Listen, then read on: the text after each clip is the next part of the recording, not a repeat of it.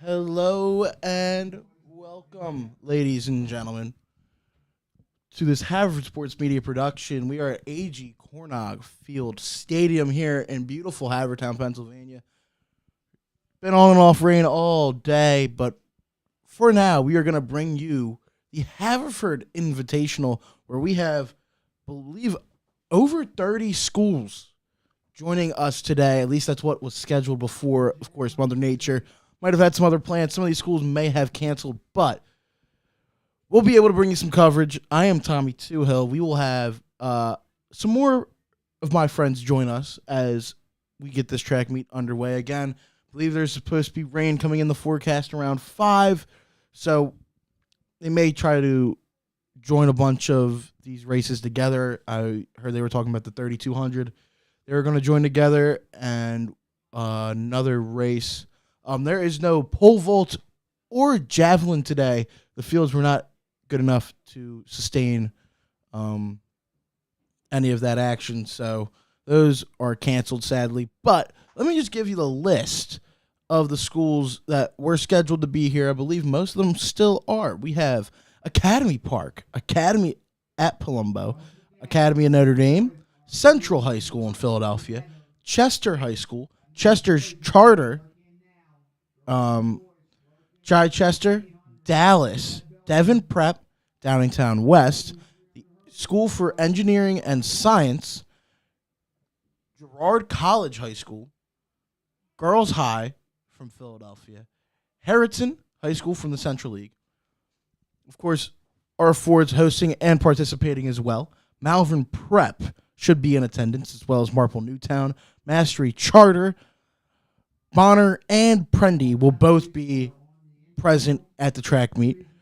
The Oxford Area High School, Pencrest, Quakertown, Radnor, Regina Loomis from Berwyn, Pennsylvania, Ridley, Roman Catholic out of the PCL, Sacred Heart Academy in Bryn Mawr, which I'm not mistaken is an all-girls school, School of the Future in Philadelphia, Springfield from Delaware County, Strathaven, the Haverford School, so the boys' school in Haverford, Pennsylvania, is also here. Upper Darby, Upper Marion, and Western Wayne will be joining us today. I believe the first, by the way, we will try to give you updates on the field events as we receive them, but we will really only be mainly calling the events on the track. The first event we will be calling is the 300-meter in the hurdles. So the 300-meter hurdles will be the first event that we're calling. It'll surely be a good time. Luckily, you won't just have to hear my voice today. And, those are going to start shortly. And then after that, I believe we're starting with the girls, and then we go to the boys. So all the girls' heats will run, and it goes from slowest to fastest. The heats do. So the last heat will be the fastest. And then we'll go from there. Teams definitely trying to, and personal, goals, trying to maybe get districts and stuff like that. We'll definitely keep you updated and tell you what the times are for those races. It'll definitely be a fun time. So please stay around, stay tuned. Would very much appreciate that. And we'll take a quick little break, and we will be back shortly with the races.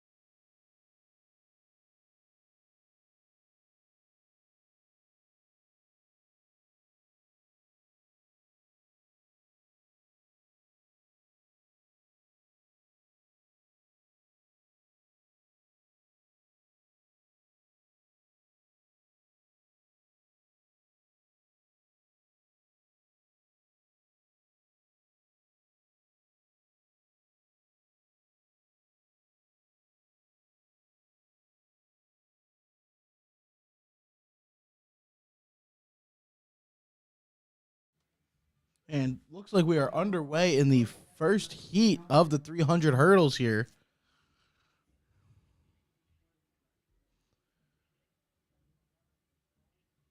As they're starting to come around the bend here.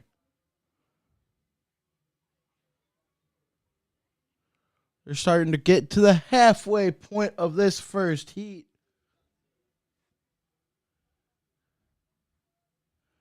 And now they're starting to get towards the home stretch here, right on the straightaway. The second to last hurdle was cleared. It looks like there is a pretty sizable lead here, as she will absolutely cruise to the finish line. I believe that is Academy Park. Cruising into that first heat with a victory in the 300 hurdles. What a great run. I am trying to get up mile split right now to see who exactly is racing individually and find their time. So please, I apologize, but stick with me there. I'll make sure to bring that to you hopefully soon.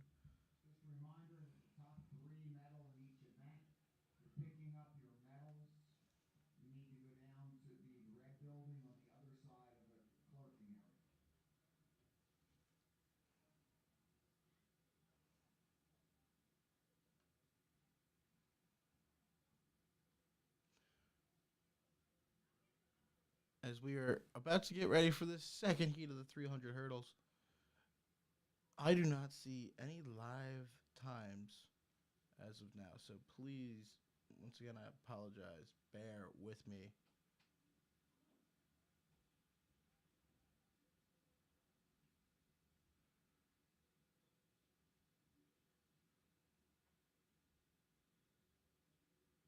But in the third heat of the 300 hurdles, I do know that we will see Demira Allen and Aubrey Lenaweaver. Demira Allen of Chester and Aubrey Lenaweaver of Haverford. Both were state medalists in the indoor. Aubrey Lenaweaver being second in the 60-meter hurdles, and Demira Allen being fourth. Both definitely talented athletes. That'll be a great one to see coming up soon. Now we have the second heat. They've just finished the first half. They're about to get towards the straightaway. So it looks like Springfield is comfortably in the lead right now. She's trying to come down the home stretch here. Pencrest maybe trying to sneak in, but it will not happen, as she will cruise to a victory here. The first two heats, I've seen some pretty sizable wins here, at least by around 25 meters or so, which is a lot. So now here's the show that we all have wanted to see. I believe they just said Kraus, Love, Mazur, Allen, and Lenaweaver will all be racing two Fords here in it. Of course, Demira Allen from Chester, Anna Mazur from Strathaven, and Misa Love from Archbishop Pendergrass.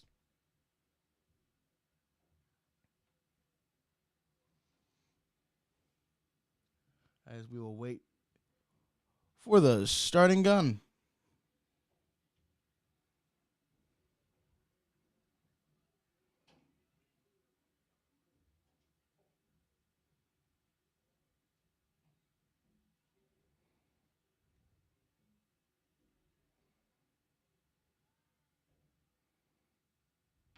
They are set and they are off. As they're going to start up here. Lenaweaver starting to close her gap. I believe Allen and Lenaweaver are in the neighboring lanes. This will definitely be one that goes down to the bitter end here, as they have started to separate themselves from the pack. Lenaweaver and Allen coming towards the straightaway. Lenaweaver in the lead right now, but Allen is trying to close the gap. Does not seem to work though. Lena Weaver still being able to cruise. And Lena Weaver will finish first in the final heat of the 300-meter hurdles for the girls here. Demira Allen shortly off of her tail.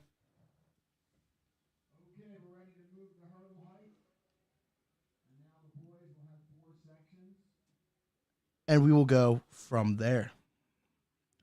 Already Lena Weaver winning the fastest heat for the Fords. I do not have any times right now. I wish I did so I could update you guys. But we will go from there. Now we will go to the boys 300-meter hurdles, which will start shortly.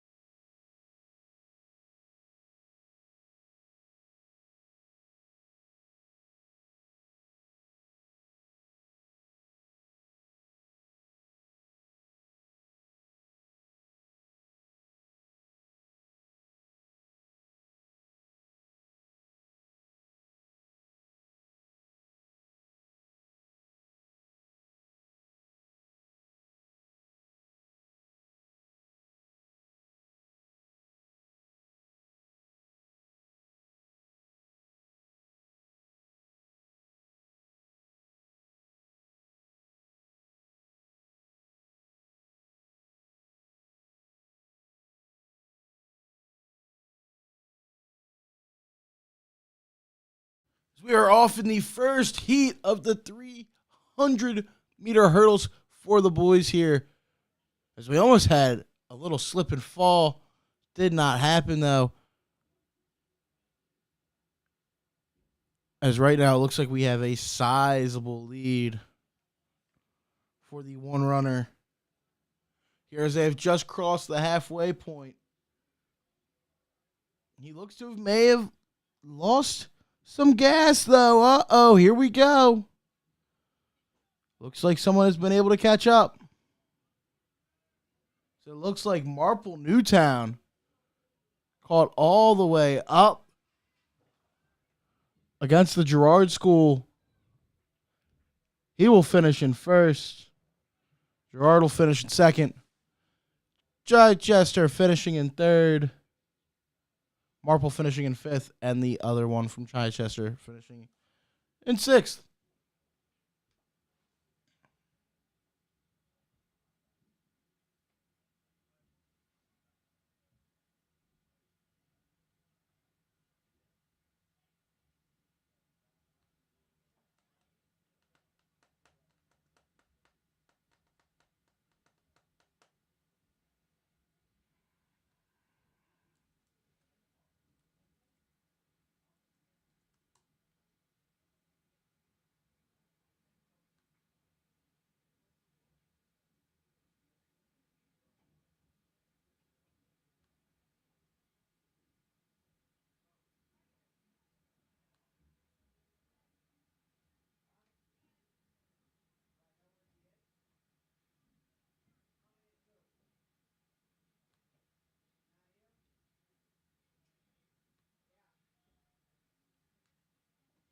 Once again, I am trying to get mile split set up. I apologize. I cannot seem to get it to work right now.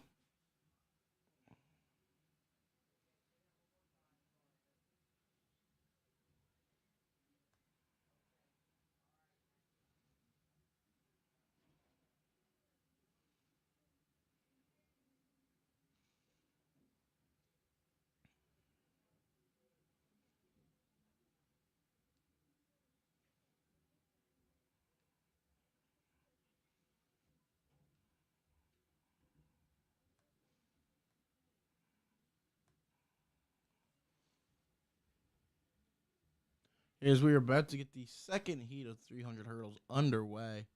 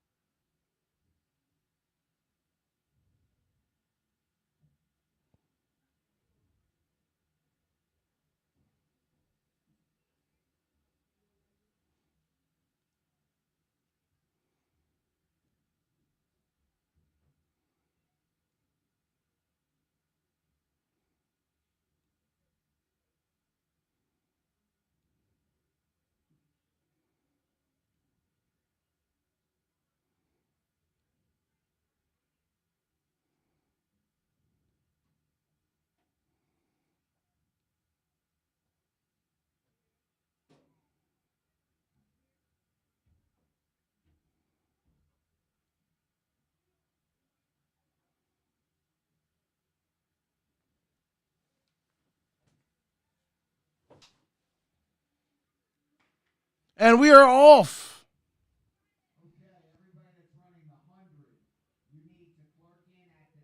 Here as we are about to get, there are only 4 runners here in the second heat of the boys 300 hurdles. There are 4. We will go from there, as it seems to be a pretty tight group so far in the halfway point. As now we are about to get to the straightaway. Looks to be between Haverford High School and Strathaven right there. Strathaven starting to take the lead. And it'll come down to the end. And it looks like Strathaven will win by a narrow margin. The Haverford Boys School came in second. Haverford High School came in third. And that would wrap up the top 3 for the second heat. That had to have been the tightest one I have seen, with all of them so tightly grouped together, especially coming down the home stretch. The only one that was anywhere near as competitive was the last heat of the girls' 300-meter hurdles, where we had Lena Weaver and Allen. Even then, it was just those two. And after that, Lena Weaver was able to kind of distance herself from the competition in the last 50 meters. Hopefully soon, we will have some more people join us on the broadcast as we get ready for the third heat of the 300-meter hurdles.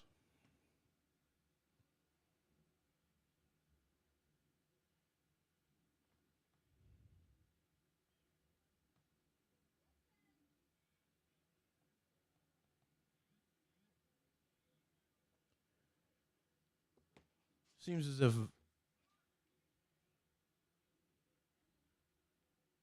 it's a beautiful day out here as we get the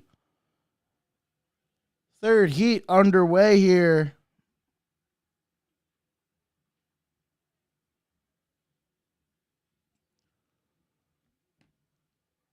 As we are starting to get into the halfway point here, they're bending around.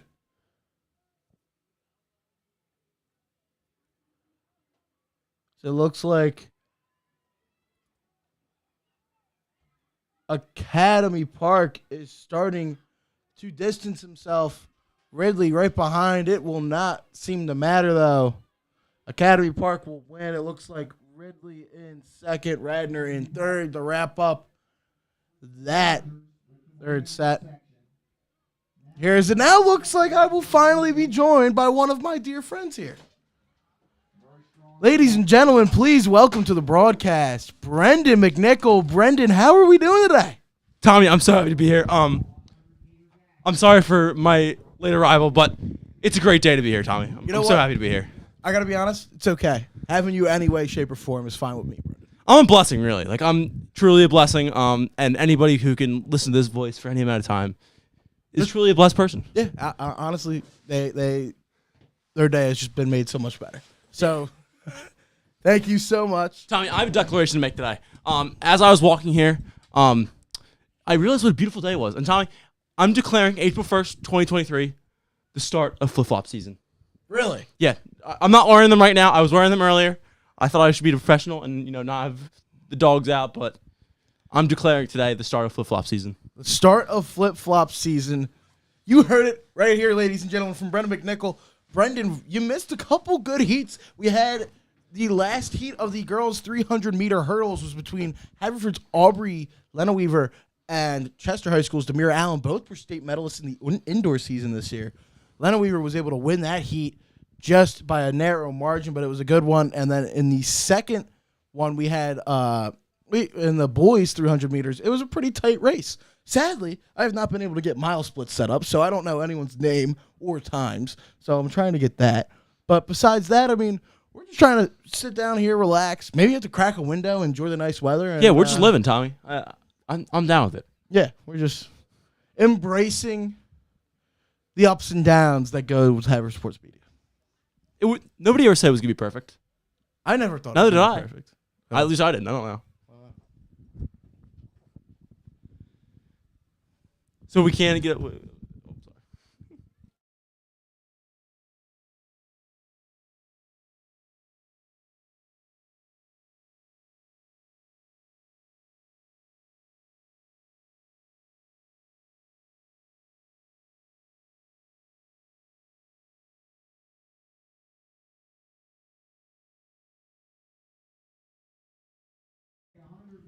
And it looks like we have started. I believe this is the fourth leg. This is the fourth heat and the final heat of the boys' 300-meter hurdles.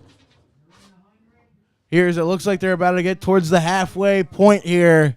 It looks like one runner is starting to separate himself from the pack, Brendan, as he's going to try to get to the straightaway.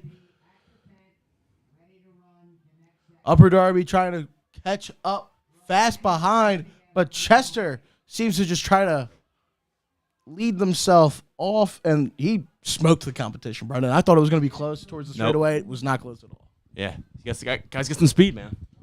He got some wheels. Strathaven looks to try to finish up this last heat.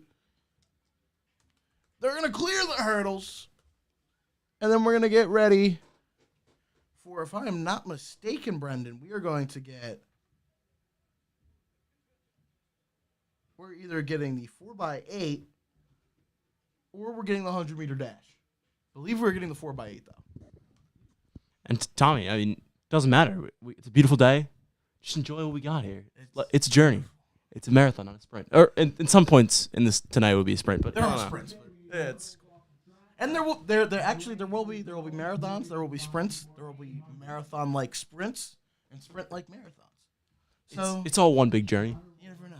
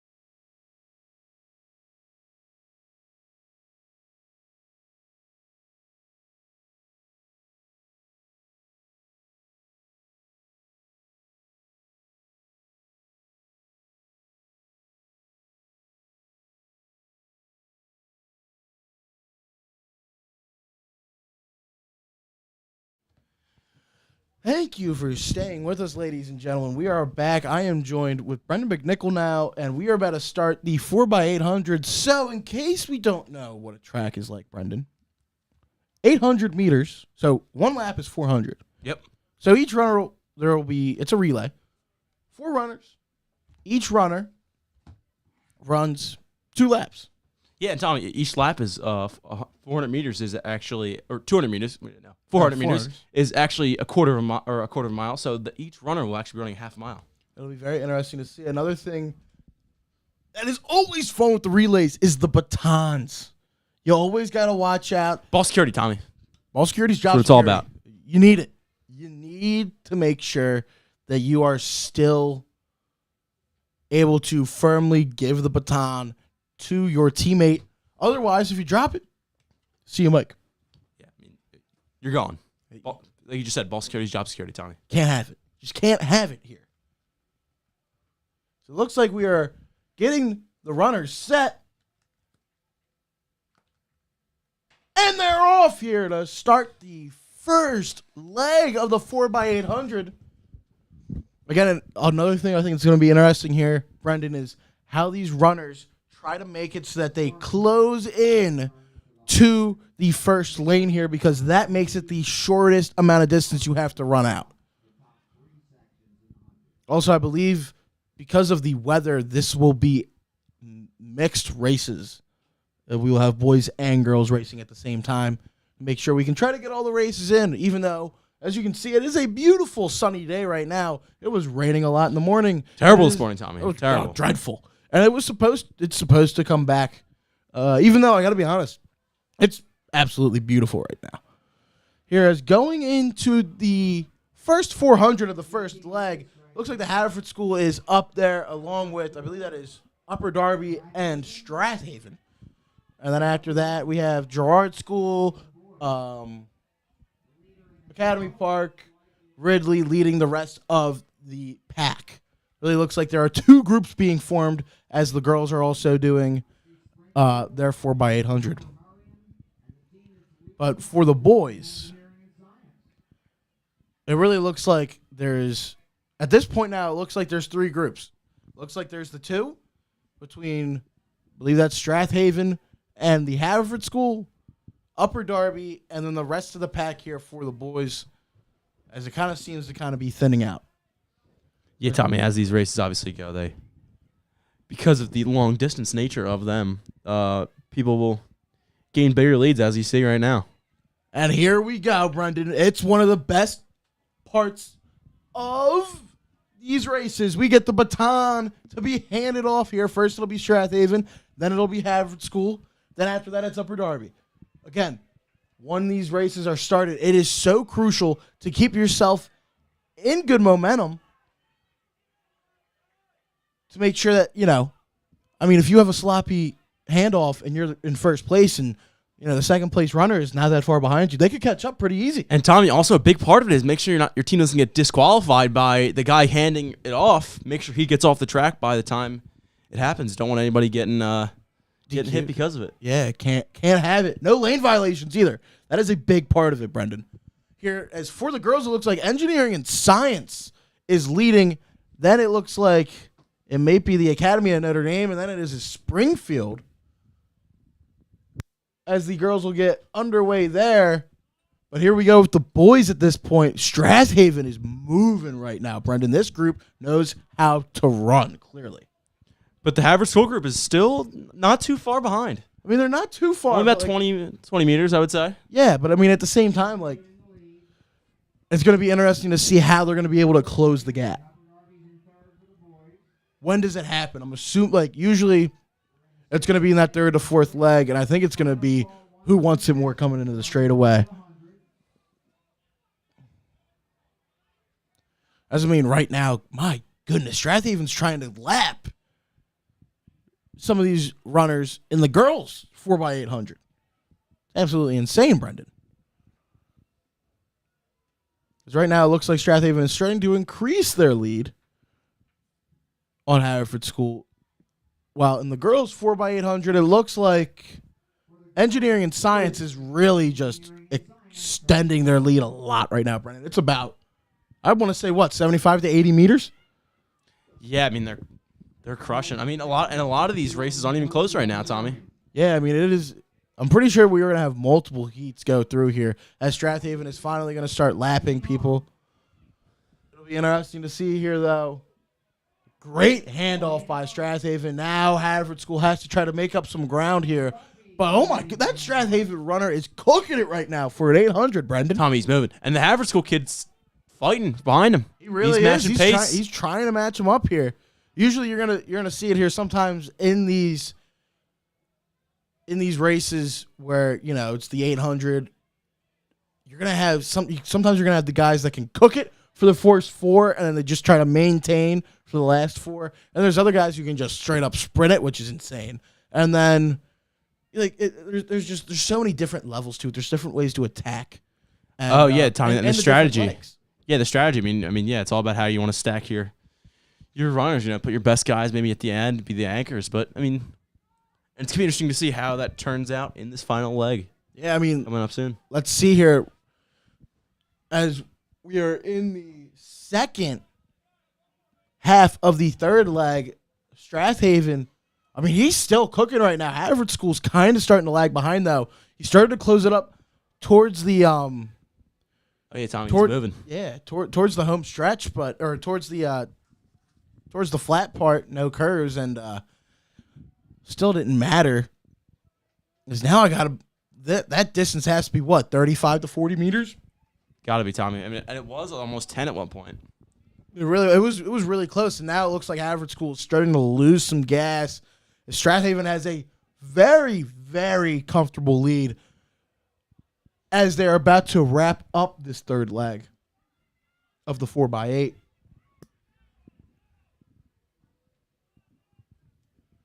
It'll be interesting, though. You got to hope that they don't have any mistakes with the cutoff years. It looks like, actually, Haverford School made a crucial mistake. Burnt out. It looks like Upper Darby will pass and get into second place here. It'll be interesting to see if he's going to be able to turn on the jets and try to make it so they can catch up to Strathaven. And man, he's gonna have to make up a lot of ground because Strathaven is quite far ahead. He didn't even seem like he was really running in the first part. It really looked like he was basically jogging going into that first turn. And now, I mean, he's got to have at least 150-meter lead on the Haverford School right now. I mean, it is not even close, ladies and gentlemen, right now. Strathaven is above and beyond the rest of the competition right now in this first heat of the 4x800.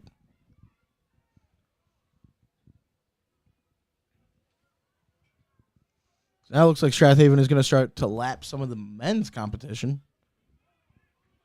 Tommy's still moving. It is with pace. I got to be honest. I am I'm on the bigger side, Brendan. You're a bigger fella. I could not imagine running at the pace that these guys are right now. It is an insane feat for 100 meters, let alone the 400 or 800 that they do. It's crazy, Tommy. It is rather insane. I gotta be honest though, if I were to run anything in track, it'd definitely be sprints. Yeah, because once you can get going in a hurry. Yeah, once you get this freight train moving, I mean, it's pretty hard to stop it. So. Yeah, Tommy, it takes about a mile to slow down a freight train, and you're pretty similar. Yeah, so I mean, we might have to see how that happens. Then again, I still don't think I'm even fast. My knees, I don't think can take it anymore, Brendan. I have all the back in your day though, you could do it. Back in my day, yeah, but I have all the. I mean, for a senior in high school, I have like the ligaments and the structure of like a 70-year-old man. Here, as it looks like Strathaven will definitely take this one here in the 4x800 very easy. It was like that was insane. Honestly, great job by Strathaven. So I believe we are close to finishing up for the girls. I am not 100% certain, though, Brendan. Girls are on their final leg, I believe, Tommy. They just switched. Yeah, I believe the girls are set to be on their final leg. The boys are finishing up. I think the Haverford School absolutely dropped off the face of the earth. I think they've ended up finishing in like third or fourth. Yeah, Tommy, they didn't have that strength top to bottom like Strathaven does or Upper Darby. I mean, yeah. Well, I think the other thing was that Haverford School was so focused on catching in that third leg in the first lap. They were so focused on trying to catch up to Strathaven. They didn't even think that like, hey, I could be tired out, and next thing you know, like Upper Darby was just like they did a good job. They're like, listen, we're gonna run at our pace and just go from there, and they paced themselves pretty well and went from there, and they ended up getting second. Which honestly, the way that Strathaven group was moving, it's not a bad thing at all. No, not at all. I mean, again, I don't have any reference to like we don't have times right now, but I mean they're moving pretty darn fast and way ahead of the competition. So I'm assuming that's a pretty good time out of Strathaven. As I believe the girls should be in their final lap now, if I am not mistaken here, as the boys are still finishing up a little bit. I believe that's Radner just crossed the finish line. It also looks like we are going to get ready. Looks like we are going to warm up with the 100 meters. That, Brendan, there are many great sprinters in the Central League, let alone all these teams that are invited that we're going to see sprint the 100 meters. That's one of my favorite races to ever watch. It's just right away, fast. Let's just see who can get it. Yeah, Tommy. I mean, and it's quick, fast, and it's all we like to see, Tommy. I mean, it's what our attention spans can hold. Definitely, especially mine. We're gonna be riding it. Yeah, you got a short one. But, I do. I mean, yeah, we're gonna be riding, Tommy.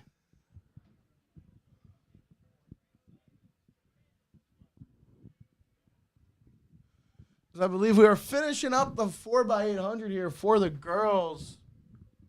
I don't know. I gotta be honest. I believe Earth and Sciences might have finished up about 5 minutes ago. I have not seen them run in a while. I think Yeah. they might have finished before some of the boys' teams. Tommy, on the girls' side, they were far and ahead of everybody else for sure. I believe Springfield just finished up. That'll make them second. And now coming down the end here, right along the straightaway. Believe it's the Academy of Notre Dame.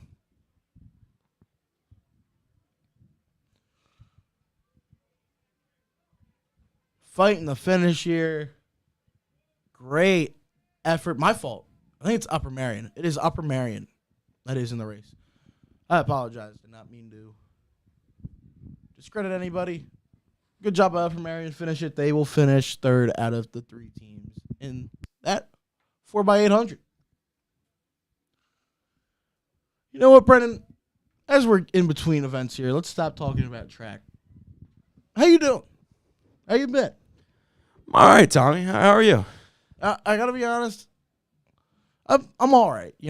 Things could be. It's just going right now. I mean, there's not much I could really complain about though. I mean, it's a beautiful day out. Beautiful day. Start our flip-flop season. I mean, what else could you ask for, Tommy? I couldn't tell you. I mean, look at these clouds, Brendan. I don't know, ladies and gentlemen. I understand you guys are looking at the track right now, even though there's nothing really going on. But these clouds look like they could have been. They look like they're painted onto the sky. It's insane. It's beautiful, Tommy. It's beautiful. It's wonderful.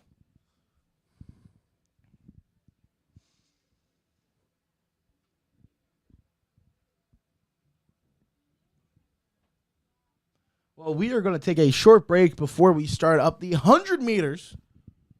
That was the end of the 4x8. We had Strathaven cruising to victory in the boys, and Earth and Sciences cruising to victory in the girls. 2 blowout races there. But guess what? We're going to bring you up. There looks like almost a village of sprinters down there at the starting lines, warming up. We're going to show you a lot of action and a lot of fast people. We'll be back with Haverford Sports Media.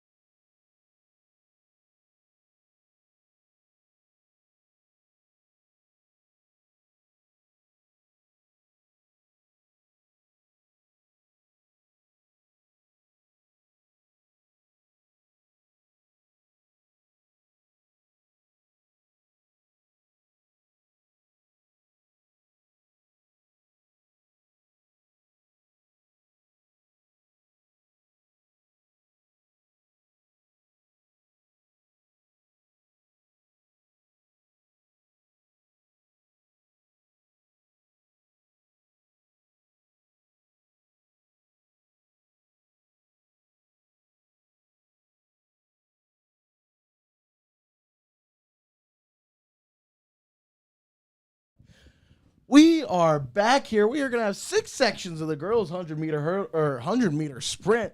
I apologize. Sadly, we could not get a great tech setup. It is what it is. We'll live to see another day, Brendan, but you guys are just kind of seeing the wonderful speakers we have up top of our booth here at AG Cornock Field Stadium. So you won't see the first, I'd say, 25? They won't see the first 25 meters of the race, but definitely be able to see the last 75, which, got to be honest, would be the most fun. The best part, Tommy. Far and away the best part, and we're doing our best.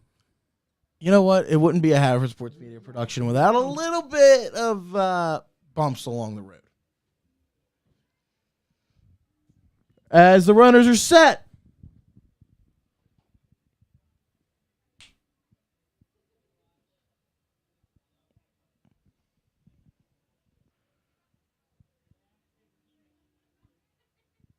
Oh, I thought we were about to be off. Apparently we are not now. We have to wait. Runners are going to have to shake it out. Definitely not what you want to do, Brendan. Getting all the way locked in and then having to get knocked out of your routine. Some ways that's also good for some runners, you know what I mean? Sometimes you need to get a flush of the system. Yeah, sometimes you're up there. I mean, that's in all aspects, of athletics in general. And just like sometimes you're ready, you're all tensed up, and then sometimes when we're off. And we are running here. We're about to get the last 50 meters. Oh my goodness, it looks like the girls' school in Philadelphia will get the win. It was a close one between, I believe it was Prendy and maybe the Girard School. And then after that, it was Upper Marion.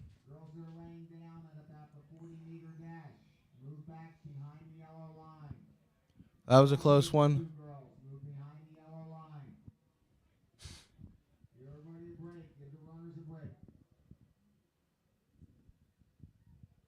As we are finished the first leg there. That was a pretty close one, Brendan. Yeah.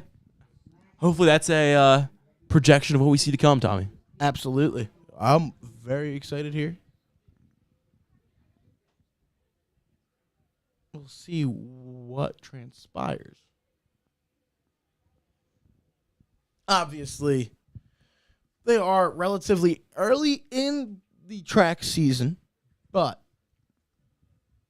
it's still always big to try to run as fast as you can because you should be trying to get yourself better and better as the season goes on, as the runners are set. And they're off. Here as it looks to try to be tight, might be stretched out here towards the end. Academy Park right now in lane 1 with the lead. Strathaven close behind, but Academy Park will take this one. Then it looks like Strathaven will be second. I couldn't really see everything else. It was pretty close, and we do not have any times or finishes. That was another good one right there, Brendan. Another good dogfight, Tommy. Can't ask for anything else. You know what, Brendan? I was at this. Other side.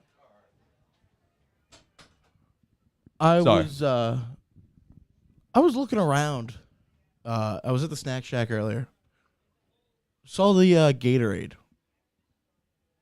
First question is, are you a Gatorade guy or are you a Powerade, Body Armor? There's so many options now. It used to just be Gatorade. Gatorade used to be... Yeah, it was like Gatorade, and then like maybe sometimes, like if you were at 7-Eleven, they'd have Powerade, but like Wawa never had Powerade, right? Yeah, I mean, not that I could remember. Now it's like, yeah, Body Armor, Powerade, Prime, yeah, Prime. Powerade. But Prime, you always had to go to like some weird store. Yeah, I like, don't know. Like no mainstream store has has Prime. Yeah. What else is there? We got Body Armor. Remember, vitamin water was huge. Vitamin water. I gotta be. I like some of the vitamin water. I see you with vitamin water a lot. Yeah. Vitamin water, I feel like is like an early 2000s drink, Tommy. And yeah, we got a spray here.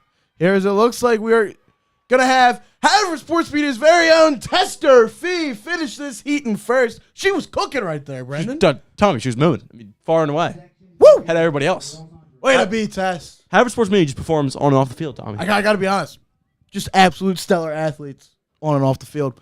I understand, Brendan, you had 4 goals in your game on Thursday against Pencrest, where you guys just came up a little bit short. You had 2. How many goals is that on the year?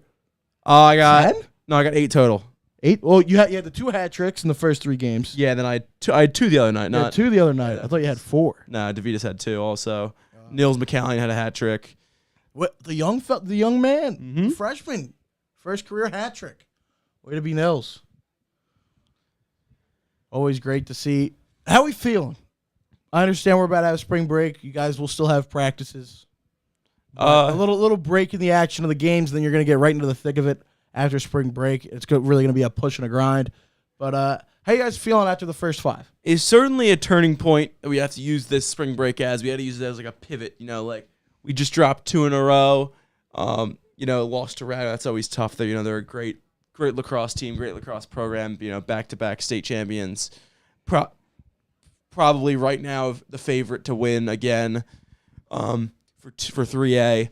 But yeah, Tommy, you just got to. And then we obviously lost to Pencrest, who was last year's 2A District 1 champion by 2 on Thursday. So yeah, we try to use this momentum and know that every single game in the Central League's a dogfight. I read an article the other day in the Delco Times where they talked about the Conestoga lacrosse team was playing Strathaven on Thursday, and they talk about how they quoted the coach of Conestoga, Brody Bush, about how every single game in Central League is always going to be a dogfight, no matter what. No matter what the tier is here, as it looks like we're going to have Earth and Sciences cruising to a victory in this one. She was moving again.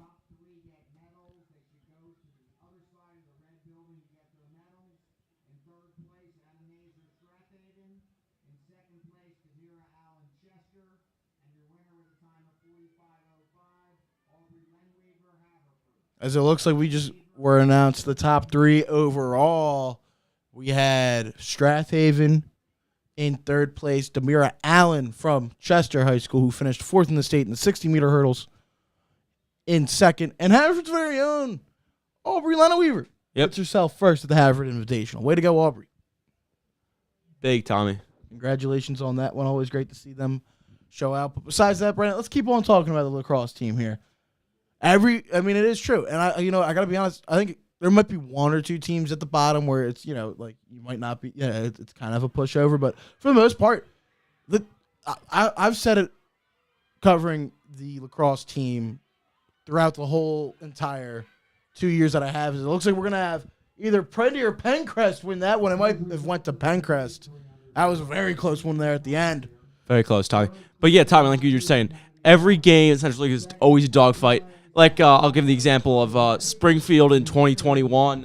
In that 2021 season, Haverford High, we were a 4-win team, mate. I think that year, my sophomore year, we were a 4-win team. We lost to Springfield by 1. Springfield ended up going and winning all the way through District 1. Yeah, they were a bottom 4 team into the playoffs, and they won District 1. It just shows you how deep the Central League is for lacrosse. It's probably the best. It easily is, and far and away, is the best public league in Pennsylvania for lacrosse. Oh, definitely. I say you have the Central League, and then you have the Interact. Yeah. Top 2 in Pennsylvania. Interact's one of the best in the nation. Yeah, Interact's one of the best. Yeah, and the Central League's one of the best public in the nation. Yeah. So it's besides the Long Island leagues and the leagues in upstate New York. It's pretty much the cream of the crop. Yeah. Not much else you can ask for here. That's all I said. And I got to be honest, you guys are a little shorthanded on the defensive end right now. Yeah. You guys have some poles missing. So, you guys are what? You got what was the message from the coaching staff coming into this spring break? The message is, we got to get healthy. A lot of guys got to get healthy. 2 of our starting, best poles are hurt. They got to get healthy, and we gotta.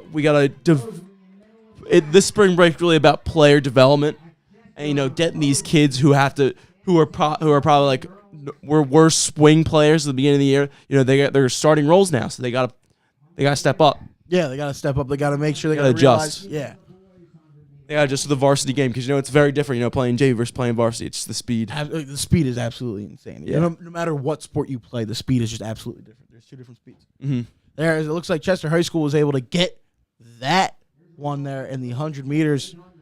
Front and center, she was able to just, in the middle lane there, I believe that was lane 3, just cruised right by the competition.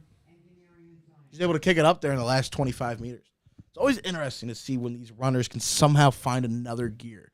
Yeah, and some of these people, like some of these runners, they got good starts, and then maybe they tail off at the end. A lot of people have the... Oh, Lord, look at this guy. My goodness, ladies and gentlemen, we've just been joined by another one of Haverford Sports Media's great individuals, Connor Salvesen, coming straight out of work. Had to stop by the snack shack. Had to get some electrolytes in them. What Gatorade flavor we got there? Other side. Glacier Freeze, the only way to go. Glacier Freeze. Connor, take the mic here. Wow. I mean, you can't ask. You had some rain this morning. You guys probably talked about the weather, but it cleared out. It's beautiful. Walking here, it was fantastic. Honestly, you can't ask for much better. How many teams? How many schools here today? Over 30, around 35. Connor, what do you say to the some are saying that this is the start of flip-flop season? How do you feel about that? Some are saying. Me personally, I think it's a little too early. I think you got to get through April. Once you can talk to me in May about that, but as of now, I just think it's a little too early. And as we have, I didn't catch who won that, but there was some speed top to bottom. Right there. I mean, they're just cooking. We're in the boys now in the 100-meter, and I believe that was the Girard School out of Philadelphia. Girard College. Yeah, Girard College. They were cooking right there. Yep. Everybody running. Great job. But Connor, that was just a bad take. I'm gonna be honest. It's flip-flop season, so you're crazy. Yeah, I got to be honest. Brendan did say, he told me the second he got in here, he was like, I was having one earlier today. He's like, it's officially the start of flip-flop season. Connor, we were talking about it now. What are your thoughts? We were kind of talking. Remember when Gatorade was just like the main honcho in electrolyte or sports drinks? Mm-hmm. Yeah. So, are you a Gatorade guy or are you something else now? No, I'm gonna stick with Gatorade through and through. I mean, you got all the different things coming up nowadays, but if it's Gatorade, then it's Powerade. The rest doesn't matter to me. That's it. Really? Yeah. You like Powerade over a Body Armor? Yeah. That's bad. Although I don't know if I can agree with that take. I don't know if I can agree with that Sorry, either. you're getting flamed once you step in, but all right, how about this? Give me your rankings from top to bottom, what you could think of. Also, thoughts on vitamin water. Vitamin water, could not tell you the last time I had it. I think the last time I had vitamin water, I mean, I see Tommy with it every day, but the last time I had vitamin water was probably like 2012 when like my sister and brother, who are both way older than me, were drinking it. As that was a one to the wire. Might have been Chichester came away with the victory there. That was great. You know what? We got to find a third mic. We got to set up a third mic here. We can't just have two. There's too many cooks in the kitchen. Not enough utensils. Now hold up. That was about to be bad. And I mean something else. I'm already getting flamed here enough. If I have the choice of any Gatorade flavor, I'm going straight to the grape. I love grape. Okay. I love grape. I'm a grape Gatorade guy. I tell that to people, and they laugh at me. Nah, I love it. I think the grape Gatorade is true. Top tier. 100%. Top Brendan? tier Gatorade. I agree. Grape Gatorade is good. I'm not gonna say it's my favorite, but I do respect grape Gatorade. It's good. I mean, I was never a big fan of the orange Gatorade. I gotta be honest. So it depends, man. It really depends. For me, that's one of the go-tos. As it looks like we have a great heat there by the boys 100 meters. I don't know what school that was. Might have been Harrington. It looked like Harrington to me. It looked like Harrington. It had the colors of Harrington. I don't know. Connor, what are our thoughts right now on the Snack Shack? All right, Snack Shack review. Got a soft pretzel. Have to. I had the soft pretzel earlier. How'd you feel about it? I had some. They had the spicy mustard in the bottle. 100%. I had to put some spicy mustard on there. I'm a spicy mustard guy. It was soft, warm. I got it early. Great. It was a great pretzel. We got the hot dog. Hot dog review. You got the hot dog. You see, I had to go with the pizza. Okay, that's valid. I mean, as a paisan, I had to go with the pizza. now, just a couple years back, Chick-fil-A sandwiches are like $5. Now they're like $7. I can't do it, Connor. I can't do it. It's too much then. We got the hot dog. I was talking to Brendan about it. You know, I am a rather larger. I'm on the larger side of being an individual. So for one sandwich to be $7, I can't bring myself to buy it. Yeah. I'm with you on that, but the hot dogs are a very specific thing when it comes to a snack shack. When they wrap it in foil, if it sits there for too long, it starts to get soggy. And you can't have that. A can't. soggy dog is not what you want, man. Once the bun on the bottom gets that soggy and starts to like rip apart, you're listening at home. You know exactly what we're saying. Yeah. They know. Everyone's had the experience. They should know. Right here, Haverford High School did a fantastic job wrapping their hot dogs. They got them. They're cooking them out on time. They're selling them quick. They're selling. Yeah, it's a good hot dog. Hey, man. Snack bar. Appreciate that. Shout out to Haverford High School and their snack shack here. Besides that, you know what? As we're on hot dogs, I'll try to get Brendan's opinion on it here. First off, are you a burger or a dog guy? If you had the option, If I had a backyard cookout. You know what? The weather's so nice. We're just thinking about backyard cookouts right now. I'm hungry. I'm fat. You know, I kind of like talking about food here. Backyard cookout. You have the option of burger or dog. Which one you pick? To me, it's not close, and I don't think there's. I mean, there's a certain argument, but it's a burger 100% of the way. Thank you so much. It's 1,000% the burger. Hot dogs are. Yeah, I mean, yeah. If I have the choice, I'm going burger. I'll never complain if it, they're just grilling up some dogs, but if there's a choice, 100% burger all day. Can I bring something into the table? So, hot dogs are terrible. You know what's way over hot dogs? Brats. Dude, I love me some brats. Chris McNichol raised a kid right by getting him some brats, peppers and onions on a roll. It was unbelievable. Unbelievable. I mean, Oh my god, my mouth is watering right now, Brendan. Don't get me started on that. My goodness.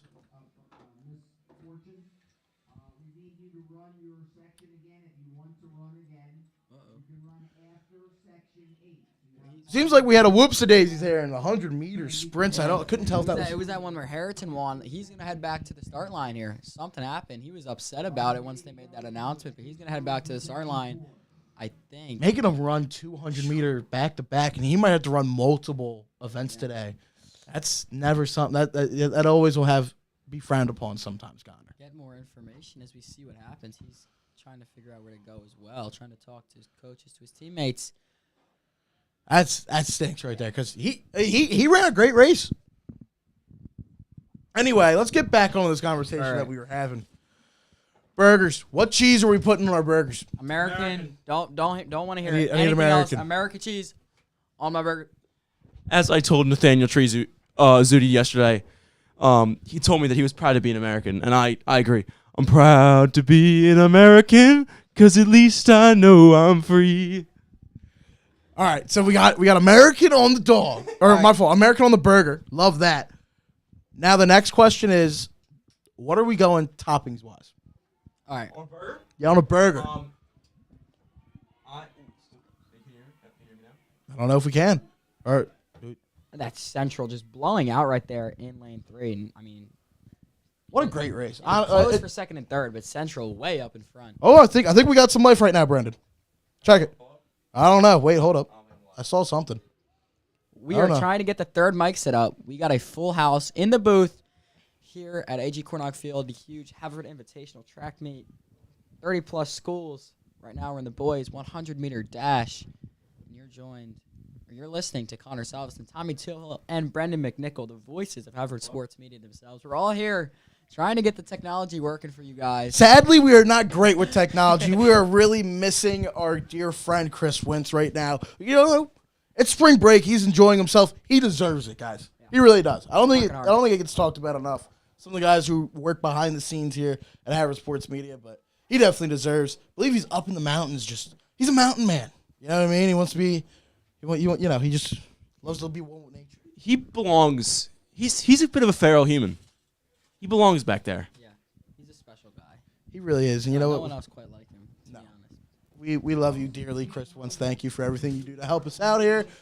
as it looks like we have Malvern Prep trying to come in, and that was a close one, neck and neck with Ridley right there. Tommy, to answer your question, because I was just thinking, Yeah, toppings on the burger with the American cheese. American cheese, Yeah, spicy brown, yeah. All right, I'll take that. lettuce, Okay. jalapenos, diced. Ooh, diced. Diced. Diced. Diced jalapenos. Okay. Are they fresh jalapenos or are they pickled? I'm more of a fresh guy, but you can't go wrong. Yeah, I can see that. All right. And the lettuce. Are we getting like And you are we top getting it the off- you leaf top or it are off- we getting shredded lettuce? No, shredded lettuce. Shredded lettuce. All And you right. top it off with some pickles.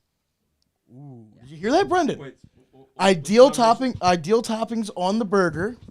We have the American. We ready? We have this is Connor's steak. We have the American cheese. He said, "Give me some spicy brown mustard. Give me some fresh diced jalapenos, some shredded lettuce, and some pickles." Thoughts? So ready. I would like to bring this. I don't like straight onion. I don't like raw onion on my burger, but caramelized onions, I think they deserve to be on there. I mean, caramelized onions. I mean, unbelievable, Tommy. Caramelized onions are delicious. If I have to, I would disagree with Connor. I like a sheet of lettuce. I don't want shredded lettuce. That's fair. I Leaf? You like a leaf? I like a leaf. I like a leaf on me. Yeah, I feel more. I feel healthier. You know what I mean? Sometimes I'm eating a burger. I want to. be a salad, like our friend Gooch says. Yeah, I mean, yeah. If you DCs, you just Living life. All right, but so Brendan, what are your ideal toppings on the burger? all right. So American, obviously, that we talked about. Caramelized onions. Okay. Nope. Oh no. Oh no! You gotta be kidding me. Multiple hundreds have to be reran. I don't know what is going on, ladies and gentlemen. Travesties and controversy riddled throughout the Haverford Invitational. That is terrible. I feel so bad, especially because these people are trying to win medals right now, boys. Well, we were talking about earlier about the depth of Central League, Tommy, and Malvern Prep, which is I believe ranked top 3 in the nation for lacrosse, was actually just beat by Radnor today, 15-7. My goodness, Malvern Prep let up more goals than Haverford High School did on the Radnor lacrosse team. Please clap. Haverford High School is better than Malvern Prep. Whoa! I don't know. We have Malvern Prep people. Someone's gonna clip that. They're gonna send that out to the team. Yeah, that is bulletin board I material. have family that goes to Malvern Prep, and they're all right. Bulletin board material being put on here at Haverford Sports Media. All right, McNick. We got the American cheese with the caramelized onions. So ready? I love tomato. Sun-dried tomatoes. Unbelievable. So you shaking your head? I'm shaking my. I'm not a Sun-dried tomatoes are unbelievable. no tomato, no ketchup. That's bad. No. Okay. Okay. No. I'll stay back. Neither of each. You gotta at least include one. I'm not a tomato guy. Interesting. I mean, Tommy. What are we doing here? What are we doing here? I mean, you like tomato sauce? Oh yeah, you can give me it on a pasta. You can give me a tomato sauce, but I mean, just not. Did the 6-lane catch up in that? He might have. Oh, wow. He might have. I think that was Chester Charter had the lead pretty big, and then I think it was Chichester was coming up behind. Yeah. It was either Chichester or Girard College. I couldn't tell which because they both are so similar in there. But either way, Connor, bad take. You need to have some kind of tomato. It's what are we doing here? Yeah, so American cheese, caramelized onions, lettuce, sun-dried tomatoes, and if you're doing the sun-dried tomatoes, you don't need ketchup. Maybe you do. And then also, how do you guys feel about buns? I like a seeded bun, personally. I go no seed, but you gotta toast it. A quality seeded bun. I'm not talking about like the Toast one your that you buns? get out of a package. I'm talking about. Oh, of course, toast my buns. Okay, that's good. I know too many people who go untoasted buns. I think two. The way two is looking. Fellas. Two. Are you an untoasted bun guy? Give me 1 second. Whoa. Brioche bun. Brioche bun. You're right. Brioche bun. Do I really need to toast a brioche? It's a different thing. My French buns don't need to be toasted. No. Wait. I forgot about something, gentlemen. As a child, when my parents made burgers, my father wasn't a big fan of like a lot of toppings. So what I would do was breakfast burger, drop a fried egg on top. It was unbelievable. Wow. That's what I do all the time. I love a good fried egg on top of a burger. Try that. It's unbelievable. The yolk is possibly the greatest thing you could ever have on a side. So here's my thing. I do my eggs with hot sauce. I don't know if we can touch that with a burger. Can we touch that with a burger? Of course you can. I mean, there'll be days where I do go hot sauce on a burger, no egg. Really? Oh yeah, Interesting. with the jalapenos also. Whoa. Okay, so get this. Ready, ladies and gentlemen. Salsa on a burger. No, absolutely not. I love it. I love salsa on a burger. If I'm ever- Sometimes, not all the time. I will not go with the tomato slice, as we have a race to the finish there. Strathaven should win that one, though, as we are starting to rerun some of these heats. No. But If I'm having people over, and we start making, I'm being heard now? and I'm you being pull heard out now. the Let's go. salsa, We're back. And you pull out the salsa and you put it, I'm kicking you out of the house. listen, all I'm saying, Salsa is crazy. I'm talking fresh salsa. I'm not talking about like that Tostitos like red slop. I'm not talking about that. So I'm you're talking just about you're talking about somebody took some tomatoes, chopped it up with some onion, chopped onions. it up. Okay. And they gave me some like I don't know like salad whatever like they just it's a fresh Okay, bowl of I salsa. could hear that. Some fresh salsa. But that's almost more like pico. You're almost saying you're putting pico on it. Yeah, but but that's what I'm talking about. Like when you hear about, were we talking about the Mexican burger? No. I- We're I talking about tripping Mexican about that. burger? For some reason, I remember hearing about a Mexican burger. I could totally be wrong. So hear me out. Best of both worlds. You know what's great on a sandwich? Good guacamole. I'm not a big guac guy. I don't think. See, the problem is, a lot of people don't like guac because they didn't have it done right for them. Yeah. You gotta get the tomatoes in there. You gotta get the garlic in there. You gotta get the red onion. You gotta get the lime juice. I mean, come on, Tommy. Yeah, you're right. It was just always, I don't know what it was, man. I think it was always the smell and then the color. Oh, and the consistency always just kind of deterred me as a child. And so sometimes, I'm stuck in my ways. I can't always be deterred and persuaded. But might have to try out some nice fresh guac sometime. But, all right. I got two things to add. Yeah. One, we're talking about cheese. We were talking the other day, big group of us, about our hoagie order. Ooh, okay. Because we're going to Wawa. Yeah. And I pull out and I go meatball, Okay. foot long, Okay. American cheese, and that got some people talking. They were saying a meatball sub is a provolone sandwich. It is. They say only, like, you can't go any other way. I do both. Okay. I do You both. could also do mozzarella if you wanted you can. to. I wouldn't just say provolone, but I wouldn't go into the American there. I would not go into the American. Personally, that's me, though. Also, grated Parmesan sprinkled on the top. Yes. Sprinkled on the top. Okay. No matter what cheese you use on the base, on the top too. I love cheese. I don't think you can ever really get enough cheese sometimes. Sprinkle a little grated Parmesan on top of the bowls. Great time. But what I'm just saying is, though, I don't think you can use American. You got American's a very flavorful cheese. You have to use a provolone, a mozzarella, a more milder cheese on a meatball sub. I can see that. All right. That's just my argument. I do. Personally? Well, because like for me, I do both. You know what I mean? I grew up on I like to dance on the line. You know what I mean? I dance around. Listen, if you're gonna walk on ice, why not dance? I might as well. Here's we are having this heat go underway for the boys, and Harrington looks to win it again. He has to rerun it, and he smokes the competition by even more. Big dog. He's a big dog. Absolute big dog moment right there. Roo, roo, roo. He's a big dog. Wait a bit. But to continue with this conversation though, how do we feel about? Wait, what was it? Oh wait. So how do we feel about club sandwiches? I don't know if I've ever really been Yeah, a club okay, sandwich so- guy. Personally, I either go. This is me though. I either go Italian hoagie, or I go turkey BLT. I'm a big turkey BLT guy. A lot of people don't like BLTs, and I'm not sure why. I don't understand the hate. I got It's an unbelievable tomato. sandwich. So Unbelievable get, sandwich. So get this, ready? I never had a BLT till a couple years ago. Absolutely love it. But Delicious. I never put mayo on it. I just put a ton of cheese. Give me a ton of cheese. Give me a ton of bacon to the point where it almost clogs my arteries.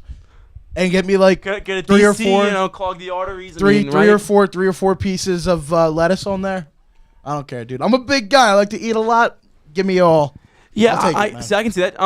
But I like mayo. I like Yeah. mayo. I know you're not a mayo guy. But like an American cheese, Yeah.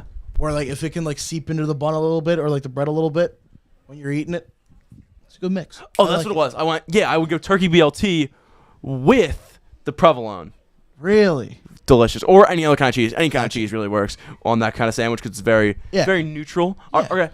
Another question: turkey or ham? Whoa. I'm a turkey guy. I've always Great. been a turkey guy. I love me some turkey.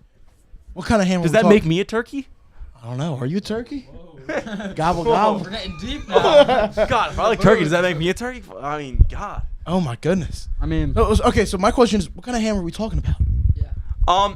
So that's a good question. Honey ham is like We talking like from on the top there. I'll of tell you. lunch I'll tell meat, you. in my opinion. So- I was raised on honey ham. So deli meat, like yes. So when we're talking about going on a sandwich, everything like that. So when we're talking about when my father goes to Acme, he gets ham off the bone. Ooh. Ham off the bone is unbelievable, but I'm still a turkey guy. I would say ham off the bone is the best version. Honey ham is also good. Pepper ham also good. Yeah, I was raised on pepper ham a lot.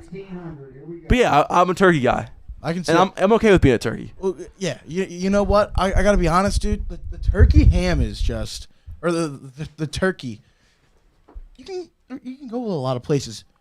As we're gonna start talking about like deli meat sandwiches here, if you're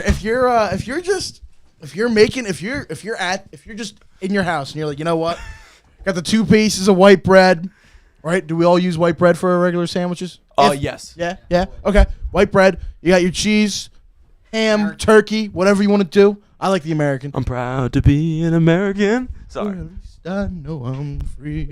As we are started underway here, I believe it is a 1600, which is a mile, ladies and gentlemen. We have the mile. 4 laps. So That's a race. we got a lot of time to talk about deli sandwiches. And man, I'm here for it. I'm gonna go right here and I'm gonna say it. I have a controversial take I have a first. very okay. Go for it. Chips in the sandwich. Yes. Yes. I, on I, Chips in I, the sandwich. I don't do it very often I like the now. texture. 100%. I'm cool with it. I love the chips in like the The sandwich. problem is you're not a mayo guy, so Yeah. I don't understand how you're not having to chug a gallon of water afterwards. I go mustard. I get my mustard in there, and I do. What kind of mustard though? I so prefer okay. a coarser ground mustard. It depends on what we're doing. Okay. I'm a spicy mustard guy, Okay. but again, it depends on the chip. I think it depends on the chip too. One of my go-tos that I'll have if I have it, I'll get the ham and cheese. I'll get you know those ruffle or not they're not ruffles, the rippled hers Yes. sour cream and onion. Yes. I'll do that, and then after that, sorry, we have someone trying to. I don't know what he's doing. trying to break kinda in. Lost. You should have break in. Oh my goodness, buddy, I don't know what we're doing here. But okay, so the rippled sour cream and onion hers, Yes. yellow mustard, See, I don't like American cheese, ham, white bread. He's still trying to break in, man. I don't know what he's doing. It's almost like a bird with glass. Okay.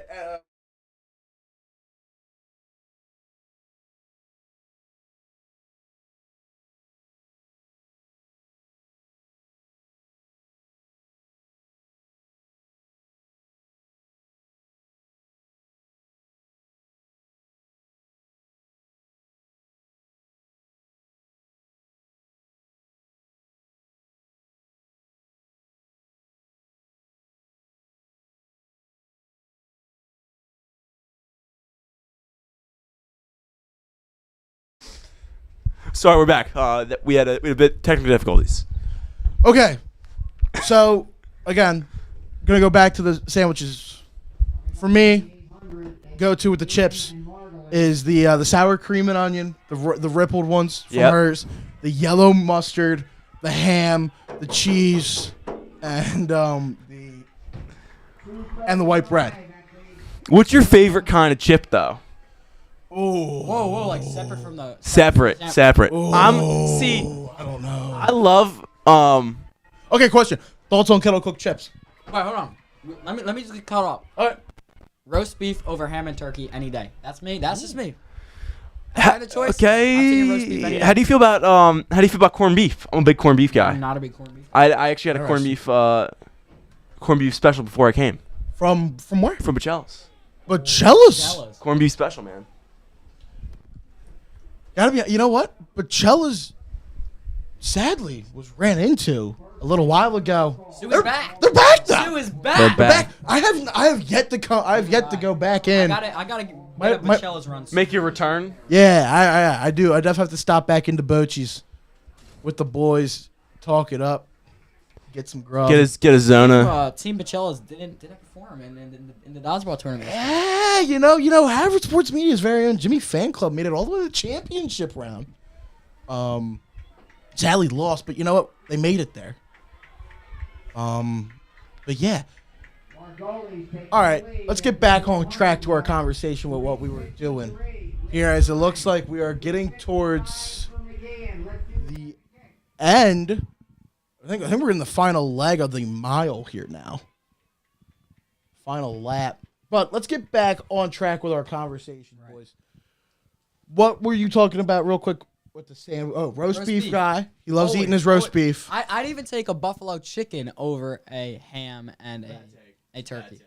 Like buffalo, like the chicken, like cut, like the deli cut. 100%. Interesting. All right. A little buffalo. I have a question. I've always wondered this. Why do we not see chicken as cold cuts? Why do we never see that? I've been wondering. That's a good point. We see turkey, we see ham, but we never see chicken. How I come don't see that? chicken as much.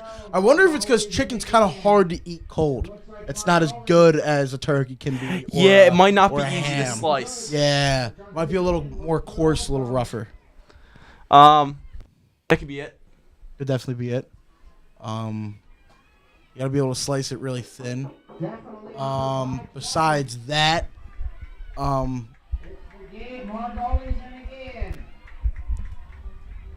favorite chip. Oh yeah. Favorite chip. How do you feel about voodoo chips? I have not had voodoo chips in a minute. It's been a while, but I like them. Good chip. The best way to describe it, it's a mix of sour cream and onion and barbecue. It's indescribable. so it's kind of like this. So in New Hampshire, there's this thing. They're called Humpty Dumpties, and it's $2 for the biggest bag of chips you ever saw, and you get the all dressed. So that is every single kind of like potato chip combined into one. So you're giving me the ripples, you're giving me kettle cooked, you're giving me regular. No. Like the flavor. like the flavors. Barbecue, Sour cream, onion, cheddar. Oh. Everything in once. All dressed. That's kind of what like the voodoo chips is like. The voodoo chips are a little spicier, but they're very similar. And I'm down with the Humpty Dumpties. All right. I like that. I've never had Humpty Dumpties. I don't know if we could really ever have Humpty Dumpties. I looked it up on the internet one time because I wanted to see if I could get them, and they're like, it's like $7 for a bag on Amazon. You know what? You might have to bring that. We got. Next Who's track got Prime? Next track meet. Next track might have meet. to do a little We chip review. might have to get some Humpty Dumpties chip. Might have to. Honestly, we might have to. Let's pitch in. That'd be big. Honestly, Be what, big. What do we think about that, Brendan? We'll be here all day. It'll be from like 10 a.m. to like 4 p.m. I think we gotta do it. Amazon like speed chip. We could probably get it before the day's over. Probably. Get us some Humpty Dumpties. All right. Oh, no, best chip, favorite chip. Tostitos hint of lime tortilla chip. I like it. Interesting. They're good. I thought we were just talking about potato chips. You wanna go potato? It's the Lay's blue bag salt and vinegar. That's it. Interesting. There it is. I like me some kettle cooked chips. Or so I gotta. Oh, it's so there's different. Every chip has its own kind of like way to be like, because like the salt and or the sour cream and onion, like I was talking about, the hers ones that are rippled. You can just have so much like salt and the fake artificial flavoring in each crevice that like it's amazing, but like you're so dehydrated by the end of it. Also, they're just regular barbecue chips. Good. But also like a kettle cooked salt and vinegar. Very good. What else? Oh, kettle cooked jalapeno. Oh, huge. Those kettle cooked jalapenos. I'm a big jalapeno chip guy. Jalapeno lime. Oof. Oh, you gave me some of those jalapeno lime chips. I put you on They are those. they are good. I gotta be honest. They are pretty good. Definitely have to try those again. So, Um, BJ's. Yeah. Late July. Late July, jalapeno lime. That's tortilla chip. You know what? Put that on my burger. Oh, with the fresh jalapenos on there. Also, With my salsa, since y'all are gonna keep on The flaming. jalapenos. Give me the jalapeno lime chips. Jalapeno lime chips with got a my lot of fresh salsa. Go from there, man. We'll keep going. Either way, I believe we finished up the girls 1600. Believe it was Cameron McGeehan of Haverford 5:13 in the mile. Pretty fast, Tommy. I can't move my body, guys. I gotta be honest. Like the way that these guys, I would never in my life imagine being able to run a 5:13 mile. I think I can do it right now. I'm kidding. Wow. I'm kidding. So How about you, Connor? I ran track. Let me. I about was a week? not good, but I ran track and cross country for the middle school, and I ran CYO for maybe 5-6 years. I don't think I ever broke 7 minutes in a mile. Yeah, but for me, like, I hate running. I'm a big guy. My ankles don't like it. My knees don't like it. My back doesn't like it too. After I broke that. But you used to be able to run. Oh, I can still move, but like my body doesn't like me moving too much. Yeah. I see. I'm the exact opposite. This body was made to run. It wasn't made to do much else. Yeah, It was this frame of mine. It was made. It's like Bruce Springsteen, Born to Run. Yeah. I mean, Bruce was born to run. I was also born to run. I mean, this frame. God gave me no shoulders, long arms, and long femurs. So, this body was made to run. I think I could probably run a 6-minute mile if I would say so, but I don't know. Yeah. For me, I was always, no matter what, listen. You got to be able to run an 8-minute mile. Yeah. Yeah, I think. Easy. Yeah, like, it should be easy to run an 8-minute mile. Yeah, I mean that's. Also, but the part of why I'm able to run so much because I obviously been play lacrosse and being a midfielder, you run about 3 to 5 miles a game. Yeah. Kind of need that to work out for you. No wonder when I played lacrosse, I said, you know what? Just get me on defense. Yeah. Give me the 6-foot-long pole, and I'll just whack kids. And didn't even know the game. I get called for pushes every single time. This guy didn't know ball. I did not know ball. Got in a fight, actually. Yeah, that was interesting. I was an Wasn't there? I interesting heard thing. about it. Yeah, it was a wonderful time. Yeah, and then after that, my lacrosse playing days were kind of numbered. Didn't really work out after that. And, life goes on. Life did go on. Yeah. That of course, body just decided to fall apart on me. But that is what it is. Let's kind of try to make this a little bit more positive. I feel like we kind of went down the wrong road here. As now we have No way. Haverford Sports Media's very Trey, own Trey, what do you put on the burger? Zudi Trey, what do you put on the joins burger? us. What do you Trey, put on the how we burger? doing? We have so many questions to ask you. So many questions. All right, hit What me, do hit you me. put on a burger? Huh? What do you Hold put? on. What First. toppings do you put on the burger? You got the backyard barbecue. Burgers and dogs are on the table. What are you going What with? are you grabbing? Burgers. Yeah, easily. Thank you. Hey, Thank you. All right. That's That's a man. unanimous. That's a man of integrity right there. All right. All right. What do you put on your burger? All right. Toppings wise. Burger sauce if it's available. If not, What is burger sauce? Do you mean like mayo, ketchup, that kind of like the yeah. special sauce that everybody does? Oh, the Okay. special Oh, I sauce. totally forgot about that. That's a great answer, Trey. If that's available, I'll roll with that. If not, second option is ketchup. Definitely cheese for sure. I'm a cheese. Ooh, what cheese? What cheese? What cheese? What cheese? American. Yeah. American. There you go. Right, Trey, remember? Trey, are you proud to be an Are American? you proud to be an American? USA, baby. USA. Go, sing the song. Which song? The anthem? No. God bless the USA, Trey. Ready?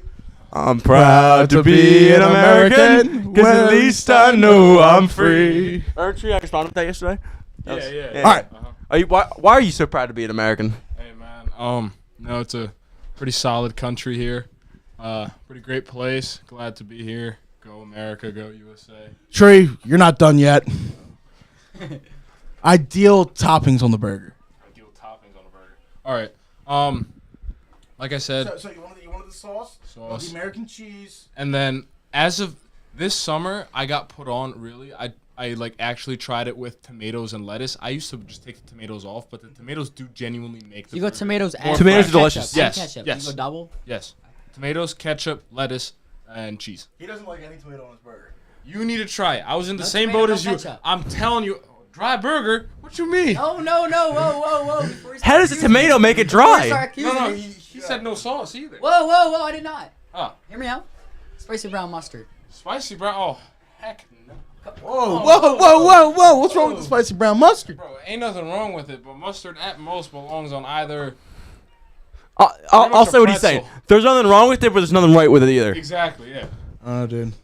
All right, Trey. Thoughts on fresh salsa or pico de gallo on a burger? That's a hot take. I'd go with salsa. Yeah, salsa. That's what I was thinking. Yeah. You'd be okay doesn't with mean salsa like on a burger. He Doesn't doesn't mean mean like like that cheat cheese, like that Tostitos jarred salsa. Yeah, I don't mean like that Tostito salsa. I mean like fresh salsa. He means Okay, like a good, pico type thing. yeah, like it's like fresh salsa. Like, yeah. Nah. basically he just wants a little more of a chopped up version of his onions onions and tomatoes. Yes. Yeah. That way I'm able to put more on. You're right. Yeah. Because I'm a big boy. I need a lot on my He needs- burger. That's what I'm saying. Yep. All right. What kind of bun you want your burger on? And do you toast your buns? Yes, I do toast my buns, preferably. But if I don't feel like it or I don't have time, I just go with buns at room temp or cold when Whoa, cold. whatever. Well, if it's, I mean, this is worst case Cold. scenario. Worst case scenario. At least If that'd I- be room temperature. At if least I pull the don't- package out of the thing. Bro, listen to me. If the buns is coming straight out the fridge and I don't have time to toast them, I just gotta put them on and eat it. All right. But preferably, I do like to toast my sandwiches. Trey, I don't know if we can be My, friends anymore. My buns. What kind of bun do you want? You like seeds? I do like seeds, yes. Like real seeds. Not we're talking about real seeds. Not like you bought a package from Acme. I'll roll with the real seeds. Yeah. Okay. What about a brioche bun? Nice. I'll take that too. Yes. You can't go wrong. I feel like in the bun Both game. very, very, very good options. Yeah. Just really what we talk about. We want a sturdy bun. We don't want like some white bread Exactly. type of bun. Yeah, I don't need a bun where it's all like everything's just falling out of my burger. Exactly. I am messy when I eat. It does get a little messy sometimes, but yeah, it is what it is. Right. All right, and lastly, favorite cheese. Actually, wait. Yeah. So before that, or, no, not favorite cheese. Favorite chips. Excuse me. Chips. Okay, that's something right there. Let me guess. He's catching me as like a Tree is a.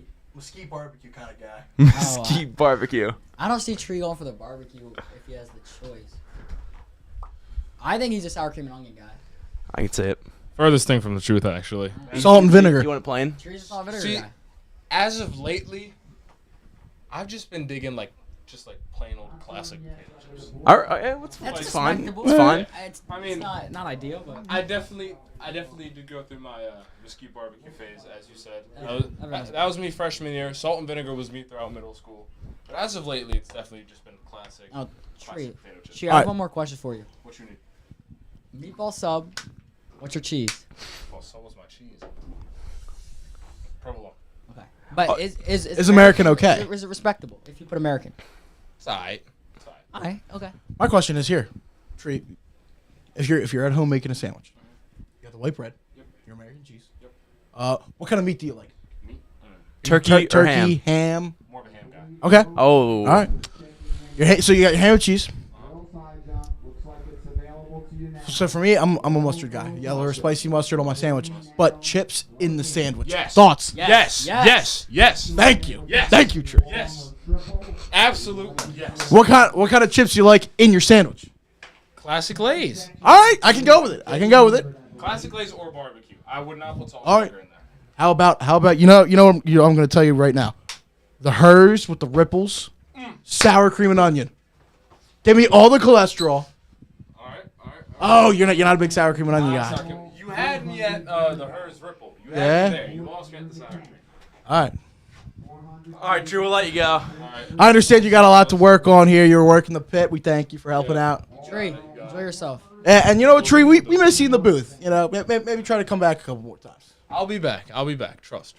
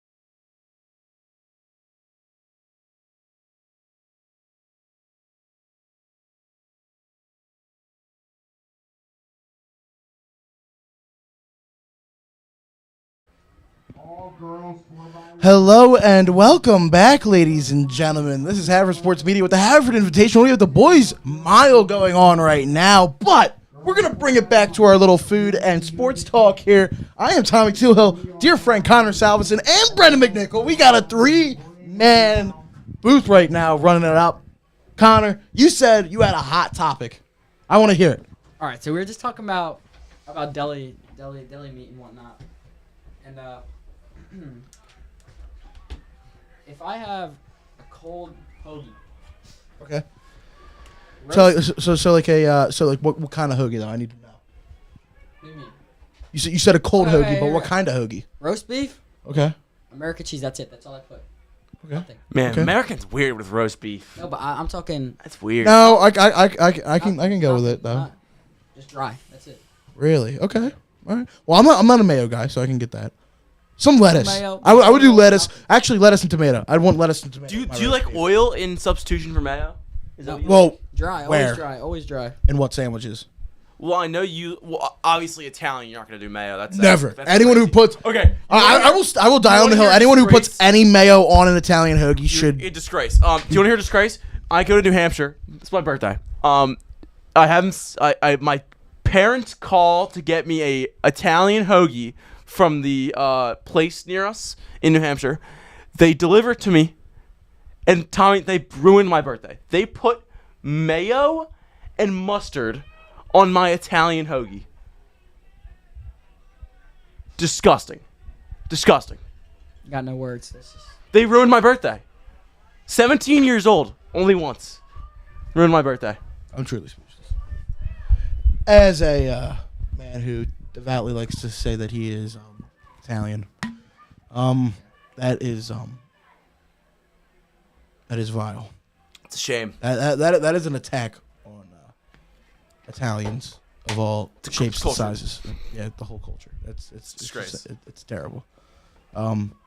I pray to God that none of those people in that shop had any smidge of Italian in their blood. Otherwise, they're disowned Shame. immediately. Disowned. That's a disgrace. Absolute disgrace. Insane. I can't even believe it. I don't know what to say. Wow,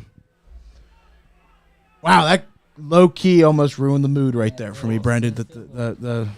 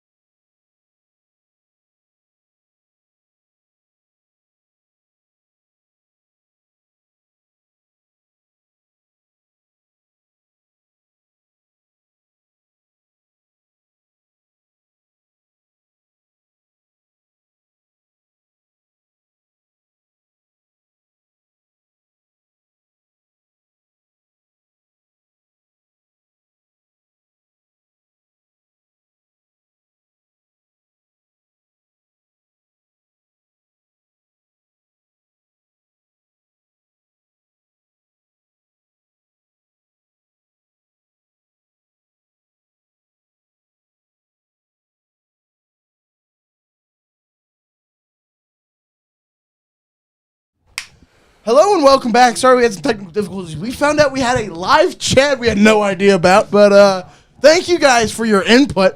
We will continue to talk about food here now. Looks like we're about to have the final section of the boys' mile start again. So, another round. We'll go. So Brendan, we just talked about your Italian hoagie. Disgraceful. That just absolutely. I'm sorry, I killed the mood. It is what it is. Let's bring it back though. Brendan, I know you that might have actually killed the food talk for now, but Brendan, you said you had a hot take. You said it was a little more sports related. I'm interested to hear it. Okay, so March Madness right now, obviously we got games tonight. I talked about college basketball. The best postseason of any sports. The worst regular season. College football, the best regular season of any sport, I would say.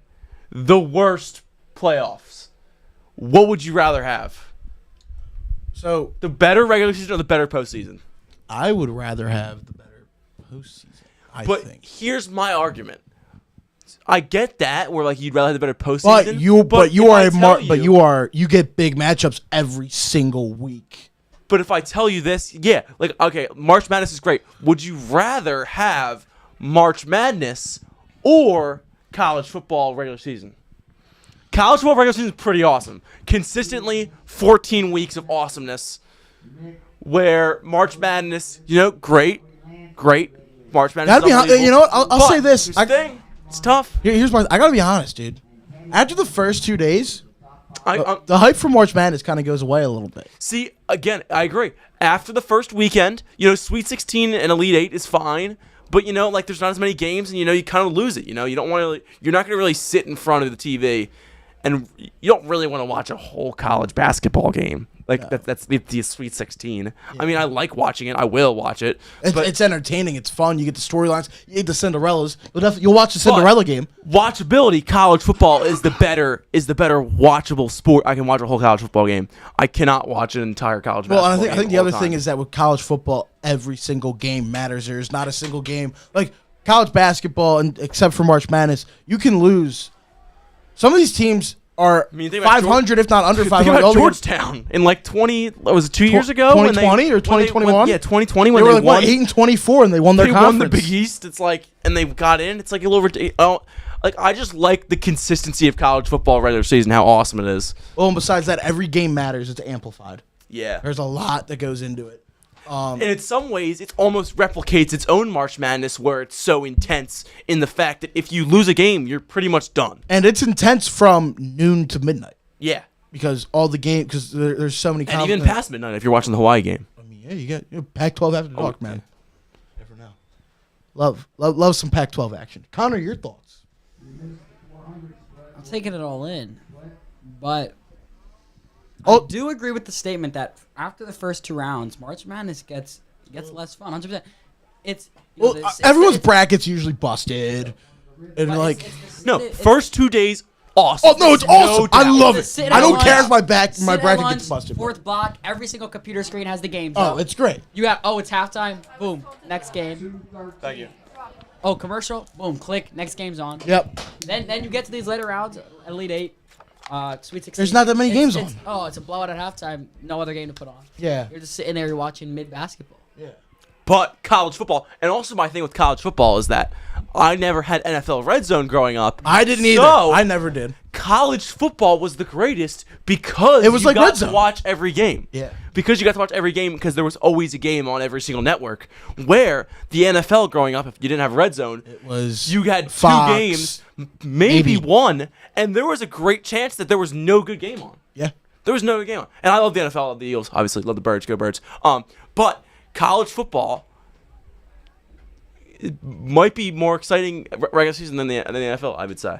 Yeah, I would say that. I think that I was like college football, some of those prime time, those big games, is a much better atmosphere than the NFL. Yeah. Yeah. Yeah. Oh, like you get a whiteout in Happy Valley. I mean, you get the swamp going. Dude, I mean, Bryant Denny. first of all, Give me is some there the a big better- house. I mean, Is there a better feeling than a Saturday in the fall, taking a nap and waking up and hearing dun, dun, dun, dun, dun, and hearing the CBS theme song, the 3:30 CBS theme song? Oh my god! Vern Lundquist's voice back in the day. I mean, now it's Brad Musburger? Nessler, Or Nessler. Musburger too. I mean, Brad Nessler. College football is better than college basketball. March Madness is not all it's chalked up to be. Yeah. I gotta be with honest. But at the same time, No, like I love them both, but I get way more excited. I'm also more of a football guy than I'm a basketball guy. But college football season, I'm like, oh my god, because like you don't know what's gonna happen. It's like we said, Yeah. it's one loss, and you you're over. get that feeling. It's Sunday. It's 1 p.m. You're refreshing it. You're waiting for the AP poll to come out. Yep. Yeah. Also, with college, honestly, after March Madness, after the first round, I go, good thing those 4 days are over, because like I just spent 4 days doing nothing. Yeah, Watching football, about watching basketball. Yeah. Where college football consistently keeps me locked in. It's just for that one 3 months. It's that one day. Because it's the one day, and then the next day on Sunday and Monday, I'm like, damn, I wish I had college football. We're gonna still. stop this real quick. Ridley, 432. Ridley, right there. Huge. My goodness. God. That is insane. I couldn't, dude. I couldn't. He could probably run 2 more laps by the time I'd be able to finish my 16. Probably. Insane. I can see that. That's insane. It's wow. Insane. So Connor, what's your verdict?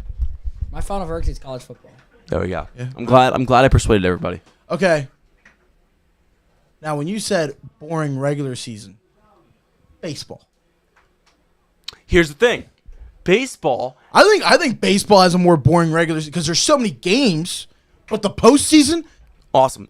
Well, I'll tell you what. I never thought postseason baseball was chalked up for what it was supposed to be. The other reason why was because I'm 17 years old. I hadn't seen the Phillies in the playoffs since I was 5 or 6 years old. Interest, yeah. And then, Even the Flyers, you had a rooting interest in the NHL, and you appreciated that. yeah, exactly. But you never really had it for the Phillies. But when the Fightins made the playoffs this year, so happy. And then the run in itself just shows you, look, like out of that, just the atmosphere in any ballpark at all, it's insane. But what I would say is, when it comes to, like we talked about with college football, the nap aspect, waking up from a nap, middle of the summer, middle of the day, you go, oh my God, look, Phillies are on. This is great. Yeah, it is. It's like, oh, great, it's on, because they're on 6 days a week. Mhm. So it's like, No, I get that too. I'm, But like, I'm down with Phillies regular season. Like, I mean, I am too. I'm also saying like, sometimes like. It is, but like I don't know. There's some things. Like for me, I was raised a football and a hockey guy. I could watch regular season hockey all day and the Stanley Cup playoffs. You all can fight me for this. I think it's the best. It might be the best playoffs hands down. I agree. I'm cool with that. Yeah. Yeah, I'm with that. But I won't lie and say I have not watched a full game of hockey start to finish in a couple seasons.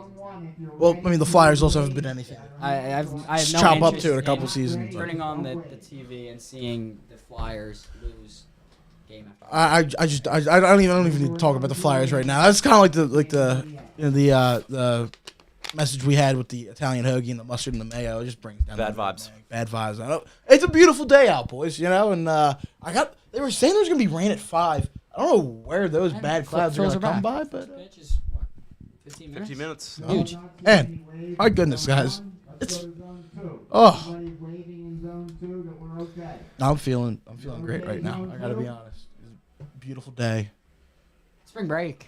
It's spring break, guys. I Spring keep break. forgetting. Yesterday, we had the big dodgeball tournament at 4th block in Haverford High School, and then it was that realization like it's spring break, so Yeah, can't ask for much better weather to start off spring break than what we have right now. it's insane, man. Can't Spring break vibes, man. love my spring break Love the vibes. spring break vibes, man. Love it. Sounds like we have some technical difficulties going on here. I don't know what was. Set up zone judges or something here for the. Is it a relay we got? Yeah, it seems like it. they're gonna have- Well, and besides that, lady, like, I gotta be honest, ladies, I have yet to. We were not able to get Miles split up at all, so I don't know what to say about that. We're having some technical issue, but it's the first one of this season. That is what it is. A lot of track. I gotta be honest. We're just rolling. We're just rolling with the vibes right now, boys. That's all we're doing. We're just sitting there, chilling out. Spring break vibes. Positive vibes only. Positive vibes only, man. I'm loving it all the way. Brendan's got the Ray-Bans out. Yeah, man. Ray-Bans are out. Again, like I said earlier. Some are saying it's flip-flop season. Maybe May, but I don't know. Connor, obviously, bad takes, but whatever. Sorry, positive vibes only. I'm sorry. Connor, mediocre takes. I don't think you could say it's flip-flop season when it's not consistent. Connor, I will bet this my weather. flip-flops right now. I don't think it's I'll this do consistent. If it's not consistent this weather yet, you can't. It's not See, consistent. here's my thing. You're gonna walk out flip-flops when it's raining out? Let me tell you, that's what I was about to get into. Flip-flops are the greatest rain shoe, Connor. You don't have to wear socks. So guess what? If my feet Okay, get wet, I don't care. That's a good point. When in the summer, specifically in the summer, and again, like you just said, rain right now, maybe if it gets below like 60, it's tough to wear them. But like above 60 degrees, I'm wearing flip-flops in the rain because I don't think do not it's care if my feet consistently get wet. above 60 yet to call it flip-flop weather. As of now, that's just me. But you're kind of, positive vibes only though. Right. Brendan, I appreciate your take, and I respect it. And the Ray-Bans look nice. Thank you. I changed it up this year. Yeah, you did. Now, looks like we are off. It's relay time. It is relay time, ladies. Funny story. The middle school track meet. No, excuse me. The elementary school track meet back in the day. Oh, Yeah, we're gonna bring it way back. I had a relay team. I did too. I was in a relay team my 5th grade year. Hey, Wait, we all went to Chatham. We all did. We Yeah, go to Chatham. all Chatham Bulldogs. Can we talk about how we never won the elementary school track meet? It's a bummer. It's still a bummer. I believe it was robbery. It's still. We yeah, do. it's I so- still stand by the fact that Linwood did cheat. I agree. They always had the metal spikes. Always, hey, in the You rules remember? it said only sneakers. Yeah. We saw spikes out there by the I did. Linwood I Lions. always saw spikes by Linwood. Only school I ever Christ. saw spikes with. And but yeah, I mean, we just came up short again and again and again. We were always at second place. You can We were never always- break the threshold. Yeah, it is what it is. I was running the 4th spot. I don't know why my team put me there. I think I was too, actually. Now I think you and I might have We had. might have probably practiced together. Never forget when me and Tommy were alternates for the 40-yard dash. Oh yeah. Oh my goodness, We were alternates. I forgot about that, That was the height of my speed, probably. dude. I forgot how much I could move. Guy can move. I can move a little bit. You never know, man. Oh, my goodness. Can we go back to food for a second? Yeah, throw back the food. I don't care. Let's go. So you're at the cookout, Okay. summertime. Mid July. All right. All right. What's your go-to side? Side? Side. Side. Oh, You got the burger. You got the burger. Okay. What's your side? What's your drink? this is tough, man. That is rough. I can't even think of sides right now. Let me think. So like you're thinking potato salad. I'm not a big potato salad. I don't guy. like potato salad either, really. I'm just trying to think of things that are. beans. Baked beans. Oh, baked beans! I love some baked I beans. do love me some I baked beans. love. Baked beans are tough. I like coleslaw. I am not a huge slaw guy. I like I'm coleslaw. not a huge slaw guy. What about you, Connor? Not a slogan. The problem is that sometimes people overdo coleslaw. Yes, and those people, they make it those too people wet. ruin it. You don't need to put that much. You need like a tablespoon of mayo for coleslaw. People put a whole damn Tub. tub. Don't need it, man. Don't need it. Don't need it. Those people ruin coleslaw, and also the people who only do like lettuce. You got to get your carrot in there, your onion. You got to get everything in there. Yeah, respect It's got to be diverse in your coleslaw. I respect that. All right. What's another side? I'll always go fruit. I'll take the watermelon. Fruit? Lunch. That's Oh, it. watermelon. Oh, You're fruit. right. That's Watermelon Watermelon? is the king. Amazing. That's it. I'll take a water. Oh. I'll take a. Oh, wait. Okay. Favorite fruit? Whoa. Apple. Honeycrisp apple. Outside of summer. pretty good. In general. Pretty good. It's a pretty Honeycrisp good guess. apple. Um, Honeycrisp apple. Honeycrisp apple's really good, but pineapple, I love pineapple. Grapes, Grapes are good. strawberries, dude. Strawberries. Strawberries. Blackberries and raspberries. Blackberries, raspberries. A good strawberry. Good melon. Cantaloupe. Honeydew. Here's my problem with watermelon: inconsistency. Think fast, run fast. Think fast, run fast. You know what? Let's get him up here. He's been asking me all day. Get in here. Matt Hassan of the boys track team can join us. Matt, Think fast, run fast, baby. Chad Powers.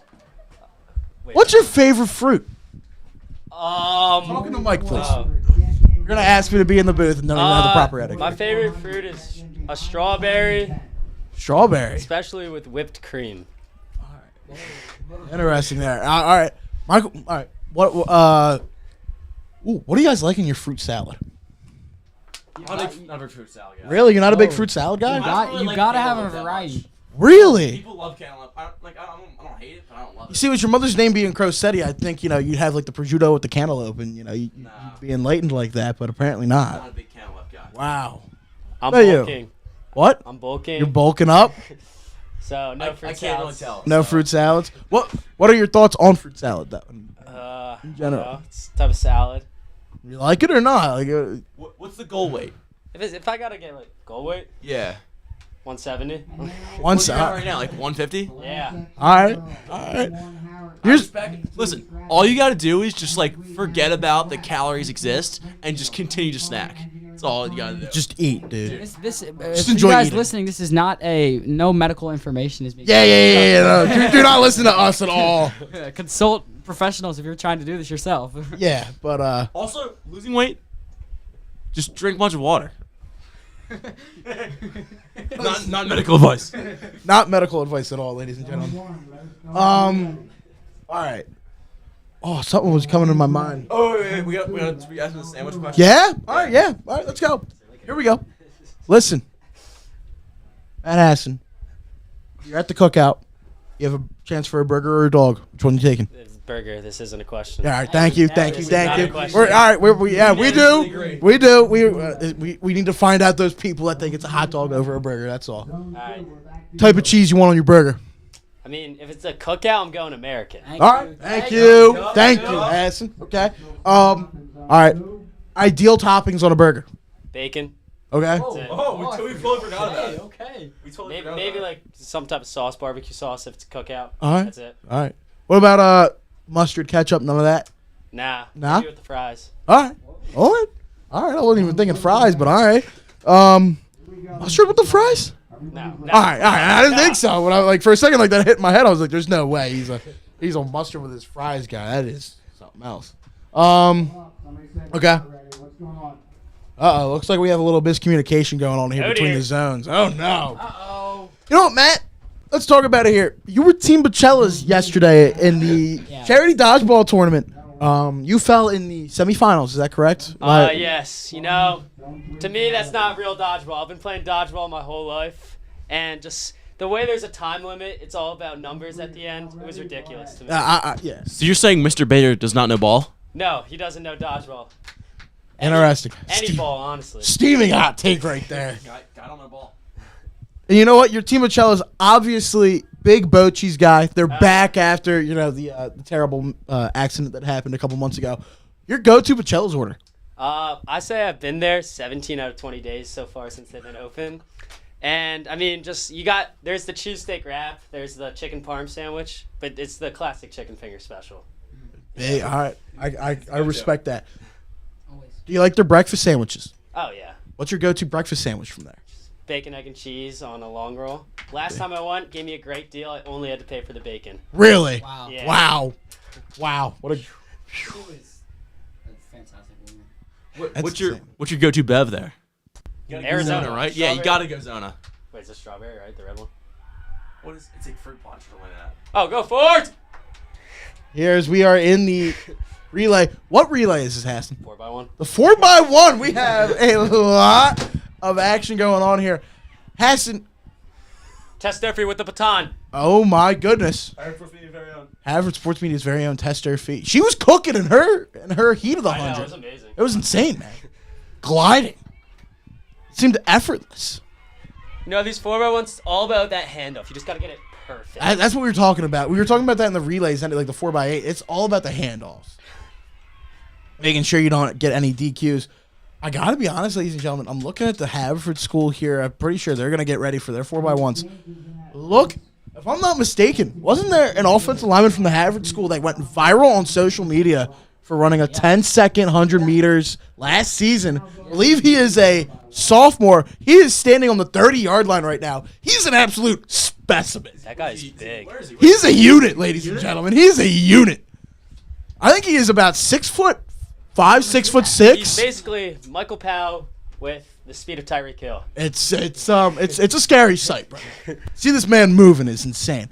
I forget the man's name, the young man's name. I know exactly. We all know exactly what video I'm talking about. He will be running shortly. I'm pretty sure. He is standing. He's literally.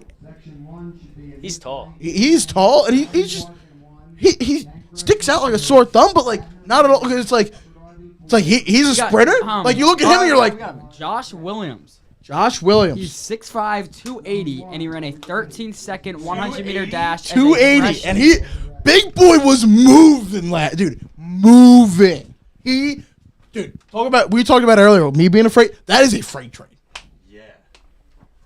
Shout out to the big boys, Josh Williams. Yeah, best athletes on a football field. I gotta be honest. 13-second 100-meter dash. 6'5" off at the tackle. Freshman in high school. Let's look at this. Look at this. We're watching Look at this man move. Little lag even. My goodness. Look at him move. Look at him move. Look at him kick it up. Oh my goodness. Could you imagine being the guy in lane 2 I can't being even cooked do by that? I can't even do that. No, dude. No, I don't think I can either. I would just be like befuzzled. Bewildered. Could you imagine being the guy in lane 2 and being like, this dude is 6'5", 280 pounds, and he is cooking me right now. Insane. What race is this? 4 months? Definitely gonna be a dog. You can see Nate Donahue getting ready over there. Nate Donahue. What a guy. There's a lot of what's the right word? There's a lot of wow, I am blanking, guys. I had about maybe 6 hours of sleep. I had a late night last night. I'm a little foggy in the brain right now. There's a lot of charismatic people, let's just say, that are around Haverford. Some odd cats. Not odd cats, just charismatic people. I think Nate Donahue's got to be one of them. What are your thoughts on the man? I I think he's a great guy. Yeah. I think he's a guy's guy. I think he's a dude's dude. No. Great man. He's different. Some would say built different. Bonner. Former Bonner student. Former Bonner guy. Oh, side, sir. Oh. You're looking for, yeah, you can go side. Okay, thank you. No problem, sir. As all day we have been mistaken. we've been mistaken with the medals. We have not been giving out any medals. We'll give you a thumbs up. We'll give you a good old fist bump if you want. PIAA official though. It's a real deal. That guy. Yeah. The hat and everything. I know, man. He's strutting his his stuff. Here's we are starting up here with the 4x1 in the boys. These guys are cooking it right now. Are we up next? Let me see. You have to go run a race. Eventually. All right. It Well, might get canceled sadly due to rain. Rain's coming. I gotta be honest. Where's the rain coming from, Hassan? Because it's a beautiful day out right now. Somewhere. Beyond the sea, The clouds, somewhere the clouds. where we can be. Front. Cooking it right now. Dawson. I believe that's Nadir Myers. Point guard from the Upper Darby basketball team where they made a little run in the States. Yeah. He's an athlete. Dual sport athlete. He can run. He's a dog on the basketball court for sure, Tommy. We saw that. Yeah, definitely. He almost single-handedly basically gave the Fords their first loss of the season. And, Hassan, thank you for joining. It's great to have you on. It was great to have you. It was truly a blessing to be in your presence. No problem. After you run your race, Please give me some love during Give a my nice- 4x4. give a nice Definitely point, will. Give a nice point up to the Point, camera. point up as you dust the While you're competition. running. Point to us. I'm definitely not dusting anyone. I am in a pretty fast heat. Point to us. Just show some love. We'll see. Thanks, Ash. All right. See you, Hassan. Have a great one. Here is the second section of the 4x1 for I boys. can't even lie. I kind of want to go back for more food. You know, it's been a long day, guys. Is it a good idea? No. I don't know. Section, lane 1, Haverford. Lane 2, Guys, the rain's supposed to come in an hour. When's the rain gonna come? Pushing it back. They keep pushing it back. I don't know, man. I don't believe them. Zone 1, are you ready? We got first pitch in a minute. Zone 1 is ready. We have first pitch in a minute down in Arlington, Texas, for the Phillies and the Rangers. Still waiting on zone 2. Well, what do we think about NOLA there, opening day? Sold. Oh, so it's opening day, but Ready, we're waiting on can't have it. Most extra base hits the ground has let up in his career Don't start. coming to the Phillies, We're ready. and I mean, a nine run inning is a 9 spot in the It's 5th, ridiculous. or was it the 4th or the 5th? 4th. bottom four. Can't have it. Can't have it. Can we talk about the rule changes here in the MLB? I'm loving it. Shorter games. I love it. I was listening to the Fanatic, and they were saying how they think that the pitch clocks did start to affect NOLA. I think they did. You think so? Yeah. It's gonna definitely make a difference. Because here, so I was about to say, so my thought is here, as we are off here in the 4x1 again here for the boys, my thought is that each pitcher is gonna have to find out their own groove. Because there's always that time where you have the pitchers and they go, they feel like they're in a funk. You know what they got to do? They take a step off. They walk around the dugout. They walk down the mound and back up again. Take a second, take a deep breath. I think also something that's big is they can only check a base runner. Is it 3 times in at bat? I don't get that one as much. That one is interesting to me. Yeah. I don't know if I'm really a huge fan of that one. Here as we are coming down the home stretch, Nate Donahue in the lead. He could have a chance. I think he held on for that one at the end of the 4x1. We were just talking about him. What a guy. You had Marple in second and Melvin right behind, but Ford's pulled it off as usual. Like we said, a man's man, a dude's dude. Nate Donahue secured the win. Here's my thing with the pitch clock. So I read an article on ESPN. They talked to a guy who was primarily in the minors last year, who's a pitcher, and then got moved up for like the last 2 months of the season to the majors.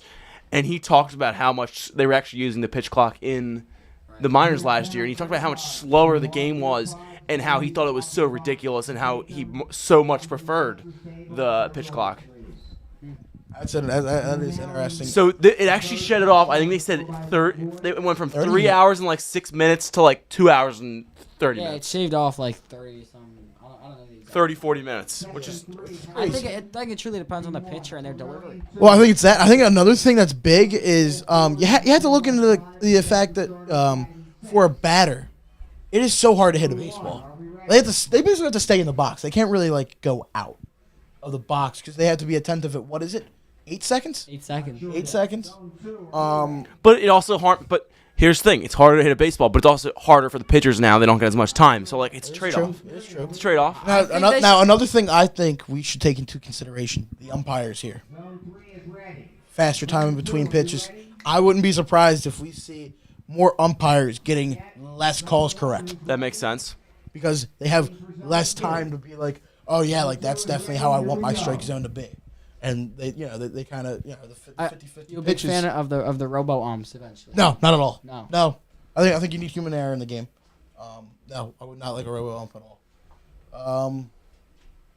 But I'm just saying, I think that's just a trade off of the pitch clock. I think they got to do something where you got the pitch clock, but I think you get to the 8th, 9th inning, especially the 9th inning.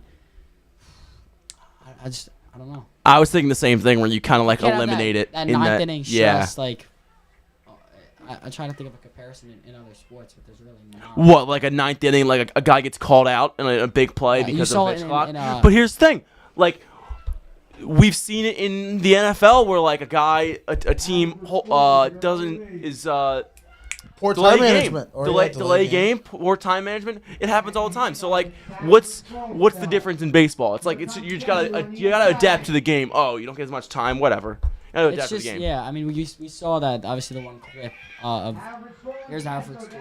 Oh, here we go. We got ourselves set Here we go. up We have the for Haverford the School ending. and Chester. Oh my goodness! It's a sprint to the finish, and Chester got him. I think Chester got it just by a split second there. What a heat! My goodness. Okay, that's it with the Fast and Furious 4x100. That was it for the 4x1. We will need I all just think that you got yourself set up. We saw it in the in spring training. Where second and third. you're gonna have a situation where it's you got like a close 9, bottom of the 9 something, and you're gonna have a walk off or you're gonna have a strikeout or something with this pitch clock, and it's gonna It's gonna lead to a lot of cause controversy. a lot. Now I'm interested to see how playoff baseball gets affected with the pitch clock.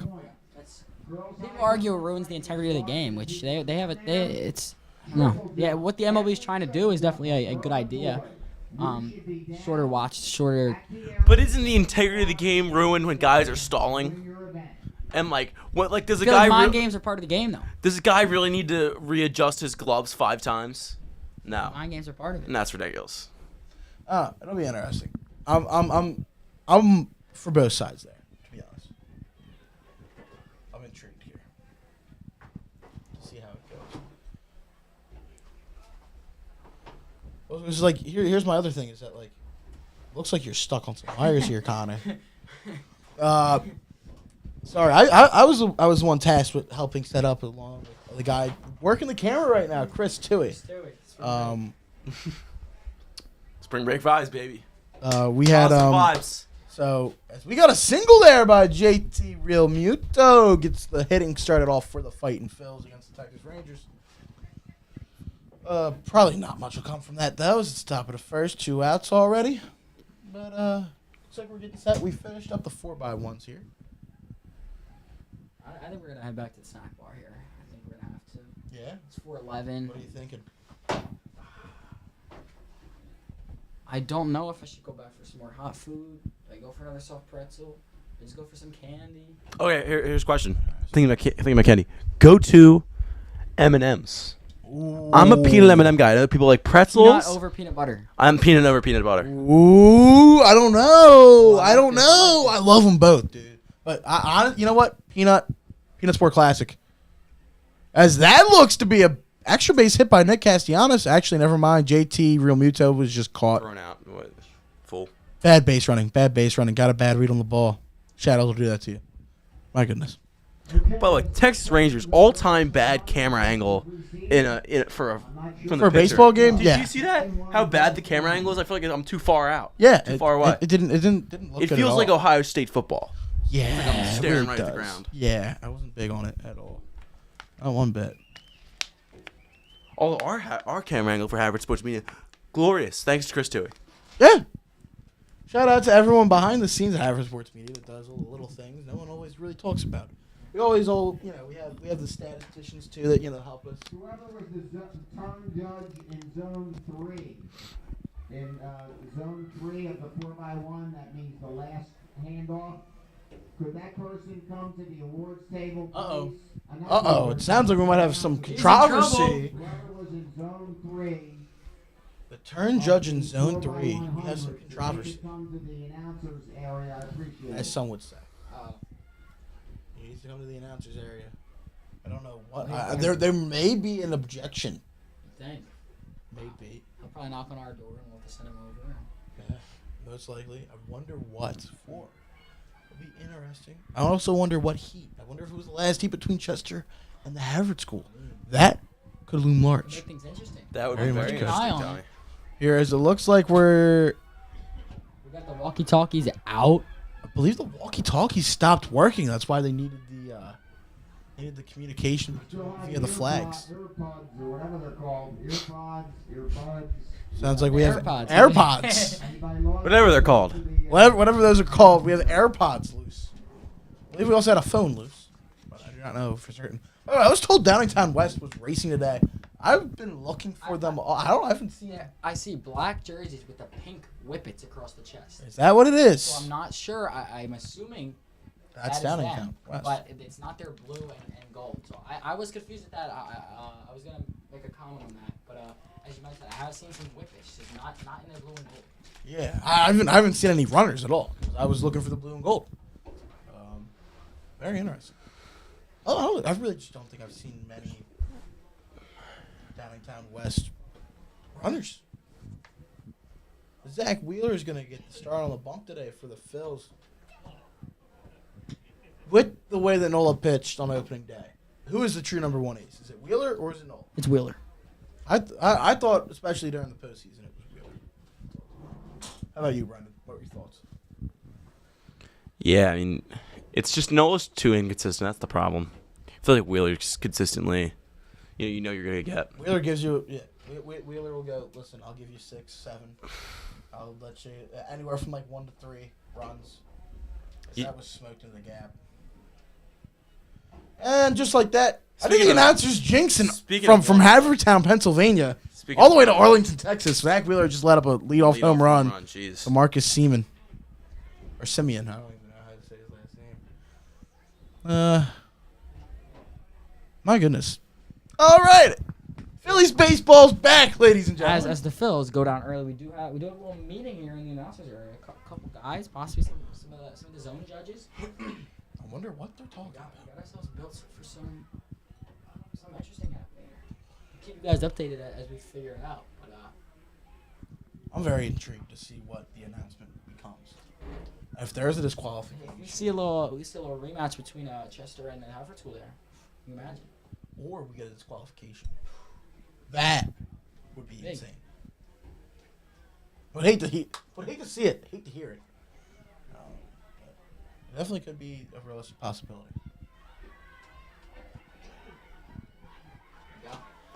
We got a good finish here. Looks like Radnor in first place right now, followed by Springfield. Back-to-back Cougars. The Cougars back to back.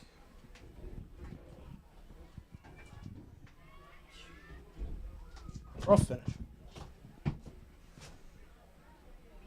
looks like we got is that a Swedish fish right there? Sour Patch.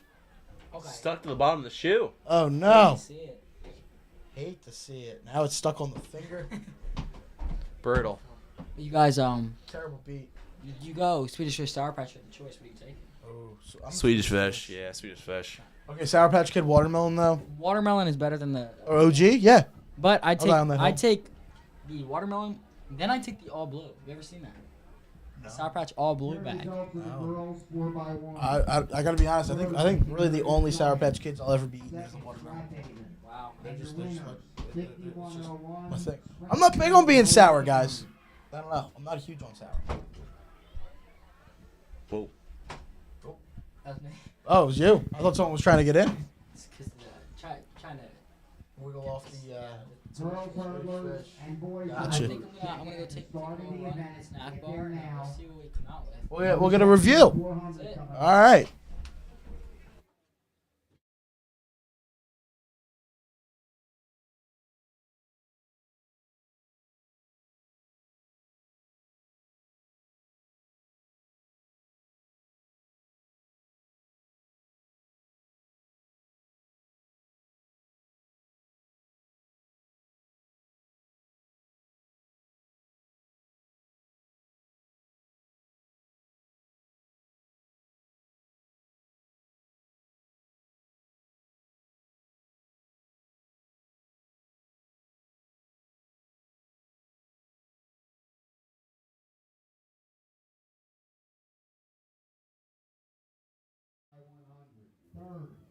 We are back, ladies and gentlemen.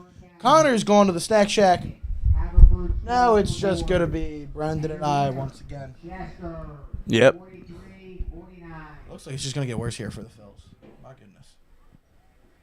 Turning around the bend. To the starting line in the hurdle. Looks like we're about to get the hurdles started up. Oh, we got this mullet from Matt Hassan. I meant to talk about it when he was in the booth. What are your thoughts on his mullet? I feel like he hasn't fully committed to it. Yeah, I feel like He's half in, half out. you can't have that. No, you got to fully commit to the mullet. And you know what else it is? It's like a wannabe Sean Leahy mullet. Yeah. It really is. He's a got, wannabe he's got Leahy no mullet. he's got no flow. That's the problem. It's all Yeah. he's got some straight hair. It's rough. It's hard out here. It looks like we're gonna have a good finish here. Looks like Strathaven's gonna come up and finish it out here strong. Great run. Results of the discus. Third, Agina Robinson, Academy of Colombo. Second, Temperance England, Academy of Notre Dame. First, 114 feet 9 inches, Molly Carpenter, Haverford. Molly Carpenter wins the discus at the Haverford Invitational here. Then it was followed by Temperance from Academy of Notre Dame. Then an Academy of Palumbo thrower makes it for the final part of the leg there. But Molly Carpenter, clearly, she was a force in the paint for the girls basketball Force in team. the back line too, in the soccer team. Yeah, absolutely. Tri-sport athlete, which is an absolute beast. She'll go play basketball at Catholic next year. I don't know about you, Brendan, but it's getting a little steamy in here. Yeah. Might have to crack a window. Might have to. Thinking about it. Or do we crack that door? We crack the door open. Feel the breeze hit our face. Maybe. It's a beautiful day out. Just gets a little hot in this booth, Brendan. People don't realize that. It's a little steamy sometimes. Listen, we play in conditions just like the AZ athletes, man. Yeah, man. It is what it is. No excuses. Always got to just try to perform at the highest level you can. Best abilities, availability. Yes, sir. Always. Always been preached.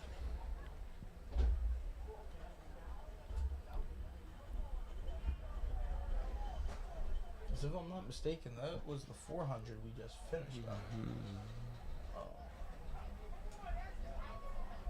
By the way, I'm still very intrigued to see the sprinter from the Haverford school that is the offensive tackle as well.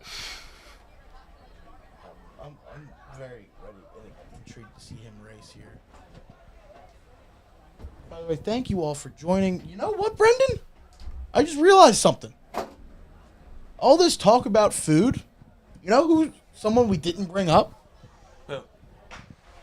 Our dear sponsors and friends at JD McGillicuddy's. No, we did not. I don't know. What are we doing here? You and I could do the segues. Wait, this is section 5. I mean, they call me King Sponsor Reed, so like. My goodness.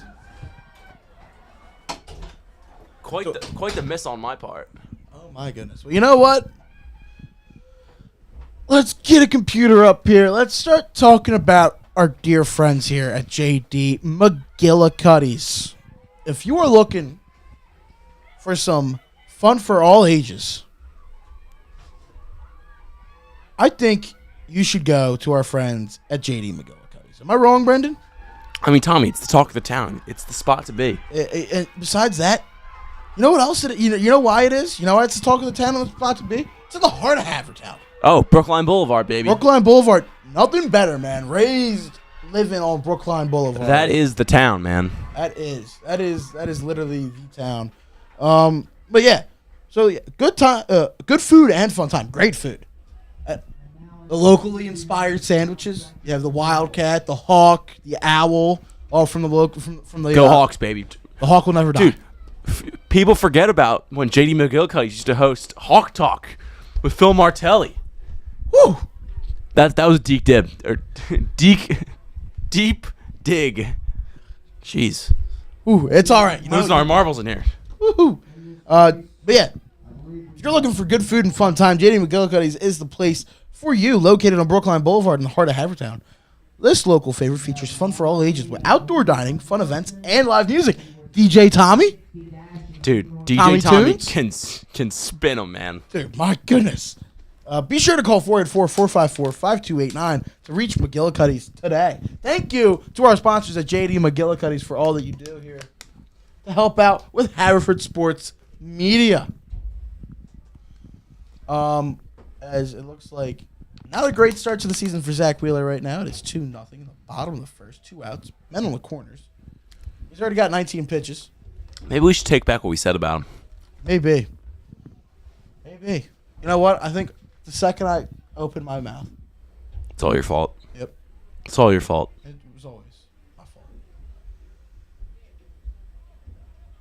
Speaking of all your fault, thinking about some of the chants, what's the best crowd in sports? Best crowd? Yeah. I mean, you know what I'm gonna say though, but like, obviously, I don't know. I feel like you have a wild card answer. the best crowd. Yeah. Okay, well, like, I'm gonna leave Penn State out of this. Yeah, that's what. Yeah. It's got to be LSU neck. Really? Yeah, easily. I'm talking all sports. Best crowd, all of sports. Like best like crowd atmosphere. Yeah, it's LSU neck. Cajuns. Really? Cajuns. Cajuns getting down. Dude, jambalaya. Ooh. Looks like we're about to have Tommy, some of the food coming here now. Shouldn't we do a crawfish boil? Might have to, man. Not gonna lie. As Connor has Lord and Savior. joined us again, Bearing gifts. he is bearing gifts. Waters of lore. Straightaway they come. Chester in the lead. My spicy brown mustard. Haverford right there. Oh, Brandon thought he forgot about him. Hey, we see here we got whippets. Black and pink. Unofficially 57. We'll give it to you when we get it.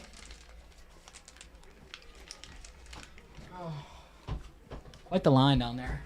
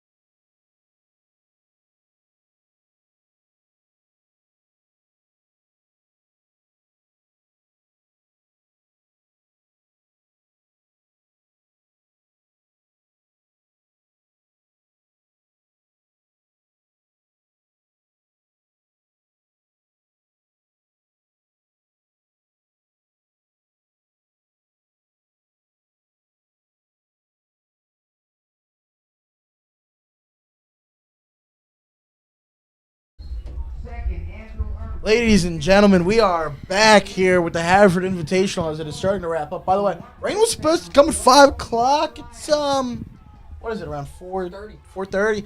I really don't see any dark clouds coming. Interesting to see there.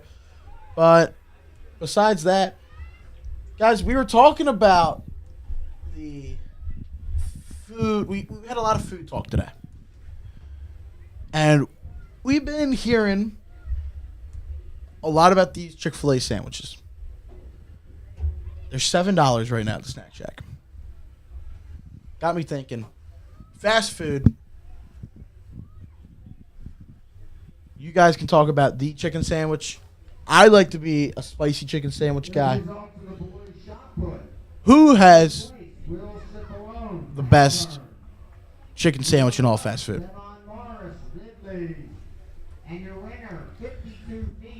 Connor, you can go first. I never got. Yeah. So I kind of grew up on the Chick-fil-A. So I think I got a ride, but I'm also a spicy guy. No deluxe, just spicy. I just need a spicy chicken sandwich. I don't need all the extra stuff on it. I'm gonna take the Chick-fil-A. Give me the spicy sauce and the pickles on there if I'm going there from anywhere.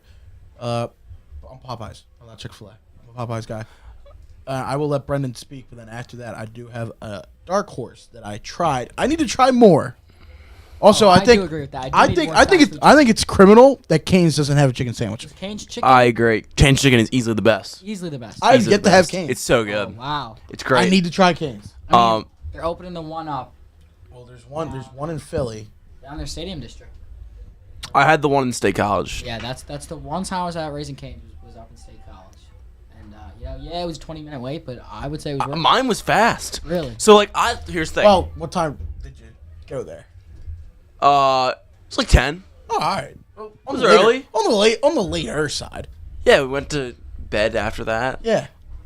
No, so so listen, pretty early compared to everybody else. Yeah. Oh, yeah. It is a college town. It is. State College Cane's is open until 2 a.m. Woo! My goodness. So if you ever need your fixing, State College Cane's. But no, so here's the thing. I love sweet tea. So Cane's is great, and my favorite. I don't know if they have chicken sandwich. My favorite chicken is Bojangles. Bojang. I don't think I've ever had Bojangles is the greatest.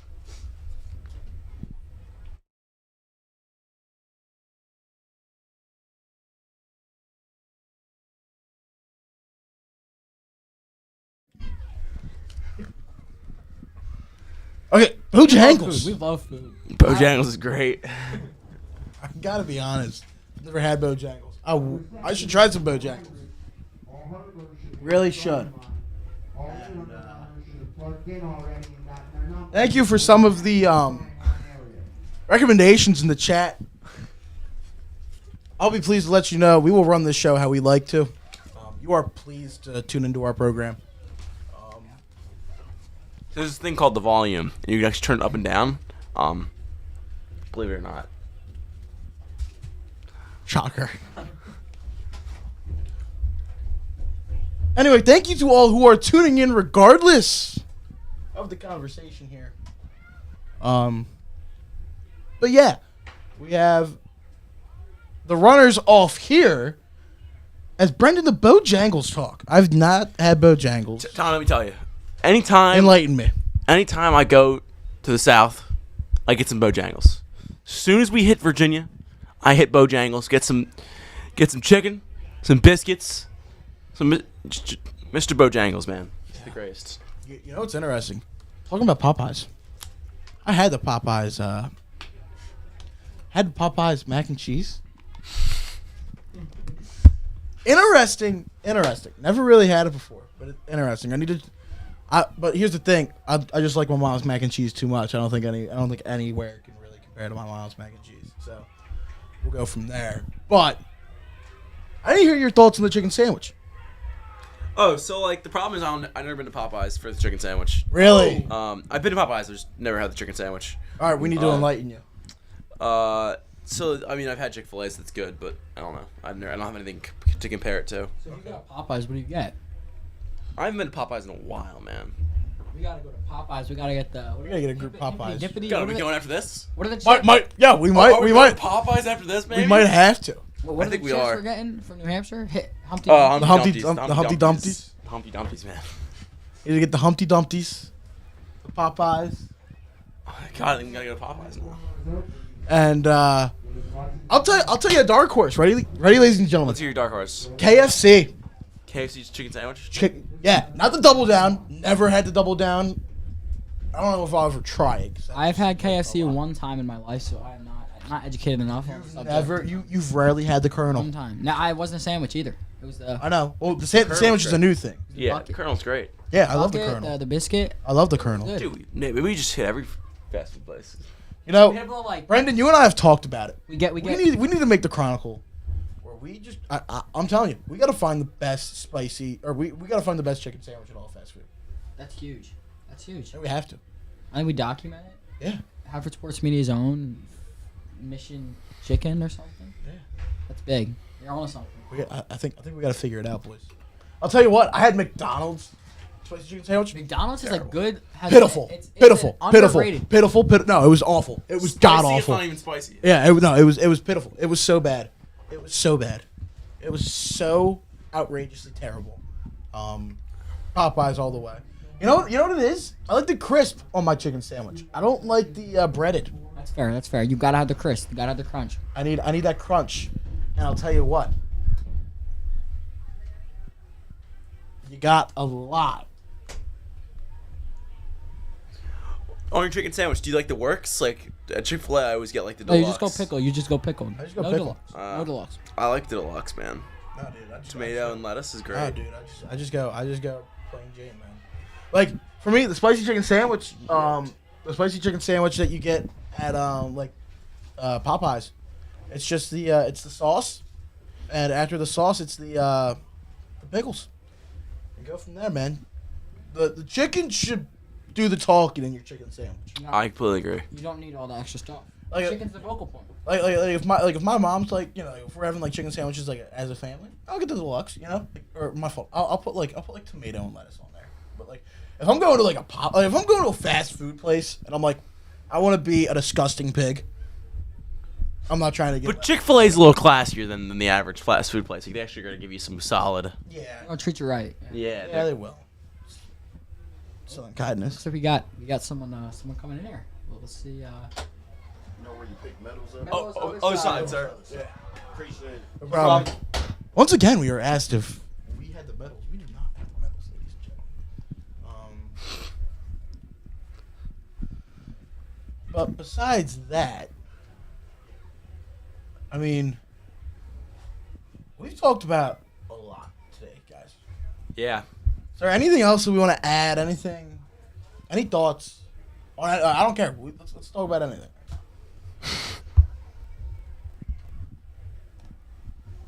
Obviously, these are great races going on. We've had some competitive heats.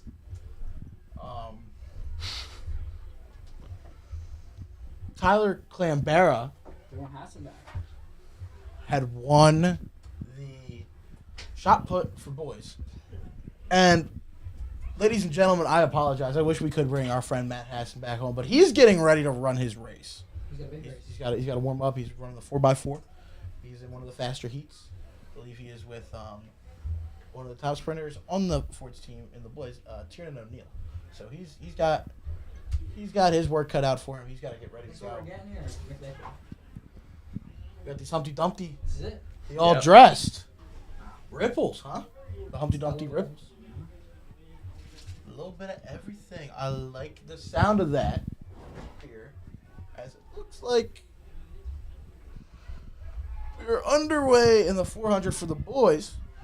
Looks like we have Tiernan O'Neill for Haverford. Roman Catholic having a huge lead right now. Then Malvern. Then it looks like Springfield. Then Tiernan O'Neill for Haverford. And that'll be it. That was the fast section. No, the fastest section I think is coming out now. Is that correct?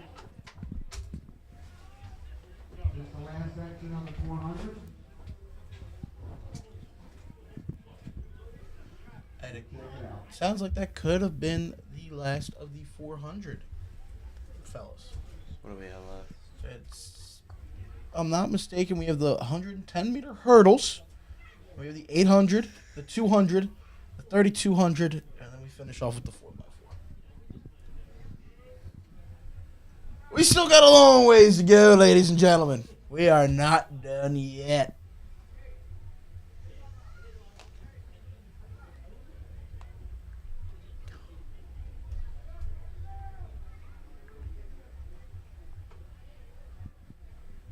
As I believe we are well into our third hour of coverage here of the Haverford Invitational.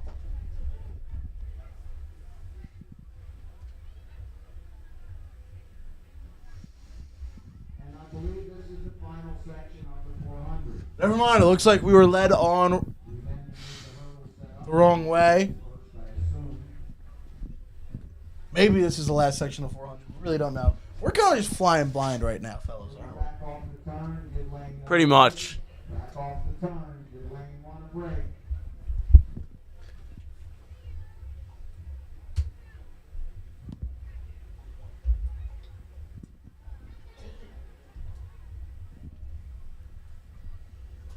You have anything you'd like to add, Connor? I mean, just now looking at the results, we think we might have gotten mile split up. My goodness. 3 hours later, after a lot of difficulty, Oh, man, it was rough. we got the 400 meter for the girls. We have Janiza Duray from Chester. Excuse me if I'm mispronouncing that name. With a 57.96. Right behind her, Morgan Elliott from Ford's Own. With a 58.50, and a third would be Cecilia Shearer from Downingtown West with a 101.99. Wow. That's. It's good, man. Good cooking. I think if I were to go out there right now, we're gonna 400. No, I couldn't.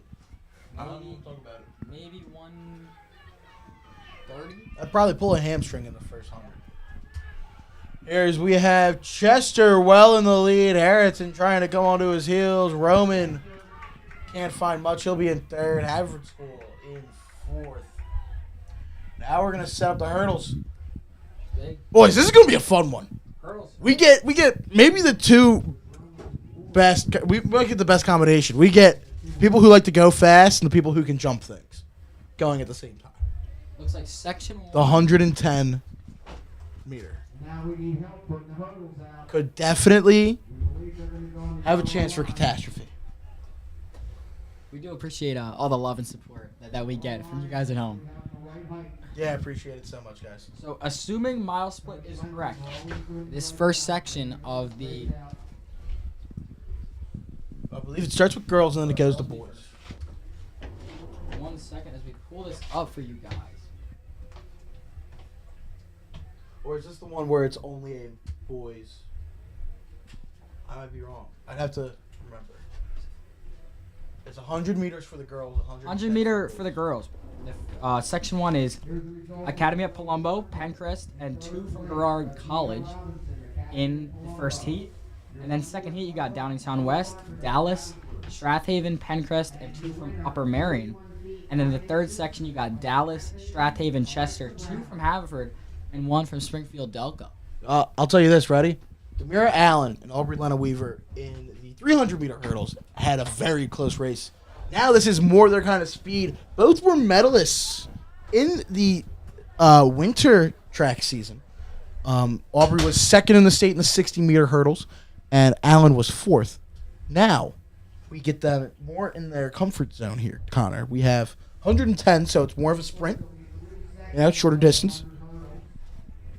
In the hurdles. It's going to be 100 meter hurdles here, section 1. So I'm very intrigued to see how this is going to go. Lane 2, you got Penelope Mobley from Academy at Palumbo. Lane 3, you got Iviana Quariciari from Pencrest. Lane 4, you got Sumaria Smallwood from Garrard College. And lane 5, you got Fatime Mansoray from Garrard College High School as well. So watch out for this one. Should be a good one, but I do think the one to look forward to here is Heat 3. Definitely will be Heat 3. It'll surely be a fun one to tune into. 3,200, and then we will finish off with the 4x400. I believe we are still setting up and warming up. So We're going to take a short break. We will be back with the hurdles action. For Haverford Sports Media, I'm Tommy Toohill. We have Brendan McNichol and Connor Salvesen. We'll be back shortly.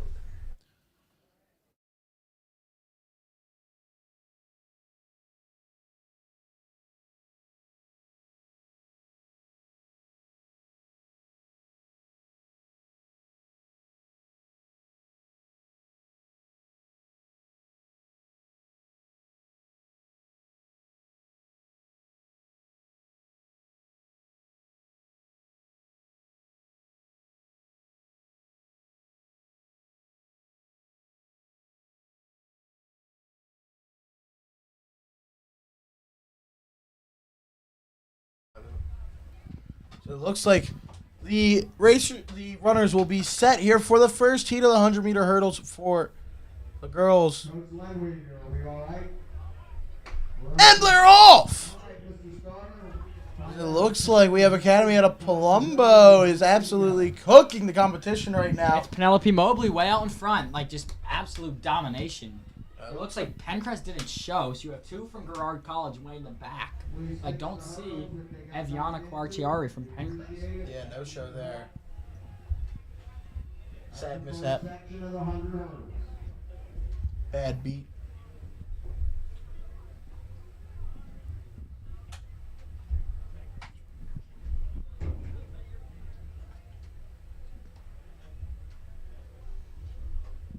Now we'll have the second heat show up. Only 3 heats here.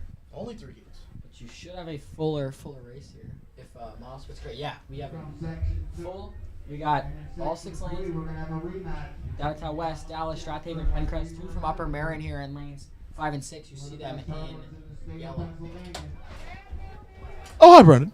And Brendan's back. As we got Brendan, you see that big win there for the Palumbo. Academy of Palumbo. Didn't say it. And they're off in the second heat. Love when the PA announcer tries to do our job. It looks like we have Monroe just doing a great job. Oh, she almost fell. She's clearing the whole heat, though. Yeah, she's got a job. She won that pretty well. There you go. This is the one you wanted to see. You got the. This is the one we've all been waiting for, ladies and gentlemen. Demira Allen, Aubrey Lana Weaver. Matchup. Both are very good, very talented. Fast. They're good at what they do. They know what they want to do. Lana Weaver won the 300-meter hurdles against Allen already. Does she have the chance to take it this time? We shall see. Here as the runners are set. Wait, never mind. They got to jump. All right. Staying loose. Lock in. Runners are now officially set.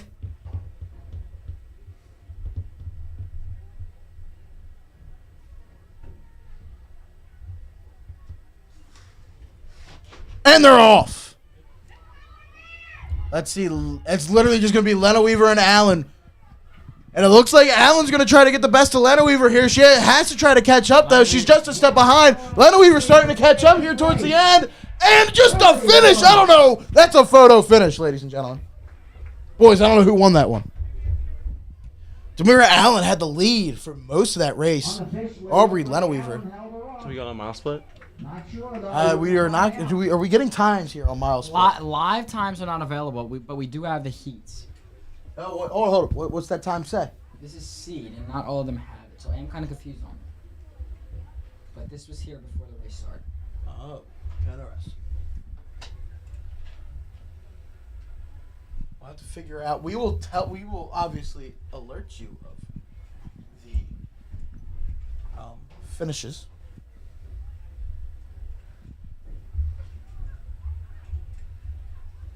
But now we are going to get set for the boys' 110-meter hurdles.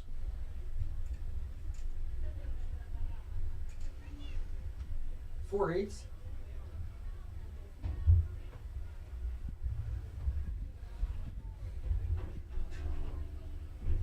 This will definitely be a fun one. Very excited. You know what? Something that we saw a couple times last year, we haven't seen yet. A spill. I haven't seen anyone fall from the hurdles yet, guys. Have you? No, I haven't, but I think you might have just jinxed it, Tom. You know what? Maybe I did that on purpose. You'll never know. No, it's all a joke. It's all a joke. I'm just here for the It's ride. been a long day. It's been a long day up here. It's long hours. Long hours of work. I think we are close to. I don't know how long we've actually been live. I believe it's near 3.5 to 4 hours now. If I'm not. And now the About boys 3 hours, in 15 hurdles minutes. coming Yeah, up. we're getting close. Stay beautiful. If only we had Thomas St. Joseph here to help with our weather. He's But probably watching the Phils. He's probably locked in right now. most likely locked. Yeah, he knows ball. Definitely does. But Brendan, you want to give us a little bit of your Thomas impersonation with the weather?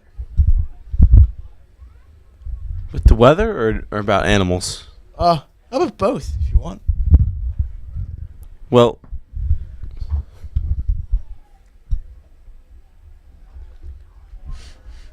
I forget. I forget what the animal was, but they're herbivores. They eat grass. It's a hippopotamus. Oh, Yeah. All I want is a hippopotamus for Christmas. That's what Thomas would say when he was much younger.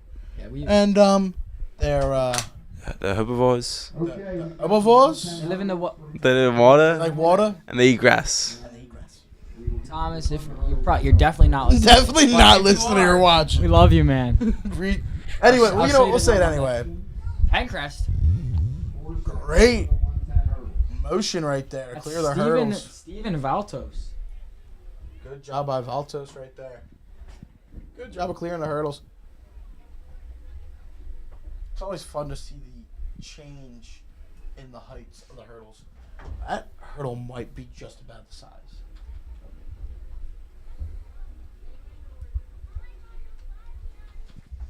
So section 2, we got Ridley, Haverford High, Radnor, Dallas, Academy Park, and Upper Marion. Based on the seed, which we just learned, Here's the results of is the boys 400. what they came into this Marcus into Allen, this Jackson, race with, so their time before the race Saturday today. Boyd, Howardson. Look for lane 3 if they show Mason Shea from Radnor, and right behind it is Archie Stevens from Dallas. Assuming they both show up, lanes 3 and 4. Otherwise, look out for. And they're going to be All 800 next to each runners other. should be at the tank with their Cannot hit see number. as of now. All 800 runners But you have should be at the JP tank Lynham, with their Brian hit Hecht, number. Mason Shea, Archie Stevens, Christian Rogers, and Avion Graham from Upper Marion.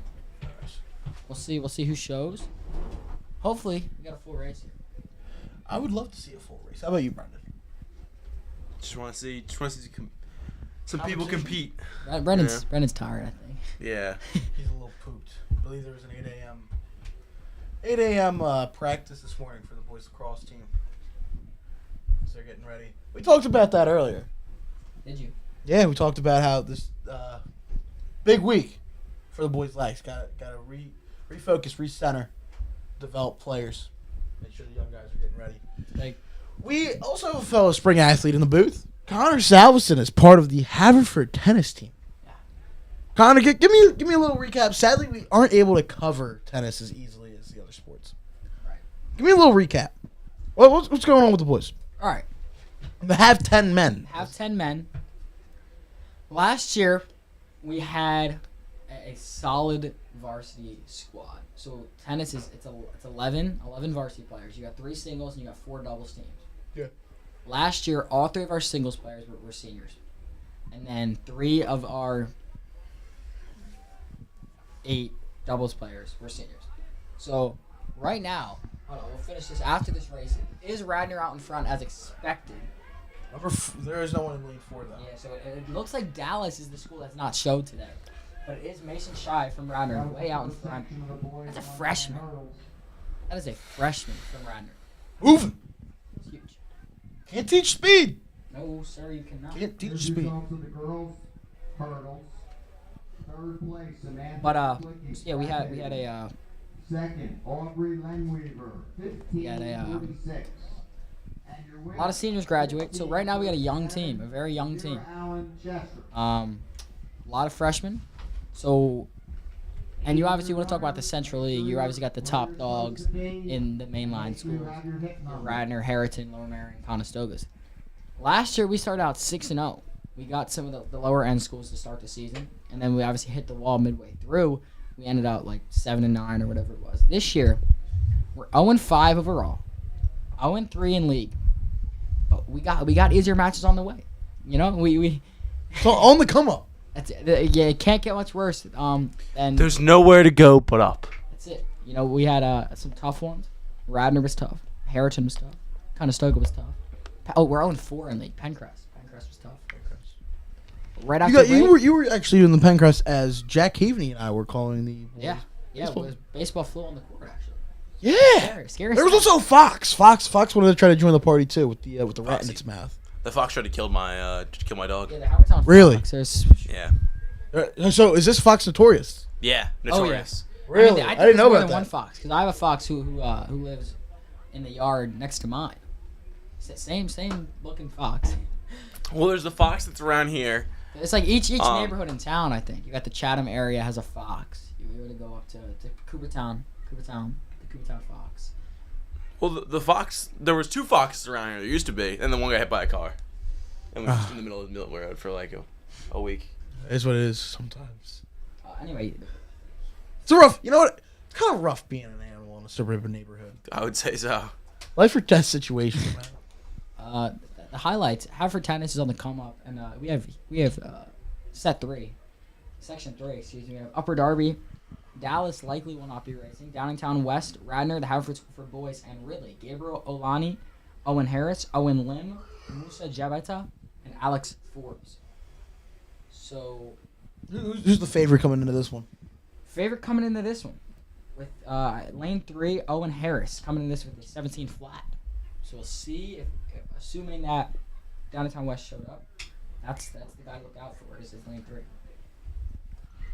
Very intrigued to see how that one goes. As they have started off, Does look like it. it looks like it's going to be That's between. your whip. It's there. It's Owen Harris out front. Yeah, he's got it. And then it was between. How did you say that for Upper Darby? Is it Oliani? Oliani. Yeah, Oliani and Lynn were neck and neck there.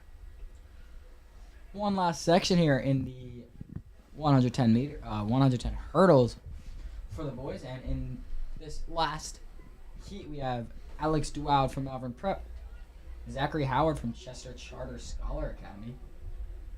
Not sure if they've raced it all today. Yeah, they have. They have. Yeah. Huge. I Some came dogs. on late, really. Yeah. Looking forward to this one. He is actually tied Zachary Howard with Tamir Lobin from Upper Merion. But the guy to look out for, Roman Catholic Demetrius Bell, coming in this with a 1568. My goodness. Then you have Jay Brown from the Haverford School and Sangare from Upper Darby.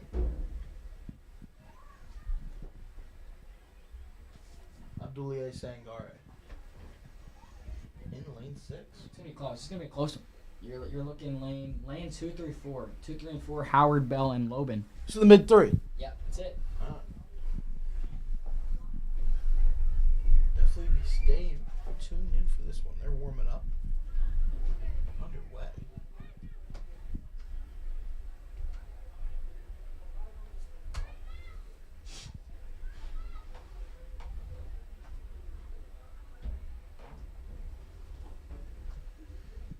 After the hurdles, we have the 800 meter, and then we have the 200 meter, and then the 3200, and then the 4x4. 4x4 is always a fun race to watch. That's the last one. So that is the order of events coming up: the 800, the 200, the 32, and then the 4x4. And the Rangers take a 3-0 lead over the Fighting Phils. Sack fly right there. Smart baseball.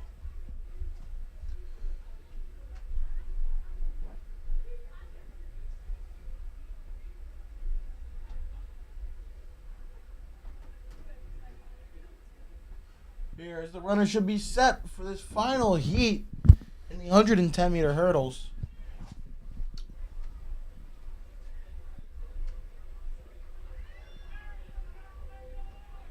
Seems like we may be waiting a little bit. Behind the yellow line, please, everyone. If you're not behind the yellow line, we cannot time the meet correctly. Cannot time the races. Huh. Behind the yellow line. Never knew that.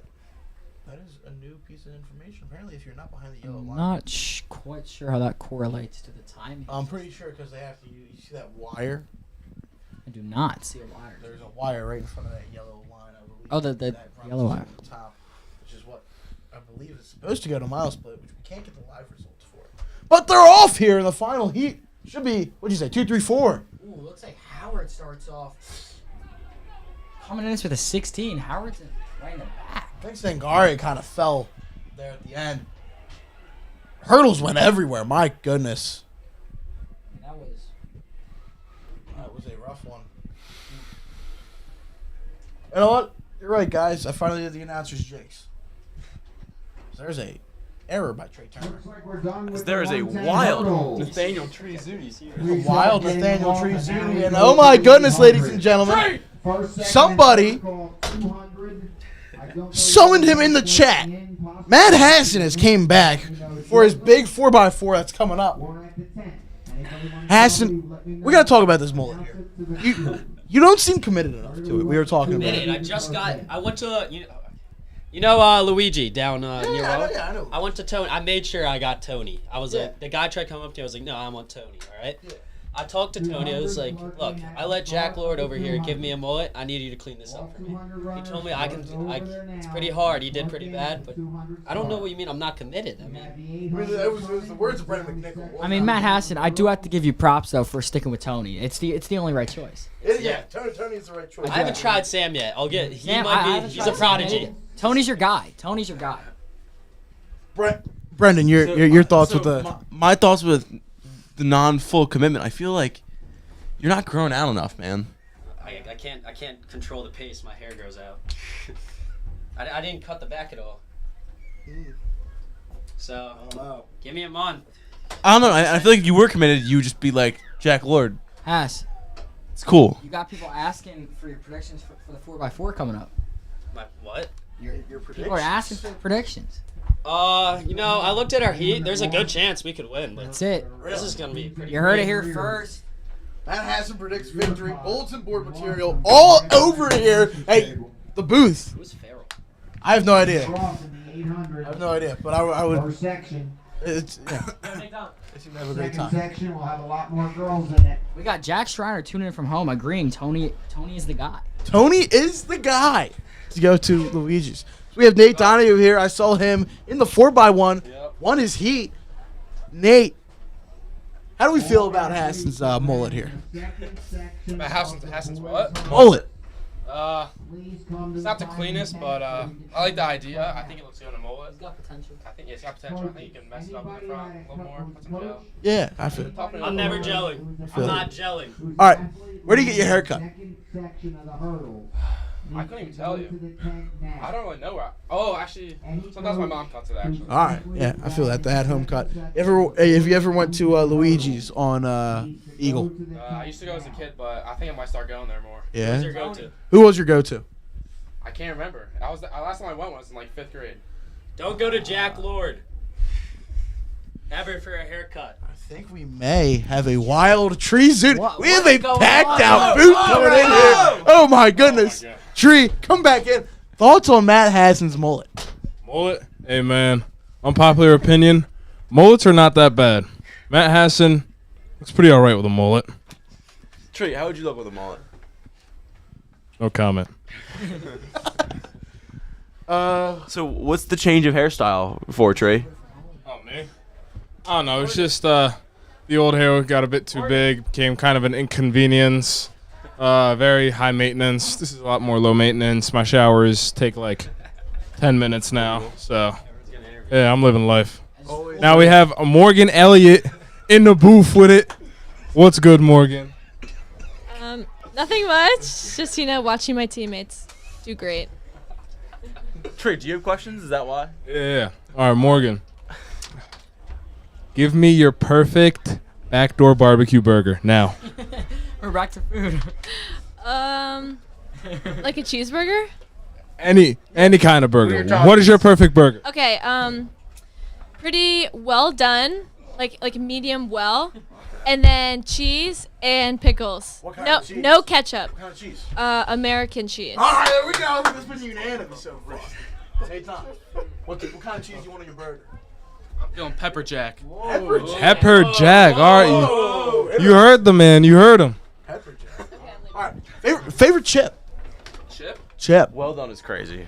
Well done. It's low key crazy. McNickle, how you getting your steak cooked? Medium rare.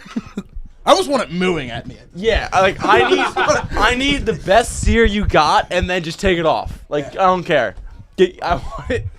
Dude, I want it so pink it's not even fun. who is like, you know what? Give me it gray. if you go anything medium well done. Walk. The way Pat Haskin does it, I like the just pink, just all the juice coming out. Dude, the juice is the best part. Dude, I love the juice. Juice. Tree, how you like your steak? Hey man, I'm in the same boat as you. I'm more of a medium rare kind of guy. How about you, Nate? Nate, what are your thoughts on your? How do you like your steak cooked? Pink. Medium rare. Medium rare. Right, I like it. Feel it. As it looks like, is that a wild Mike Powell sighting? At AG Cornock Field Stadium. My goodness, the Molenberg commit. Molenberg, man, he threw shot put in the winter. I know. I think he's still throwing in the spring. Looks like we might get him up in the booth. Oh, I think he shook his head no. I don't think he wants to join the booth.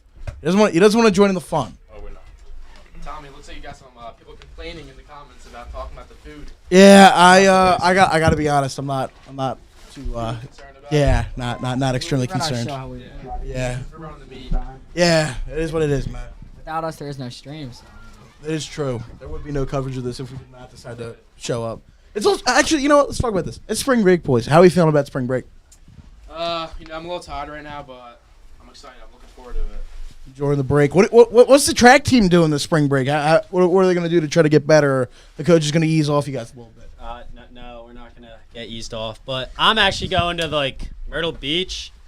So So you're taking a vacation while the rest of the team's grinding. yeah, but my coach wants us to be doing workouts while down Myrtle Beach. We'll see what happens. I believe I'll be doing them. All right. How about you, Tree? Hey man, I'm just, I'm just glad spring break is here. I'm not even worried about what I'm gonna do throughout it. I'm just taking it day by day. This school past month has been very exhausting, and I'm just glad to finally catch a break, kick back, relax. How's AP Golf going for you, Tree? It's going all right. Shout out Miss Jackson, W teacher. Just want to put that out there. No. I know, yeah, Miss Jackson. Please bump my midterm. But yeah, girls going all right. I like learning about the presidents and Congress and the stuff. How much do you the really love it? bureaucracy? Yeah. I will say, do not take AP Psychology, as that class just it's not it. If you don't know words. If you're not about it. Tree, are you proud to be an American? Sing it. I am glad to be an American. Boys, take it away. Take it away. Are you glad or proud? I'm proud and glad to be an American. I don't know the song, okay? Why? I have not gotten that far into my cultural integration yet, okay? I'm taking it. Me and Nathan Step are by gonna step. head out of here. All right. I know. Hassan's got One the big last question. 4x4. All right. One last question. Ooh. What's a question we should ask Nate Donahue? We have any more food questions we want to ask him? More food questions. Ooh. All right. We'll give you the split at the 400. Who's got the best chicken sandwich in fast food? I'm gonna have to go with Chick-fil-A. Right, but with pepper jack cheese, A little bit of buffalo or Chick-fil-A sauce. 69, mixed together. If we're going over, just chicken sandwich, Popeyes. Just chicken sandwich. Overall, as a fast food place, it's Chick-fil-A. That's No. It's just chicken sandwich. Yeah, I know. I'm saying overall, as a fast food place, Chick-fil-A. Well, I mean, Chick-fil-A and Popeyes are like two completely different things. Well, you're not listening to what I'm saying. No, I am. Chick-fil-A is outclasses Popeyes in every single way of fast food. Other than the chicken sandwich. Exactly. That's what I'm saying. Yeah. Yeah. We agree. Like if I'm want some fries too, I'm probably gonna go to Chick-fil-A. If I want a milkshake, I'm going to Chick-fil-A. Popeyes doesn't even have a milkshake. Yeah, I wouldn't. want to get a milkshake from Popeyes. I don't think. But Yeah, dairy and Popeyes. just don't mix. not sound like a great mixture. I understand Matt Hassan has to have a big 4x4 he's about to run. Nate, is your day done for running? My day's done for. How do you feel Day's about done your day? for. Yeah. How do you feel about your performance? See you, Trey. I came to this meet feeling a little stiff in the hamstrings, so I only got one race, but a little disappointed. I wish I could run more. Looks like Yeah, but I mean, Burns Radner you were has able to lead do coming well down in the straightaway. one race that you did. You're able to help pull out and win the heat Yeah, for your Colin crew. Meany, oh my god. We had a bad start. Exhausting people. Left way too late, but You know, it is what it is. Invasion. Always things you can build on. 25 to You know, 26. always room for improvement. Well, I want to thank you guys for your time in the booth. all right, thank you. Thank you. Enjoy your spring break. Yeah. Have fun with the rest of the day, boys. I apologize for any of the words Matt hasn't said that might have been culturally insensitive. I do not agree with any of those views, and neither does Haverford Sports Media. Yeah. Now the boys, 800. Phils are fighting back 4-2. 4-2. Castellanos. Castellanos. Big doubles. Big doubles. Holland real Muso. Ooh. Nick Castellanos. Nick, he needs to get the bat back going. He really does need to get that back going again. But we're in the 3,200, I believe, aren't we? And we're in the 2 mile now. So I'm a little tired. a little worn out. But, you know, it is what it is. We're building. We're trying to build off of this. Interesting take with the pepper jack. I don't hate it. I don't hate it, but it's interesting. What are your thoughts, Brendan? I mean, pepper jack is probably one of the better cheeses you could pick for a sandwich. But Definitely. When you go to Chick-fil-A and get deluxe, it is pepper jack. That's the default. I've never had the deluxe sandwich. We gotta make it around here, gentlemen. I think we should just leave now. Yeah, you know, actually, we're just gonna let you guys watch it. We're gonna go ahead at the Chick-fil-A. I mean, obviously, people don't like our food talk anymore, so we might as well just go carry on. That would be absolutely unprofessional in churches. Could you imagine the outrage? I want the lot shot back. Right? One from home. You know, it is what it is, but we just roll with the punches here at Haverford Sports Media. I believe my phone is now blowing up. It's 5:13, boys. What are we doing tonight? It's Saturday night, guys. What's everyone's plans? Dead response. I got some plans tonight. Got some plans? Meet up with some friends, have a good time, chill, maybe watch the Phils. Yeah, kick back, That's it. relax. Saturday See night. when, spring see when break. this finishes up. Go from there, man. That's it. Yeah, man. Just living life. How about you, McNichol? I don't know. We'll go. We'll He's see what's sleep- what. He's sleeping all night. I might go sleep right now, bro. He's hitting the snooze button, man. Man, hit up the Popeyes and go straight to bed. No, I'll do it to you.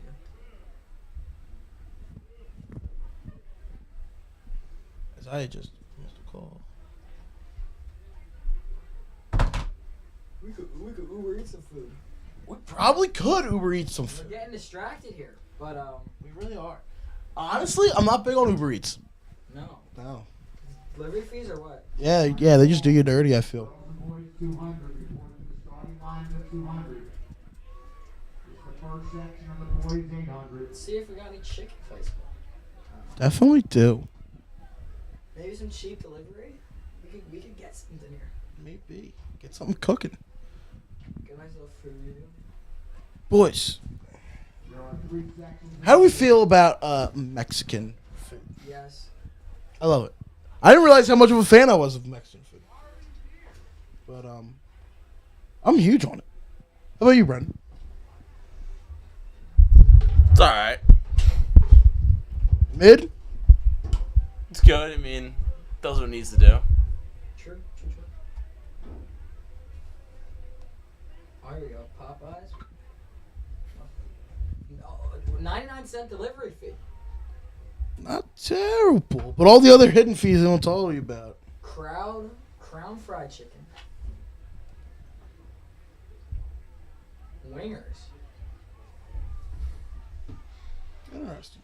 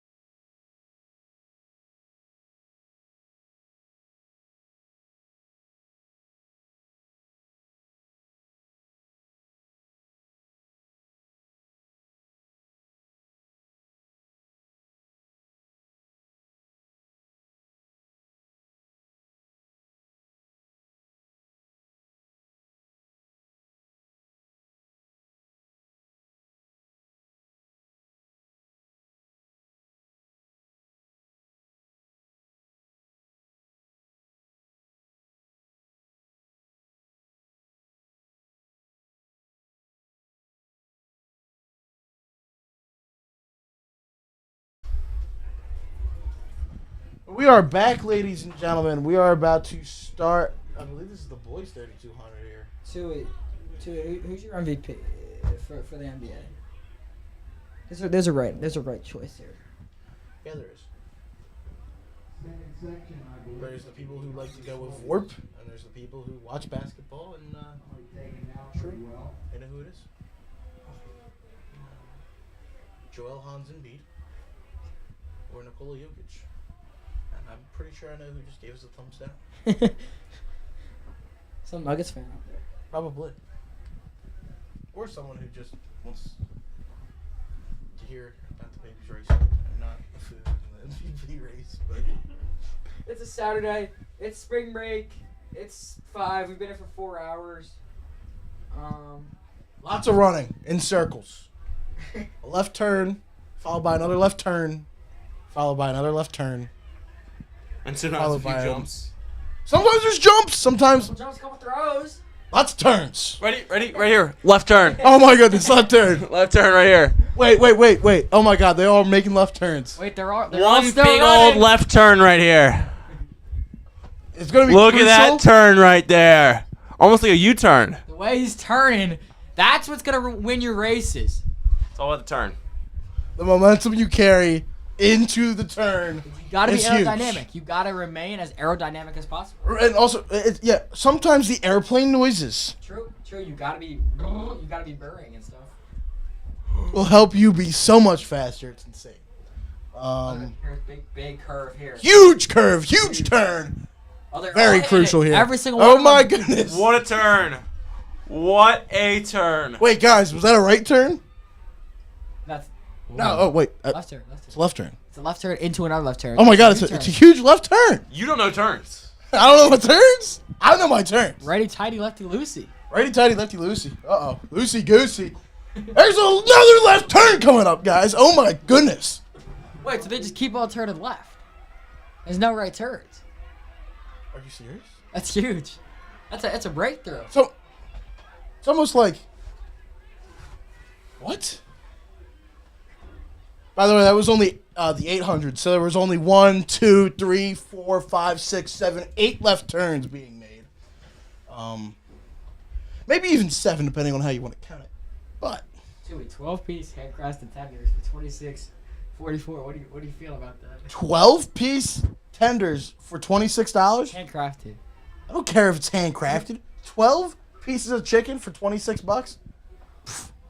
Better be breaded in gold. My goodness. Hot section here, ladies and gentlemen. Hot section of left turns here in the boys 800. These guys are loving it. The crowd is absolutely juiced and into this one.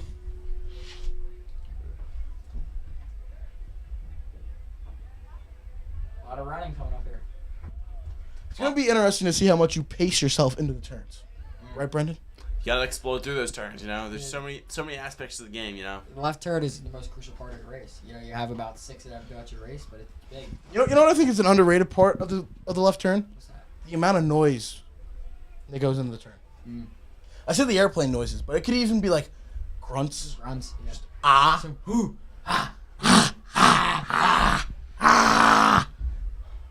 Start acting like you're going through it, man. It is what it is. We love talk about running here at these track meets. It's wonderful. I gotta be honest. You know, when I see the schedule and I see that I have a track meet that I'm on air with my bestest of friends for 6.5 hours, On a Saturday during spring break. there's no place I'd rather be. Some people say they'd like to be in Cabo for spring break. Some people say they'd like to be in Daytona Beach. I say I'd love to be here in AG Cornock Field. Some would love to be in the UK. I say I'd love to be here. AG Cornock Field Stadium. Shout out to Fia Khan. Calling the track meet.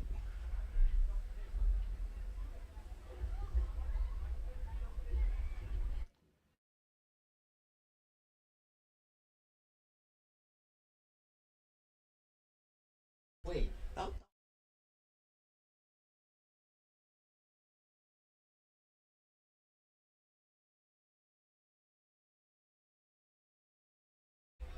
Oh my goodness, and we're off here in the boys 800 Wow, they go meters. right into a turn here. Jesus. Honestly, the first turn's the hardest turn. Some say. Some say. I declare. Now you got the straightaway. Straightaway. Most boring part. Honestly, you know why it's the most important part? Because you're turning up into the left turn. Yep. You're heating it up. Here you go. You're gonna hit the turn. Oh my goodness. Here we go. And now here comes the start Here of we the go. turn. The most Here we go. crucial part of the Look race. at him. Wow. Really need to make sure that you get all your momentum going forward. Don't want to run side to side here, boys. You want to make sure you're going full speed ahead. And make sure you don't drift into any other lanes. That'll definitely get you messed up here, as we have great runners here.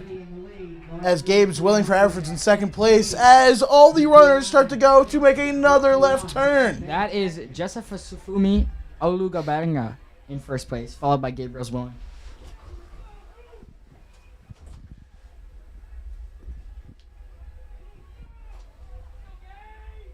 As now it looks like Zwilling is trying to take over Alugabanga.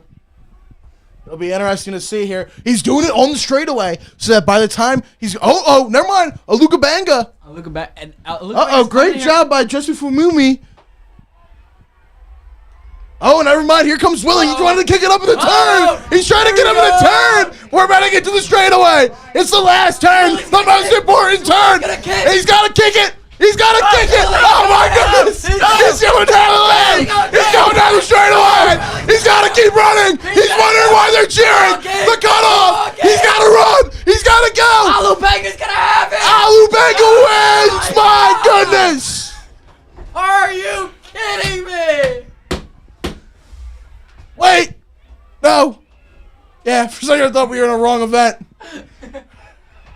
That'd have been very embarrassing if this Fanumi Olugabenga cut off Gabriel's Willing there in the straightaway. coming into this with their 159s. Willing was a 158. Well, upset. It really does it. Wow, that's electric. That woke me up. Woo! I'm ready to go, boys. That's track. I'm ready to go out there and run it myself. Wow. Brendan, your thoughts? Unbelievable. What an unbelievable performance. I gotta be honest, that last turn, jokes aside, absolutely impeccable. Going into the straightaway. My heart might have skipped a few beats. Oh my goodness, I almost dropped the microphone. We got the 200. 7 heats for the girls. Wow, that's a lot of running. Good thing, Only though. two turns? One turn? One turn. 1.5 turns. 1.5 turns. Is it? It's like a U-turn. It's a big U-turn.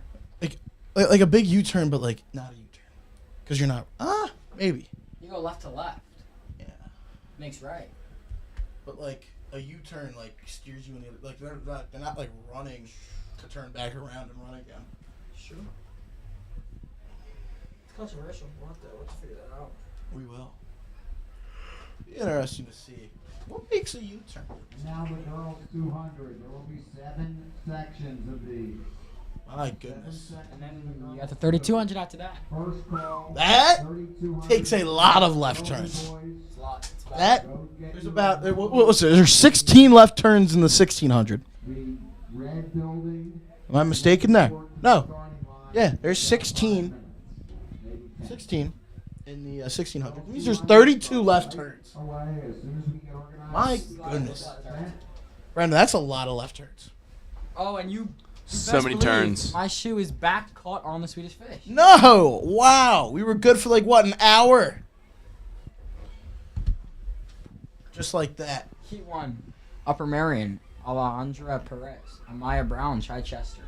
Alexa Oakley, Upper Marion, and Charisma Johnson? it's a good name. I love that name. I love that. For a runner, Charisma Johnson. I want to name my child Charisma. I think I'm going to do it. Never thought about it.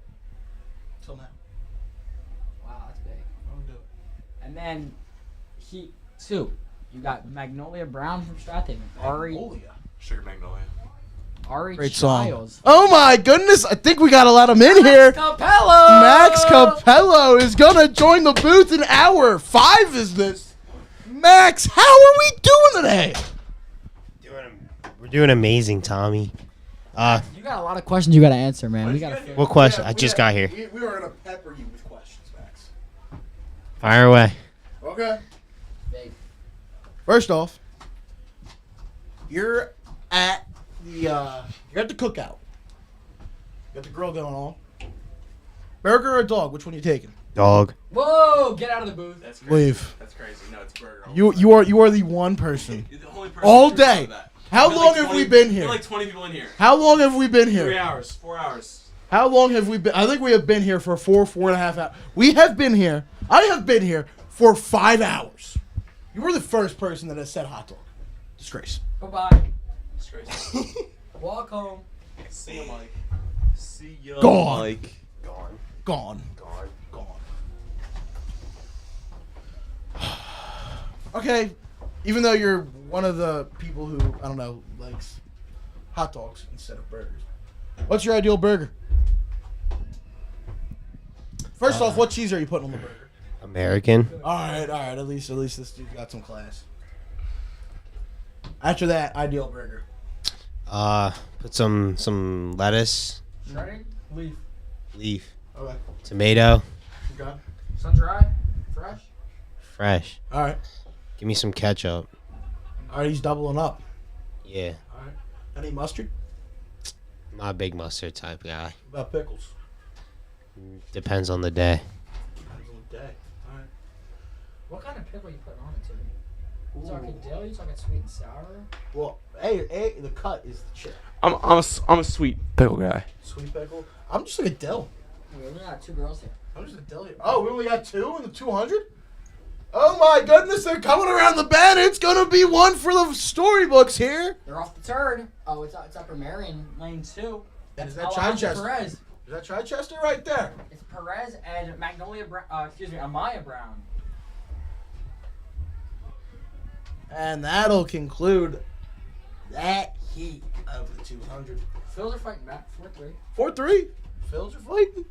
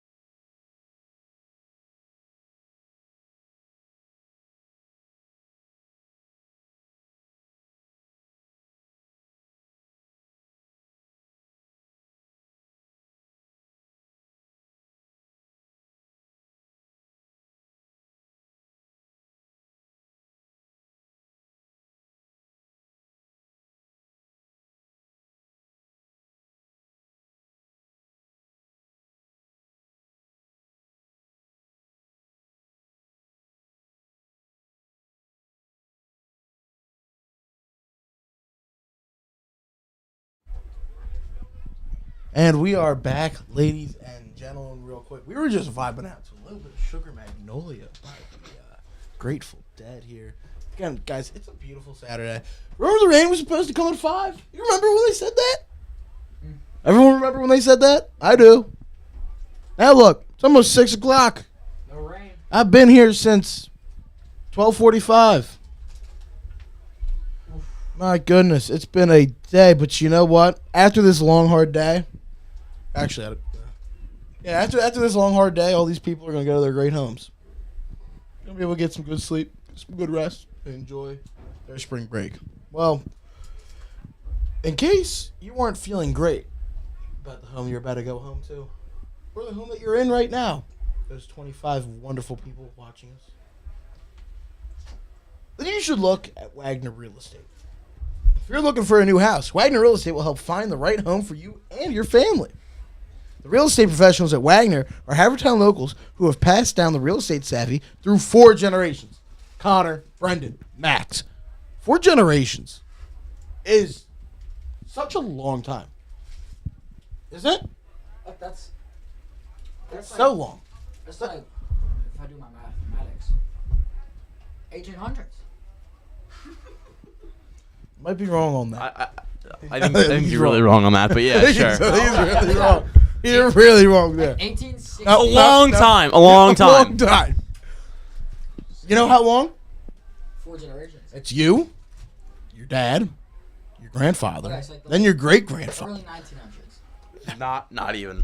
No. Oh. No. 4 generations could easily be late 1800s. That's true. I don't know about late 1800s, but Like the 1890s. yeah, it could. It could be. Yeah, Could. yeah. I don't. You know what? I don't know when people are doing with their reproductive. How people are doing that, but 4 generations, and I think we've all come to realize here, is a long time. Wagner Real Estate's been doing this thing for 4 generations, ladies and gentlemen. Oh, Rangers 7-3. Come on. Anyway, please call 610-446-2300 to help set up a consultation with Wagner Real Estate today. Thank you. These are our longest sponsors here at Wagner Real Estate. Thank you for all you do to help out with Haverford Sports Media. We appreciate it. Couldn't do it without you. Right, guys? Yeah, I personally, I've been searching for a house for a while now. Really? Wagner's my go-to. Who? I mean, is like, anyone else in the competition field do anything for you or no? Oh, no. No one else in the biz does it like Wagner. Wagner is just simply built different. Some would say it may be built for tough. How many years is 4 generations? 3,200. Everybody should have their hit number. Alright, so like 1920s. Yeah, 1920. Right now, He said early 1900s. in about less than 5 minutes. Boys and girls, you need your hit number.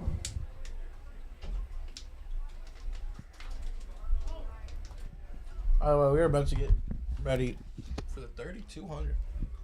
A lot of times. Which I was going to say, we did the math. Max, how many left turns do you think go into the 3,200?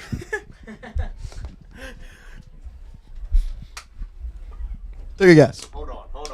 You gotta Quick math. Quick math. Quick math. Hold on. Math. Hold on. How many left turns go into 1 lap? 2. How many laps for a mile? There's more than 2 left turns 4. per lap. That's all.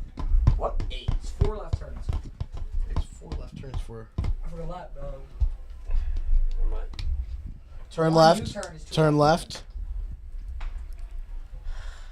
It's a Jack Schreiner. Oh my goodness! He escaped! The man we needed! Jack Schreiner is in the booth! Schreiner, how are we doing today? Could be doing a little better. Phillies are down right now, but Yeah, rough one there. Trying, you got the questions to answer, man. We do. You know what?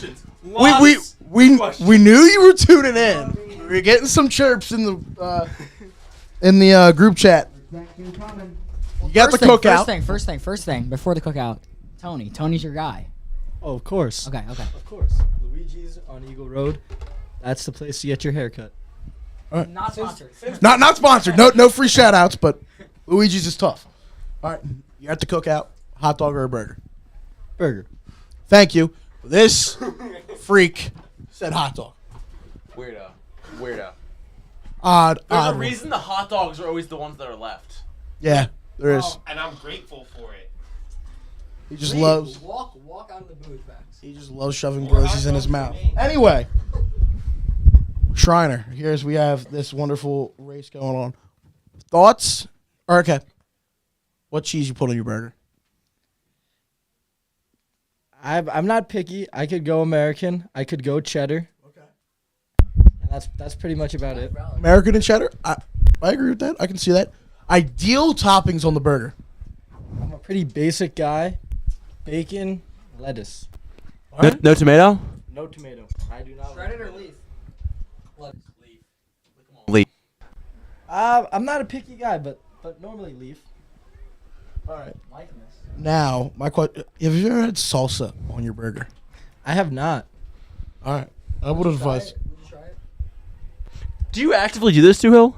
Sometimes, yeah. This is a thought for. This is a thought of you. When I have the fresh salsa and I have burgers cooking up, hell yeah, dude. I'll dial up. Some of that is we have the end of this 200. Looks like Ridley is pulling out in front. Devin Prep trying to make a comeback down the home stretch. I think Devin Prep might have came back and won that one. My goodness. Let me just say, Two Hill, I am extremely excited for this 2-mile race that's about to be going on in a little bit. 3,200. You know what we were talking about? There's a lot of left turns that go into this race. Guess how many left There turns, is. Shreiner? I mean, left turn, Shriner. A long distance run of yourself. 4 per lap. Yep. Yeah. That would be 4 times 8 laps, which would be 32 left turns. Wow. Wow. He did it. Look at the big brains on Shriner.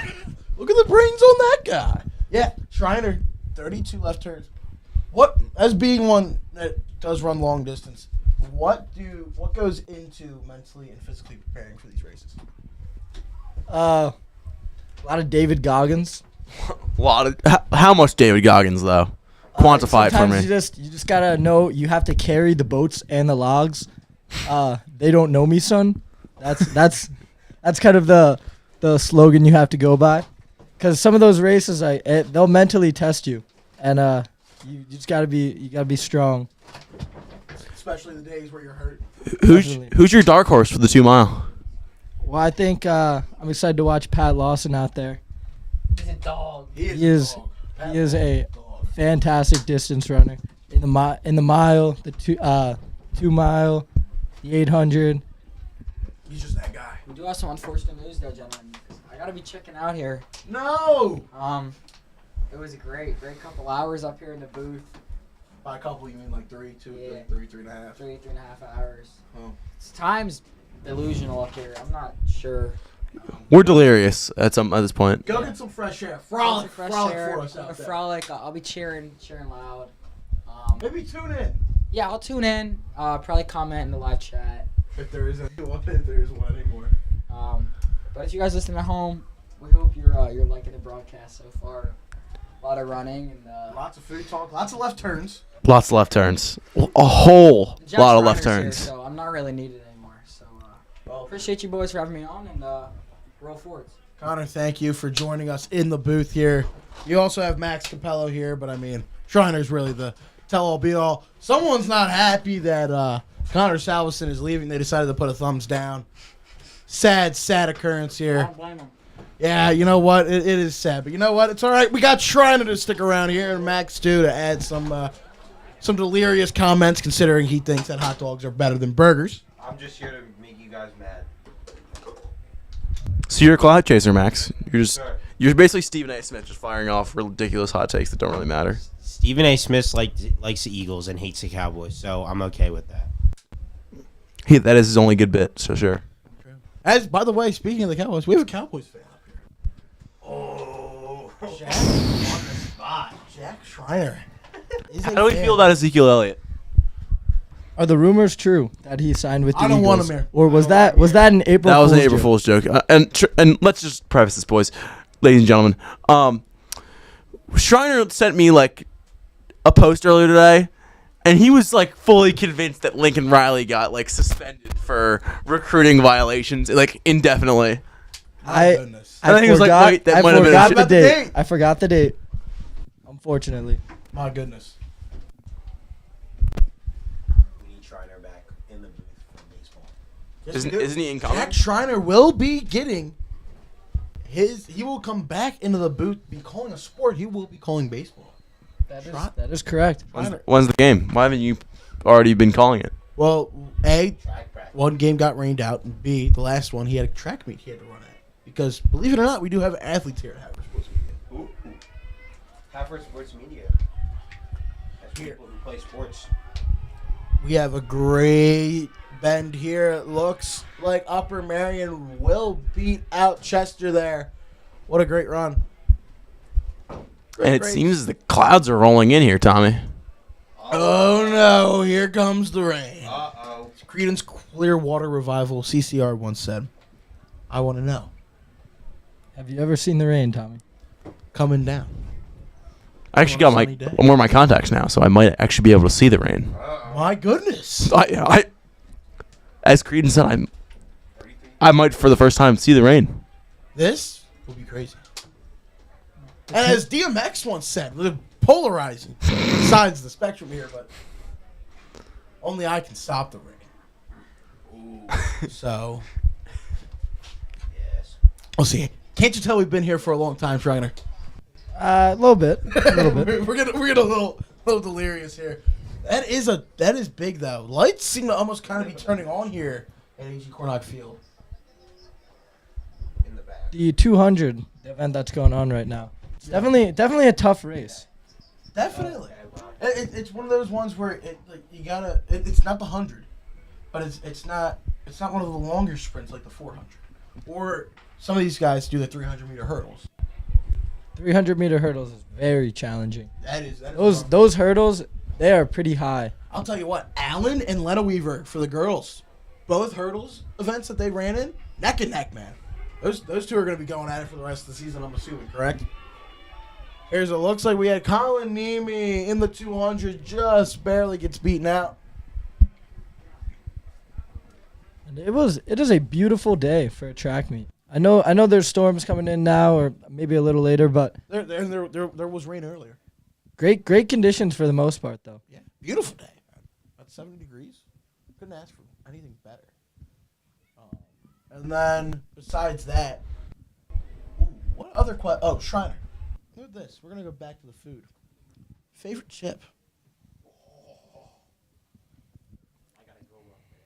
The barbecue kettle baked are pretty good. Really? All right. I can go with that. I absolutely understand that. Max, you've had terrible takes all day with the food, but Let's just keep it going. Okay. I got a question though. Do Fritos count as a chip? no, it's a potato chip. Okay, so then sour cream and onion Lay's. Lay's. Not the hers. Yeah, no, hers. Okay. Give me the sour cream and onion hers. You like the Ruffles. Yes. You have to give me the Ruffles. All right, for both of you, turkey or ham on a sandwich. Yeah, deli sandwich, deli meat. For your sandwich. Don't ask me that question.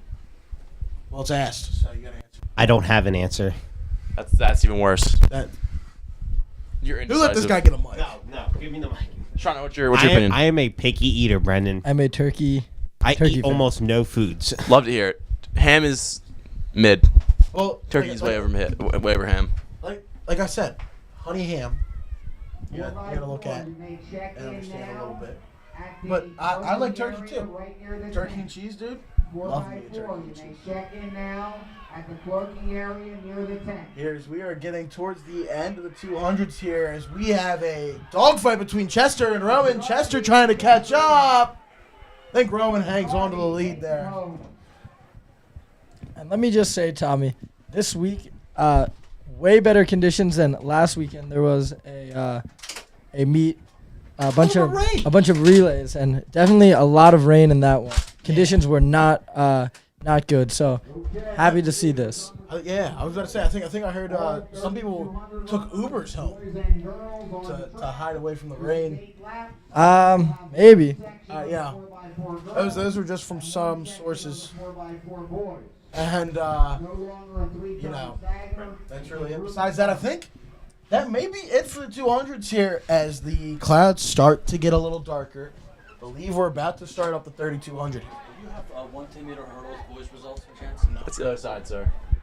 Yeah. Yeah. Okay. I thought we were doing medals too. Yeah. Yes. Oh, okay, I thought it was over here. Sorry. Yeah, it's all good.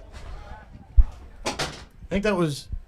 I think we've hit almost 15 people that think that we're doing medals and or results. So As we're getting ready for the 2-mile start here. For Haverford, I think Remy Dufresne and Pat Lawson will be running this event. and then who do we have here for the girls? Lovely Lady Fords.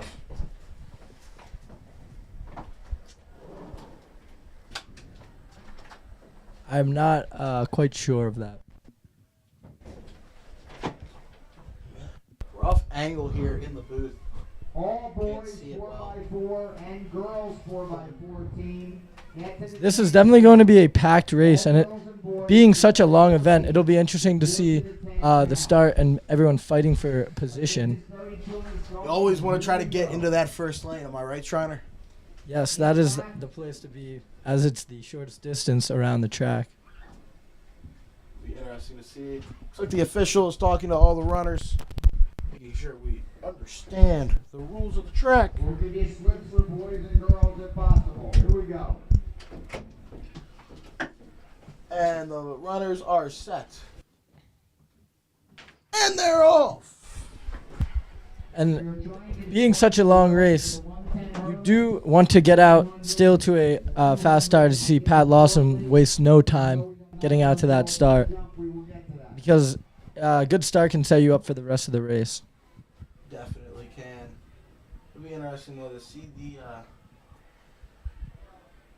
the general pace, also to see how the packs end up being shaped, because usually you always see there's kind of 2 packs that end up. There's the ones out in front for the most part, and then there are the people that kind of lay in the middle that try to play up, and then there's the stragglers in the back. Definitely, and it'll be interesting to see the approach that Pat takes, because sometimes in a long race like this, you just want to sit on the person right behind you to the very end, and then when it comes down to that last home stretch, really start to kick. Yeah, it'll be very interesting. I'm intrigued to see. As we're coming through the 400 here up here, Pat Lawson leading the way. Here we go. This is the combination boys and girls race. As it kind of looks like Boys are out in we have that pack of 5 or so. Actually, it looks like it's more 7. This pack of 7 kind of trying to pull away here for the boys. It looks like we have Liv Thompson, Shannon Baricki, and Gillespie running for the girls for Haverford in the 2-mile here. They're all all packed together. 4x4s should report in now. All 4x4s should be clerking in. And Looks like a good pace to start off this race. Group start, a waterfall group start where you cut right into lane 1. Unless they have you outside in lanes 4, 5, and 6, then you have to wait till the turn on the cones. We'll see what happens. As we were just visited by a sprinter, Tiernan O'Neill.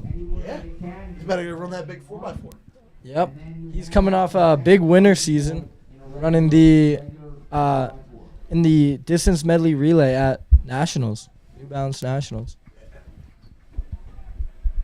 Great track program we have here at Haverford High School. It looks like we have Ridley, Devon Prep, and Pat Lawson at Haverford now in that pack that I was talking about. It's now a pack of 3. It'll be interesting to see here, as I believe we just got to the 800 mark, a quarter of the way through. Great pace right now. Yeah, they really just seem to be cruising Top right girl now, not really blue needing is to do out much. in 2:43. And if we look at that front pack up there, it's looking like Lawson's sitting right now on the guy from Ridley in first place. Yeah, it kind of seems like the one from the runner from Devon Prep is kind of struggling to keep up with the 2. Seems like he's a couple strides behind. Be interesting to see how it goes from there. I gotta be honest, from the camera, it doesn't look like they're running too fast, but these guys are kicking. These guys are moving right now. Definitely, and I personally have never ran this race, but this is definitely a tough race to run. Yeah, definitely long. Coming through at the 1200 mark, Again, make sure you're able to pace yourself pretty well. As again, now it kind of looks like it's going to be Lawson and the runner from Ridley. Sticking with it now at 3,200. Kind of seems like the runner from Devon Prep is starting to lag behind here as they're also starting to lap. Jack, you know better than we do. Does Lawson tend to have like a second wind, or does he like to camp out with like everybody else in the scenario and then have a second wind at the end? I think he puts himself in front of everybody else. I think he's definitely just running this race where he's going to stay right behind that guy, and then toward the end, maybe the last 400, 200 of the race, begin his kick to the end. Yeah. At the 1,200. If I'm not mistaken, we are about to reach the halfway point here. And it just seems like it's a two-dog fight here. It seems like it's Lawson and this long-distance runner here from Ridley High School.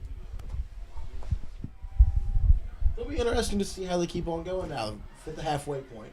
Coming down this home stretch right here, the wind has picked up quite a bit today, so that is a bit of a factor on the. Seems like the wind will be blowing into their face. On the closing straightaway, yes. So now it looks like Lawson has been aggressive at the halfway point. He'll take over. Made a little move there to get in front of him. We'll see if he tries to pull away on this start of the second mile. Now I wonder if he's going to try to pull away or if he's just going to try to camp out here like you were kind of saying, and then just kick it up towards the end.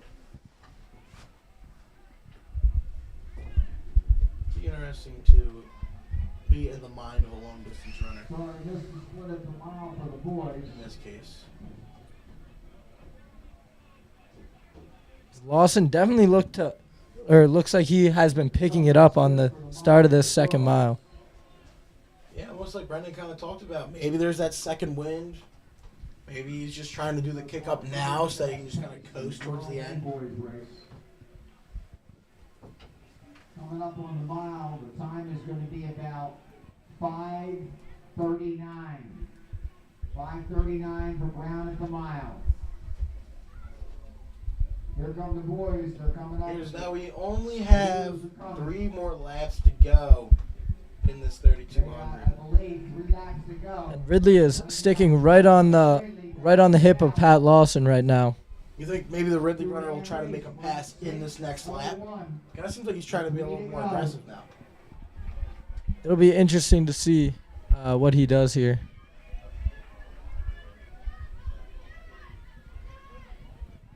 As now the clouds start to get darker. All 4x4s. Girls are going first. All the teams are running. And then boys, all the teams are running. Looks like Lawson has grown the gap a little here on this back straightaway. I think he's made it about maybe 5 meters now at this point. I think it was really more like a 2-meter lead, if anything. And now at this point, he's kind of trying to distance himself a little bit more, trying to make it around a 5-meter lead. Do we have any Phillies scoring updates? Still 7-3.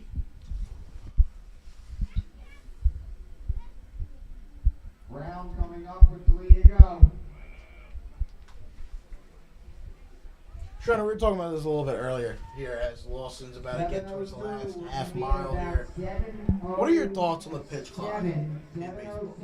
I think it's good for the game. You know, baseball ratings are down, and especially in those cases where you have those pitchers who take a minute to throw one pitch, and you see some of those comparisons with the at bats from this year and last year, and you see that a whole inning happened this year when there was one at bat from last year. And I think stuff like that speeds up the game. It's definitely good for the game.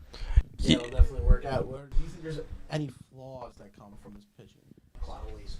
I think with anything you do like that, there's going to be problems. Like as we saw, like game-ending plays, like with the pitch clock, I think is a bit of a problem. But if the players adjust, I think by the time that important situations will happen, it'll be so normalized in the game that it won't be as big of a factor. Yeah, Sean, I was kind of trying to make the point to Connor earlier. Kind of said like it sacrificed the integrity of the game. I kind of was saying like, well, like in football, there's a play clock. Like it's not like the team can be like, no, like we gotta wait to decide what play I want to run. Like I think it's a little ridiculous the fact that they're like it's sacrificing the integrity of the game when isn't it sacrificing the integrity of the game when they're ridiculously taking way too long of a time. They're going to be at 8:25 with a lap to go. This is a tremendous race right now by these two runners from Haverford and Ridley. These guys are going to run a sub 10. These guys are going to run 2 miles in under 10 minutes. The pace that they're at right now. That is Insane. very, very fast. And Pat Lawson begins his kick, and he is pulling away from Ridley here. My goodness. As you see him extend his stride here, just look at the separation he created. He's got that lead's got to be around 35 to 40 at this point. Yeah, and he was waiting for that the whole race, and he just finally, with 1 lap to go, 400, opened up his stride, and the runner from Ridley just could not stick with him. Here's Lawson now is going to have these last couple seconds, have to try to make the kick to get under a 10-minute 2 mile. 9:20 down the straightaway. He gave a little look back there. There comes the leader. Sees that he's all alone here. And Lawson will definitely finish under 10 minutes. Unofficially 9:34. My goodness. 9:34. 9:39. That is a great race from Pat Lawson of Haverford. What a kick. You can't run a mile that fast, Max? Yeah, you can. Yes, you can. You definitely can. Under 9 minutes. Max, I can run an 8-minute mile. Strathaven I don't know Brown. if I can. Yes, you can. 1 lap to go at the line. I know you can run an 8-minute mile. Maybe. Gonna be there At about best, 10, maybe. 10. Maybe it's all those hot It dogs. should be under 11. Probably what it is. 10, 10. Hamburger all that- meat won't be doing that. 10:08. All she needs is an 80. 9:34 from Pat Lawson unofficially puts him at a 4:47 pace for the 2 miles. Goodness. The fastest mile I've ever ran is just 4:51. So Pat is able to run 4:47 for 2 miles. That is incredible. That is definitely an insane feat here. Just thinking the rain is about to start to come down here. I don't know what this is going to have to entail. We might have to find a cover for our camera, or maybe just get our cameraman Remy Dufresne coming to the finish now for Haverford. out of the rain. Great job by Remy Dufresne for the forwards here. Trying to hear. So I have a question for you. 200 to go. Brown needs Were you tuned into the broadcast earlier? 200. I was. Okay. 11 flat. Thoughts on was it too much food talk? Considering we've been here. 11 Some would say not enough. Who's saying that? Some are saying. Brendan? Some people are. I don't know. Sources. These are my sources. Yeah. all the way. 11:20. 24, 25. Great finish here from all these competitors. 28, 29. Finishing one of the most challenging events at this meet. Yeah, but I would probably say it's the most challenging given what it is. I mean, Let's the take amount a of look training you have to do. The determination, the willpower, the mental toughness, the physical toughness. Very much insane as it is now. 7-3, but Trey Turner gets himself a little single there. So now it seems like the man with terrible takes on food, I believe, is leaving. But thank you so much, Max. Any final words to the viewers? Roll forwards.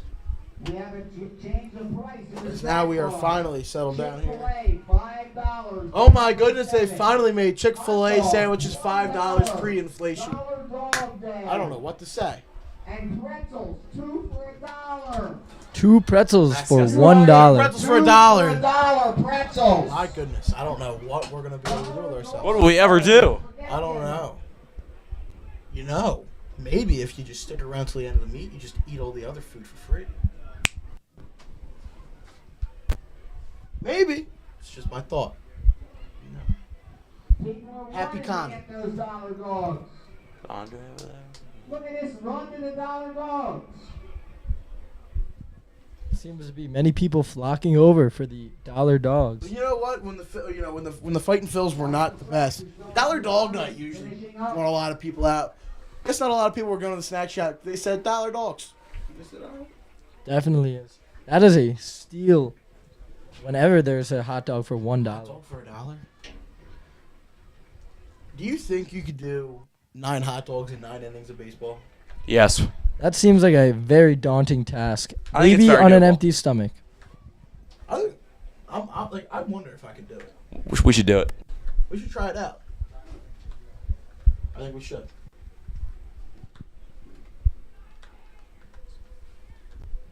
I would be very interested to see. Now, as all the dark clouds are finally starting to come over, I was trash talking the rain the whole entire day, and now here come all the dark clouds. My goodness, that's what I get. And Tommy, what events do we still have left after this 2 mile wraps up? 4x4. Very exciting event. The last race of the day, very exciting. Everyone gets lined up, screams, shouts, has a great time. I believe We got girls then boys. Another laptop. from tuning in earlier, I believe we get to see Matt Hassan in that race, We do. who was in the booth earlier with his newly Newly had mullet. yeah. Yes. Hassan will be running in the 4x4 for Haverford. I believe with Tiernan O'Neill will also be in that race.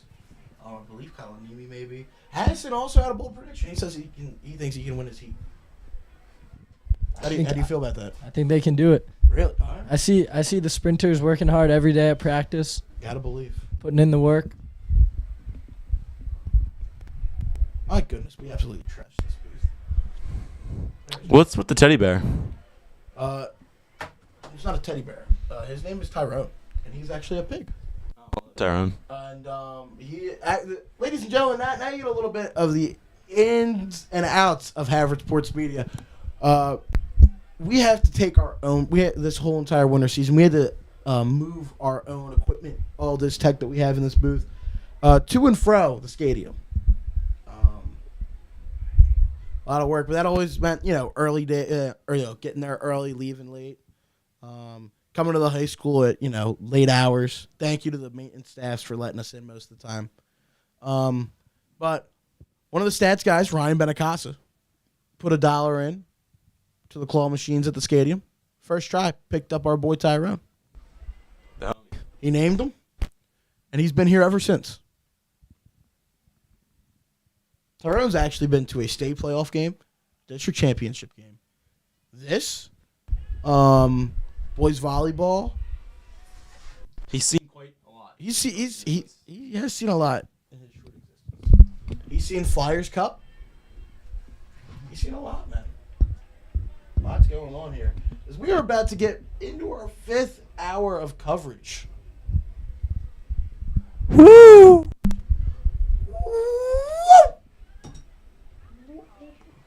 And now I believe we're about to start the 4x4.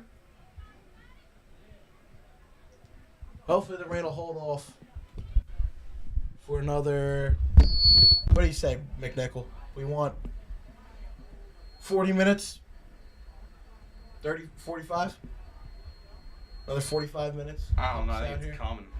I think it is too. Here we are, girls 4x400 groups. My goodness, I think the PA announced. Haverford, top seed, Downtown West second, Strathaven third. We apologize if there was any loud noises coming into your living room computer screen or whatever you have. Tornado watch. Tornado watch in Havertown, Pennsylvania. Yep, until 10 p.m. Oh, wonderful. Great time to run a 4x400. Wonderful timing. Love to see it. Why not have the first tornado ever in my life go on while I'm calling Everybody back Why up, not us? Please back up, please back up. Give the As starters the some room. 4x4 for the girls about to get underway here. And this is an event where you have to watch out for the handoffs, as it can get pretty congested when you have all these teams. If people are close coming into the handoff. trying to get into that first lane, and after that, Exactly. lots of DQs can happen. And not the good one like Dairy Queen. Speaking of, I haven't went to DQ in a minute. What's everyone's go-to Blizzard? I like the Girl Scout cookie one whenever they have it. The Girl Scout cookie? Dude, the Thin Mint one. Unbelievable. Can't beat it. Shriner, how about you? I understand you're a long-distance runner. When you indulge? Pretty much always. A lot of ice cream. A lot of ice cream in the diet. What's your go-to for the DQ? I have not been to Dairy Queen in probably years as Really, the Schreiber? 4x4 gets underway here. We have started here in the 4x400. Looks like Downingtown West right now in the lead. It'll be interesting. I believe they had to go through the first 2 turns before they can convene into the first lap. My fault. Into the first lane.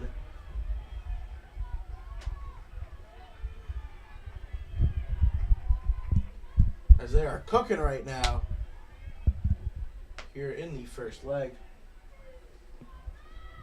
But what was the last go-to item that you had at Dairy Queen? Or Rita's. All right, how about that? Rita's. I'm a fan of the gelati. The gelati? Rita's. Your go-to gelati. So here's the thing. Rita's is terrible. Go to if I'm not going to DQ, I'm going to Baskin Robbins. Really? Big Baskin Robbins guy. Do you just not like water ice? I like it. I mean, it's fine. But like, I'd rather have actual ice cream. Baskin Robbins, man. That's where it's at. Gotcha. They go into the second leg here. The handoffs looked pretty clean from everyone. Pretty good job here. Looks like it's between Strathaven and Downingtown West. This is still anyone's race though, as with 4 different runners, one runner who runs a really good leg could change the course of the race. Definitely could, but again, it kind of seems like we're almost having a little bit of. Yeah, they seem to be running away with it. Yeah, it really just seems like we're starting to get a gathering of packs.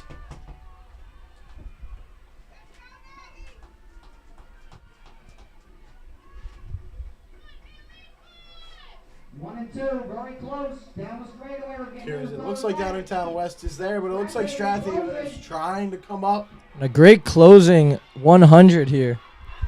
Great job by Strathaven here as they get into the third leg.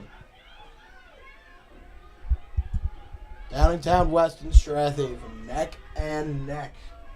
Sure to be a good one to watch for the next 800. 59 for the second runner for Strathaven and a 60 point for the Downingtown West. It's Strathaven and I believe it's Downingtown West, am I correct? Yes, sir, you are correct, PA announcer. Here they go. This is the third leg. Looks like Strathaven is trying to distance himself a little bit. As it kind of looks to be around a 20-meter lead now. We're heading into the final 100 of this third leg. Downingtown West is going to have to pick it up here on the straightaway if they want to try to make sure they stay in this one.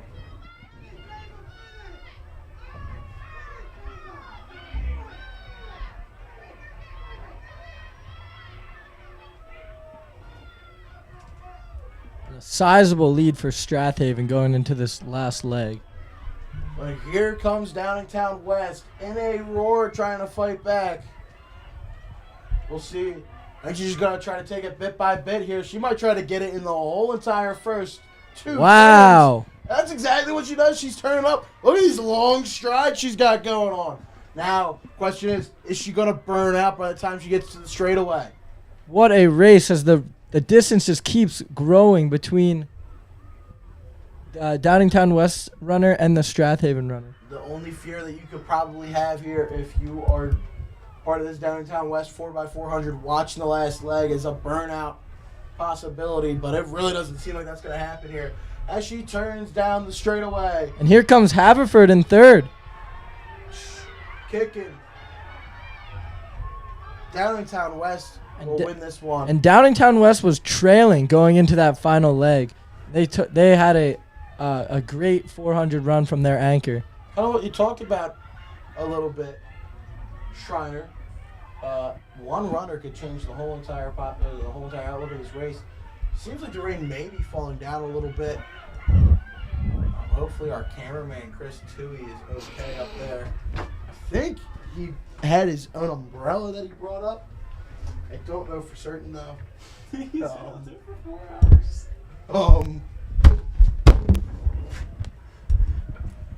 I feel for him. Hopefully he's listening to some good music or doing something to occupy his time. That was a great 4x4 there.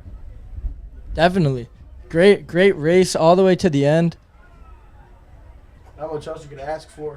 Wind is really starting to pick up now.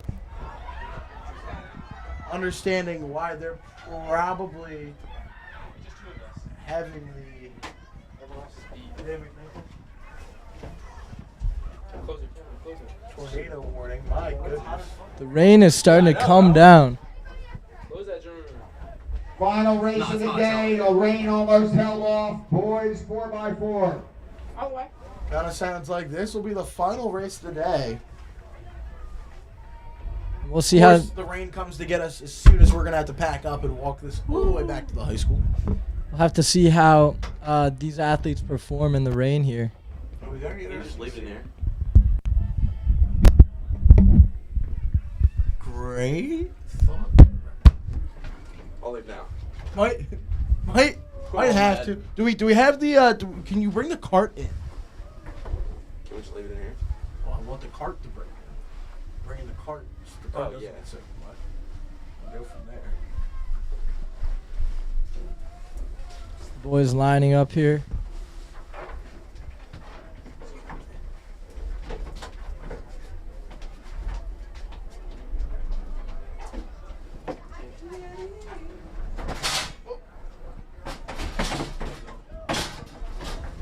As we're about to get ready for this last race of the day, looks like we're going to have the stream favorite Matt Hassan starting off the 4x4. Oh, Lord.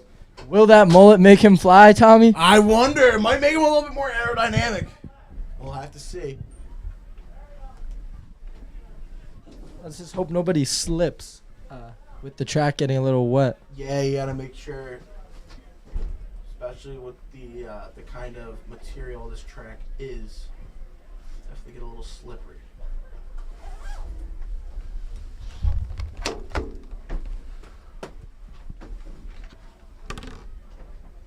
Haverford definitely in good position here. Second from the right, or second on the left, Closest to the and they're off. lane here. We're off with the last race of the day. This is definitely going to make it a fun one, ladies and gentlemen. You know, we've been here for a long time. We've had a lot to talk about. Food, lots of food talk. Sports, pitch clock. So our cameraman is starting to lose a little bit of the touch with the weather coming in. We apologize, but my goodness, look at these boys kicking it up now. Even with the rain, we are seeing some speed out here. I think we might have saw some slippage over there by Pencrest, I believe. Runner in the blue shorts. But my goodness, we are starting to see it heat up now. Strathaven seems to be in the lead by a huge margin.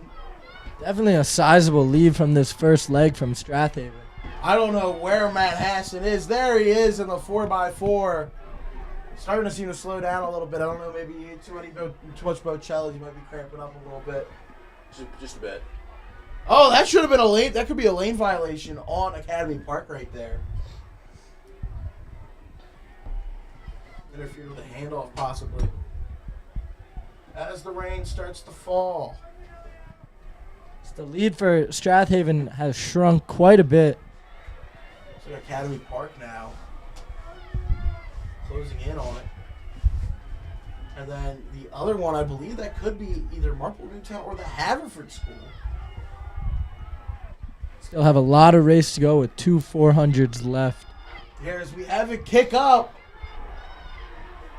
I'm trying to find out who the runner is there. What school that is. They have overtaken Strathaven for the lead in this race. They did a great job there dealing with the elements and kicking it up.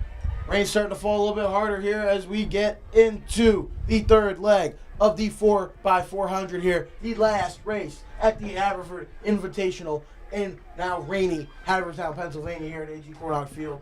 And I believe that Pat Lawson will be running in the 4x400 for the Fords. Not his event normally, but he's wasting no time overtaking.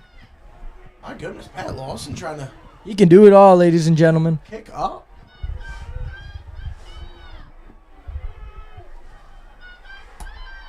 Never seen that happening here as now it is between Strathaven and I cannot tell who that is. I cannot tell what school it is, but it's Academy Park, Strathaven. Down to the anchor leg. And now we have the last one. Look at Pat Lawson making up that ground. A distance runner in the 400. He can do it all. Where is he going to run in college? Do we know yet? I believe that's undecided at this. Still undecided. We do not know. He hands it off to Tiernan O'Neill. Arguably the Ford's best sprinter. But here it looks like it's going to come down to the end here. It looks like Academy Park overtook the lead. And they're going to be kicking it up here to the home stretch. We're going to have to watch it here. It looks like Strathaven's trying to make a comeback. This is going to be a good one going down to the last 100 meters, ladies and gentlemen. Last race in the Haverford Invitational. The crowd's bringing him home. Oh, my goodness. Here we go. Strathaven with it now. I don't know who that is, but he's trying to kick up to take the lead. Strathaven, though, seems to fend him off. Ridley came up to get third. And that'll do it. Strathaven will win the boys 4x4. Fantastic race right there, Tommy. My goodness, great race. It looks like Tiernan O'Neill here putting up a good fight. We'll finish off the Haverford Invitational here for the Fords as the rain starts to protrude down.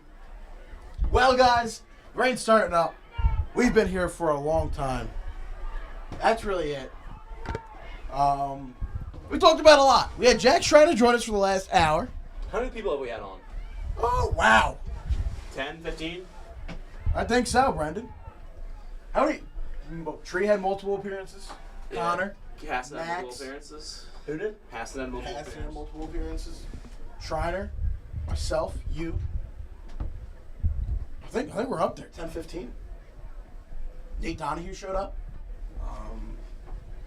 That's really it, you know. Great time all around. Thank you all for tuning in. Sorry if you didn't like our food talk. I really don't care. We're going to run the program. Don't We're care. gonna run it. Still don't care. You know, I've been here all day, so you haven't. You've been able to watch it in your crazy homes. Thank you all for tuning in, though.